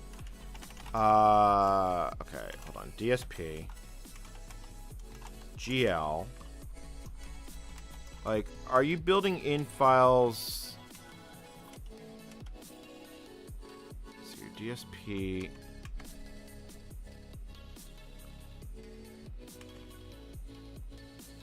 N custom build. Win32. Win32 release. GL build. Win32.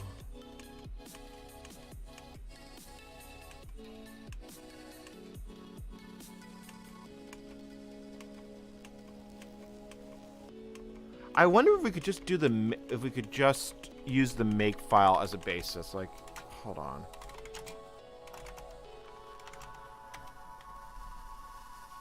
No, that's definitely not going to work as the basis. Well, we could probably use parts of it. Like, there's really only a handful of files that we'd have to switch out by hand.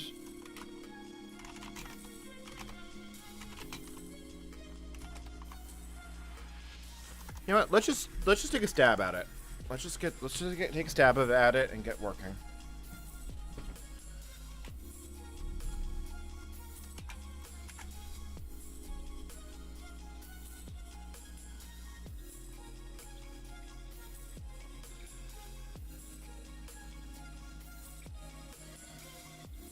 Wait for it to copy.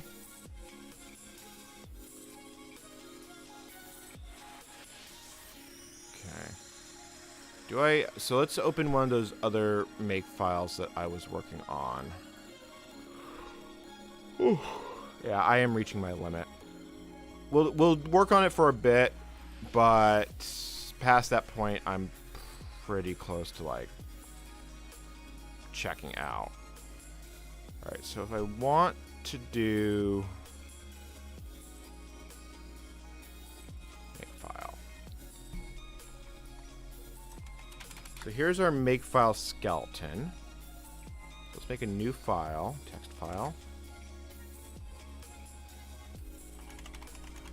Windquake. Save.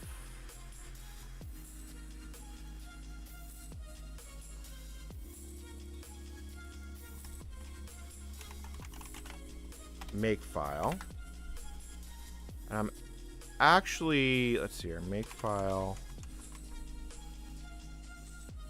What's this makefile CPP? Oh yeah, no, that's this one because, you know, it does stupid things with extensions because they assume users don't know how anything works. That was one of the big things in this era that was like really, really irritating. All right, so that's SVGA. Okay, so no, that's actually a very different set of source files.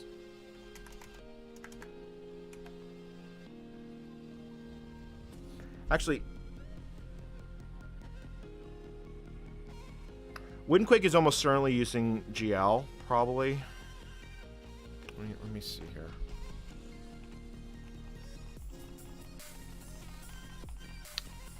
You know, the easiest way to do that, there's actually an easier way to do this, and I should have done that beforehand. What I should do is I should install Visual C++ 6 on Windows NT 4. I can then export the makefile and then edit it.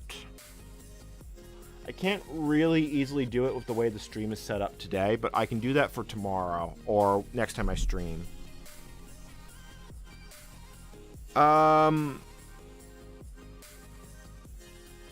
Not much. I think we're gonna wrap this up because I think I have hit maximum brain power. That being said, I now have a couple of good ideas of where to take this. So, chat, do you want to get a bit of a, you know what? Do you want to get a bit of a sneak peek of one of the things that we're going to work on? Like, I'm going to just give you guys a very small sneak peek of something very cursed. And then I think we're going to wrap this up. So, switch to Terminal 1, and I'm going to turn this key.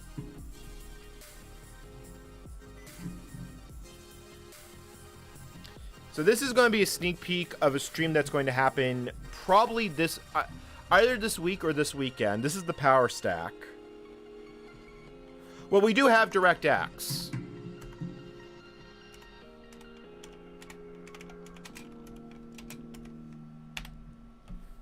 right.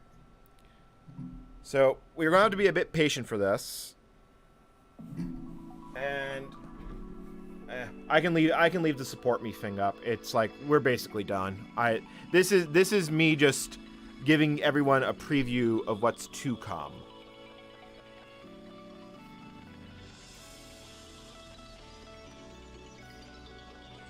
So right now, this is the power stack. That's this big one next to me. It's the one we did the last stream on. And this is probably going to be the centerpiece. So you might notice that we're at an OK prompt. Oh boy, that is slow. And this almost looks like, oh, I don't know, Open Boot?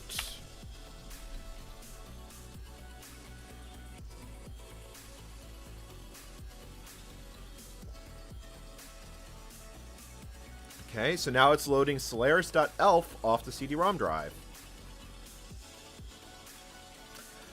I do find it fascinating that there's a real mode flag in here.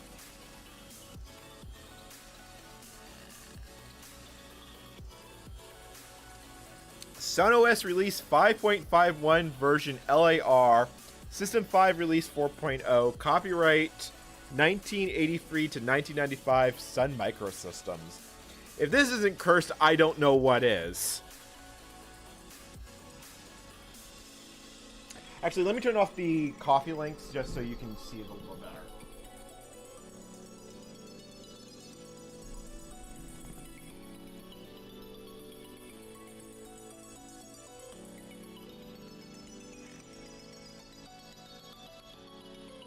Like, I think we're going to have fun with this, but I've looked at some of what it's going to take to get the compiler running, and oh boy, that is going to be cursed. Yes, this is the triplex for this system is utterly possessed. It is PowerPC 32LE-Sun-Solaris 2.5.1.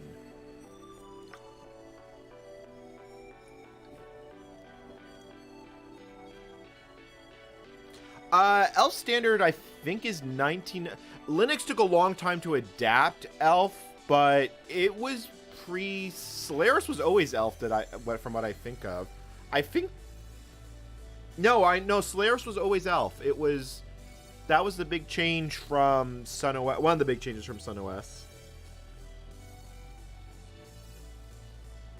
You can't run NT4 on a PowerPC Mac for quite a few reasons. Like, it's theoretically possible. It's not actually possible in practice.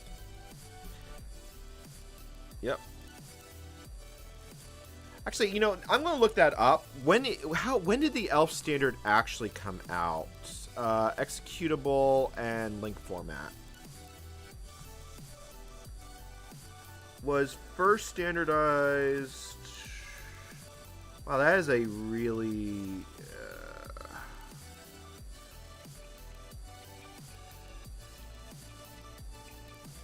So it was standardized... It was standardized as Application 5 Application Binary 1997. But I know there's a lot of other things that use it that predate that.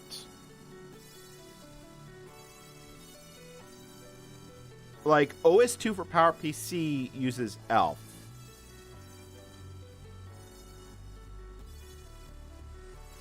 First published in the specifications of the Application Binary Interface of the Unix operating system named System 5 Release 4. Okay, that means that it was in fact... So ELF actually came from Solaris.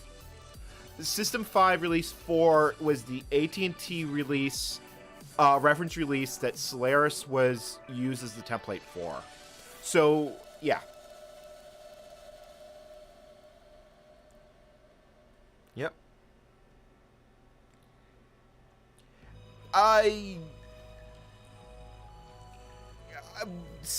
Almost all Suns used a white background with black text, although the font is actually different. Very subtly so, but I can see the character differences. Like, probably because I've stared at too much journals. This takes quite a bit of time to start. There are actually quite a few other problems. The biggest problem that stops Windows NT from running on a Power Mac is Apple's own firmware cannot run in little endian mode from as far as I can tell. You can't, like, if you set little endian equal true, you might be able to get open firmware itself to start, but the rest of the system will not because Apple never supported that. Yep. Well, it's always been this slow. Like, I don't think I ever booted any of this. I may have booted the Spark Station, but okay. So we are a PC console number 6.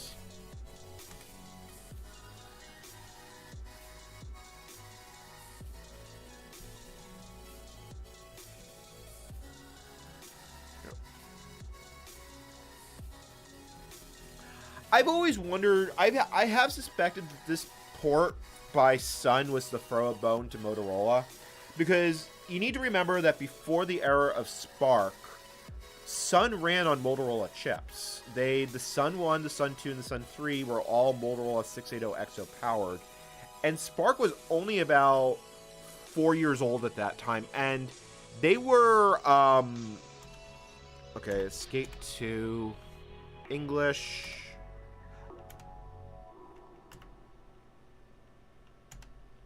Okay, so we are a... Look how short the hardware list is. IBM EC Power Series, Personal Power Series, the Sandifoot, and one ThinkPad. There was actually a PowerPC ThinkPad. And then we do not actually care because this is a scalar system. Yeah, you can run default resolution. That one I actually do have to set. That's fine.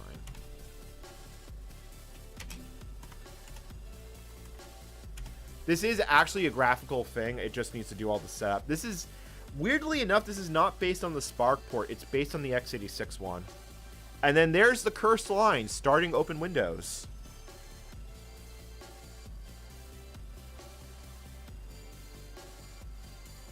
The reason they can't auto detect the console is this can be installed over serial, or well, maybe not this release, but that would have been a standard feature for a RTM release. So for a RTM release, yeah, you're going to need to be able to type in a console. Okay. Wait for it.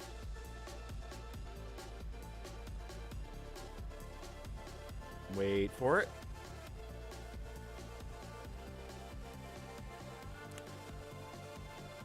The splash screen will load in any moment. This is... Wow.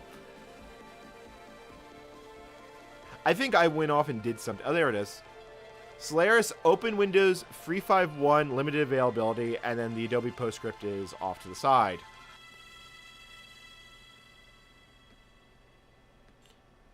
This machine has a really pathetic graphics card. It's a Circus Logic with, I think, half a kilobyte of RAM. Like, this machine was not meant to be used as a workstation, at least not in the way it's configured.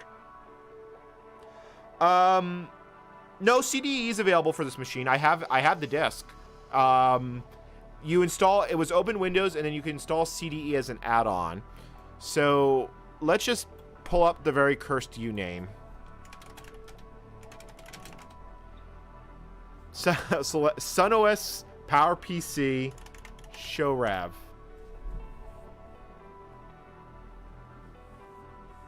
Like, there is something uniquely cursed about that.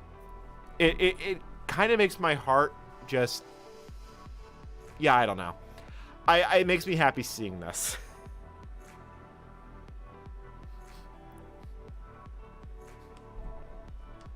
I didn't actually mean to do that, but I did it. So, yeah, it's a pretty pathetic graphics card, though. Like, it's just enough to do a terminal and basic graphics, and that's all you're going to get out of this. So, this is going to be coming up in the near future. We now have the hard drive dumped. I've got the files off it. I'm not going to boot it off the hard drive because I haven't wiped it yet, but I'm hoping you all will enjoy that when the time comes. Because we're going to have to sort out the compiler for that. And the compiler, I don't have the installer. I just have a bunch of files. And I have a port of GCC that Tenox did. So, I've never tried using NSCDE, so I have no opinion on it. Alright, I think I'm going to wrap it up here. It's about 1:20 my time. I'm trying to, like... Yeah, so I'm going to write my... Before we... Hold on. You know what, I'll actually do this on the Pi because at least I won't lose it. Before we wrap it up, let me write my to-do list out. So, things to do for next stream.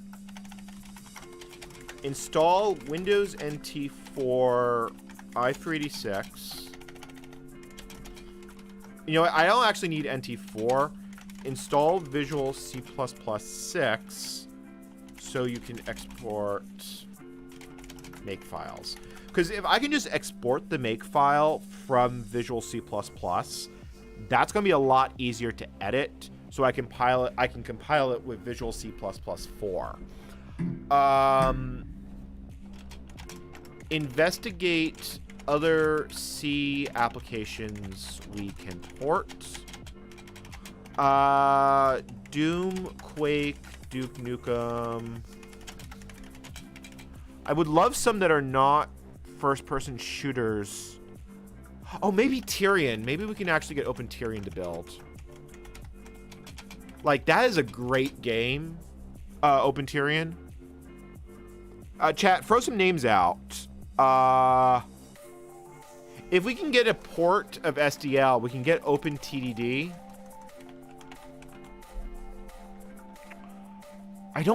Was there a version of OpenRTC that could run on SDL 1.2? Like, I want this to be a very, very impressive VCF exhibit. No, but there is a C port of Duke Nukem. E-Duke should be, I should be able to build E-Duke. So, yeah, like I should be able to build E-Duke 32. There's other source ports of build engine games, but E-Duke comes to mind. No, that's actually, so hold on. Running Minecraft on poor PowerPC machines is Action Retro Stick. I can do more. I can think of other ways to torture my machines. I don't have to borrow that joke. Oh, Scum VM. That is actually a really good idea. I didn't think that's a good one to put on the list. Because although I'd have to buy the LucasArts games for it. I think I'm going to be spending a lot of money on my Steam library. Chocolate Doom will work just fine, because, you know what? Hold on. I actually have it sitting right here. Let me turn it on. Oh, I forgot how loud that machine is. I believe that's 3 on the KVM. Let's let that boot up. Yeah, so this is going to be the other machine at VCF. These things take about a minute from when you turn it on to when you get video output. There was IIS for this. We'd have to install NT4 server, which I haven't done yet, and I'm debating if I want to do workstation or server. There are tuning differences in NT4 between the two, so you'll have a less performant desktop under server. But I also don't think it's going to matter. That being said, we could dual boot it. Like, the ARC firmware will let us install multiple copies of NT side by side. It's a 4 gigabyte hard drive. NT only needs about 100 megabytes.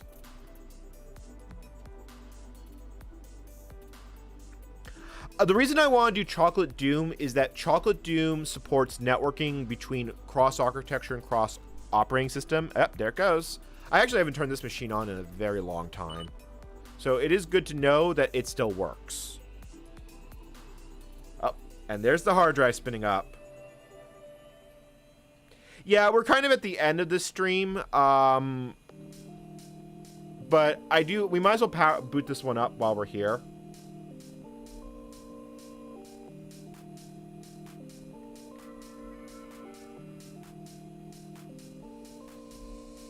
Okay, and now we should start getting the AIX startup banners.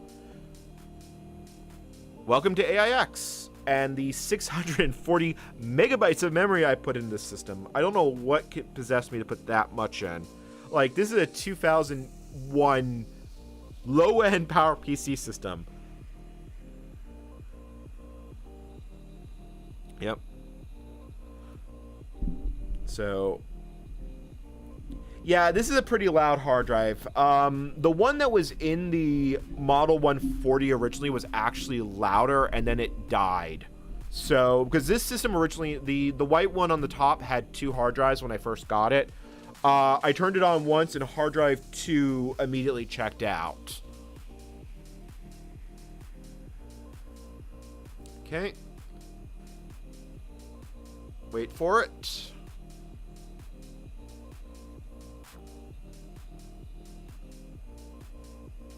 All right, and that is AIX starting up. Actually, you can still see the mount entries from when I dumped the hard drives on the 140.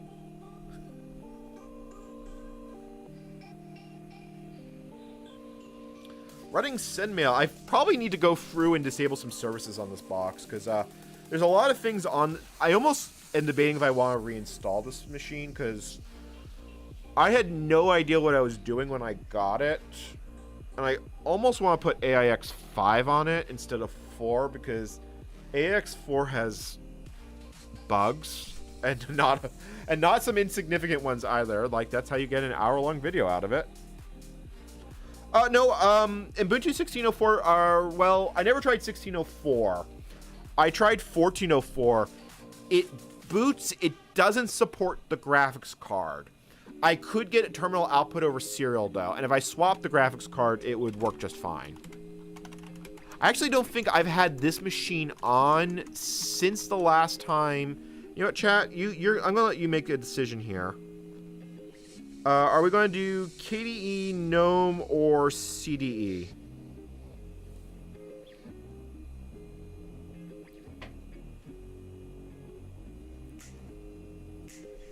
So I'm going to go in CDE, but if the chat decides otherwise, I'll log out and log back in. Like, this brings back happy memories.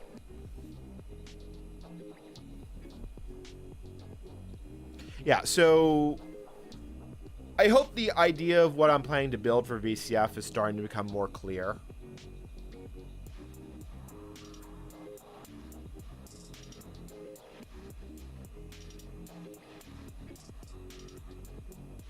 All right, it is good to confirm that this machine is still working, though.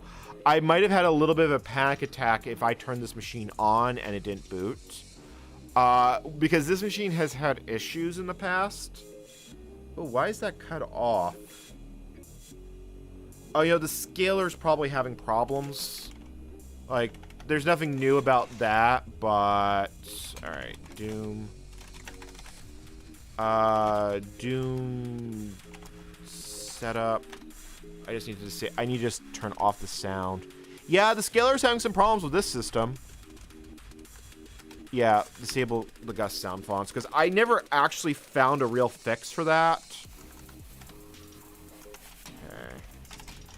And, yeah, Doom 1.wad. And there you have it. So at least this one's already done. So the idea is that you'll be able... Doom supports up to 3-person multiplayer with a dedicated server console. So that's the whole idea. And yeah, I did get to run a fair bit better than it did last time I had it up. Wow, I suck at this game. Yeah. Like, I'm actually... Why am I stuck?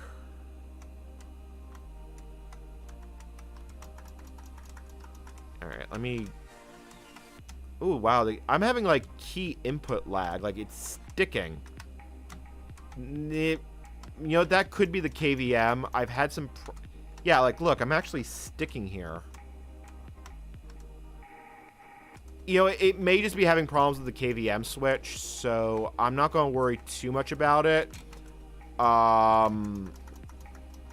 Like, I actually had to put a power adapter on the KVM switch to even get it working in the first place. So the Model M may be just drawing a little bit too much power. Let me just grab all these health packs. And then after, yeah. All right.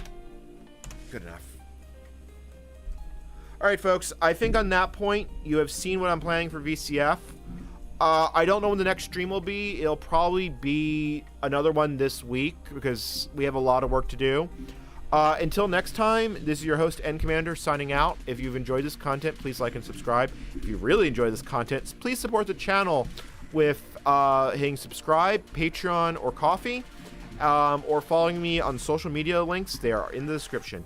Until next time, I'll see you when I see you, because I think I just screwed up my own sign-off. So, see ya. Yeah, I have seen the tech tangents on multiple screens. That's one of the things I do actually want to do. So I do need to figure out why the keyboard input on this thing is a little bit iffy. All right, anyway, see ya.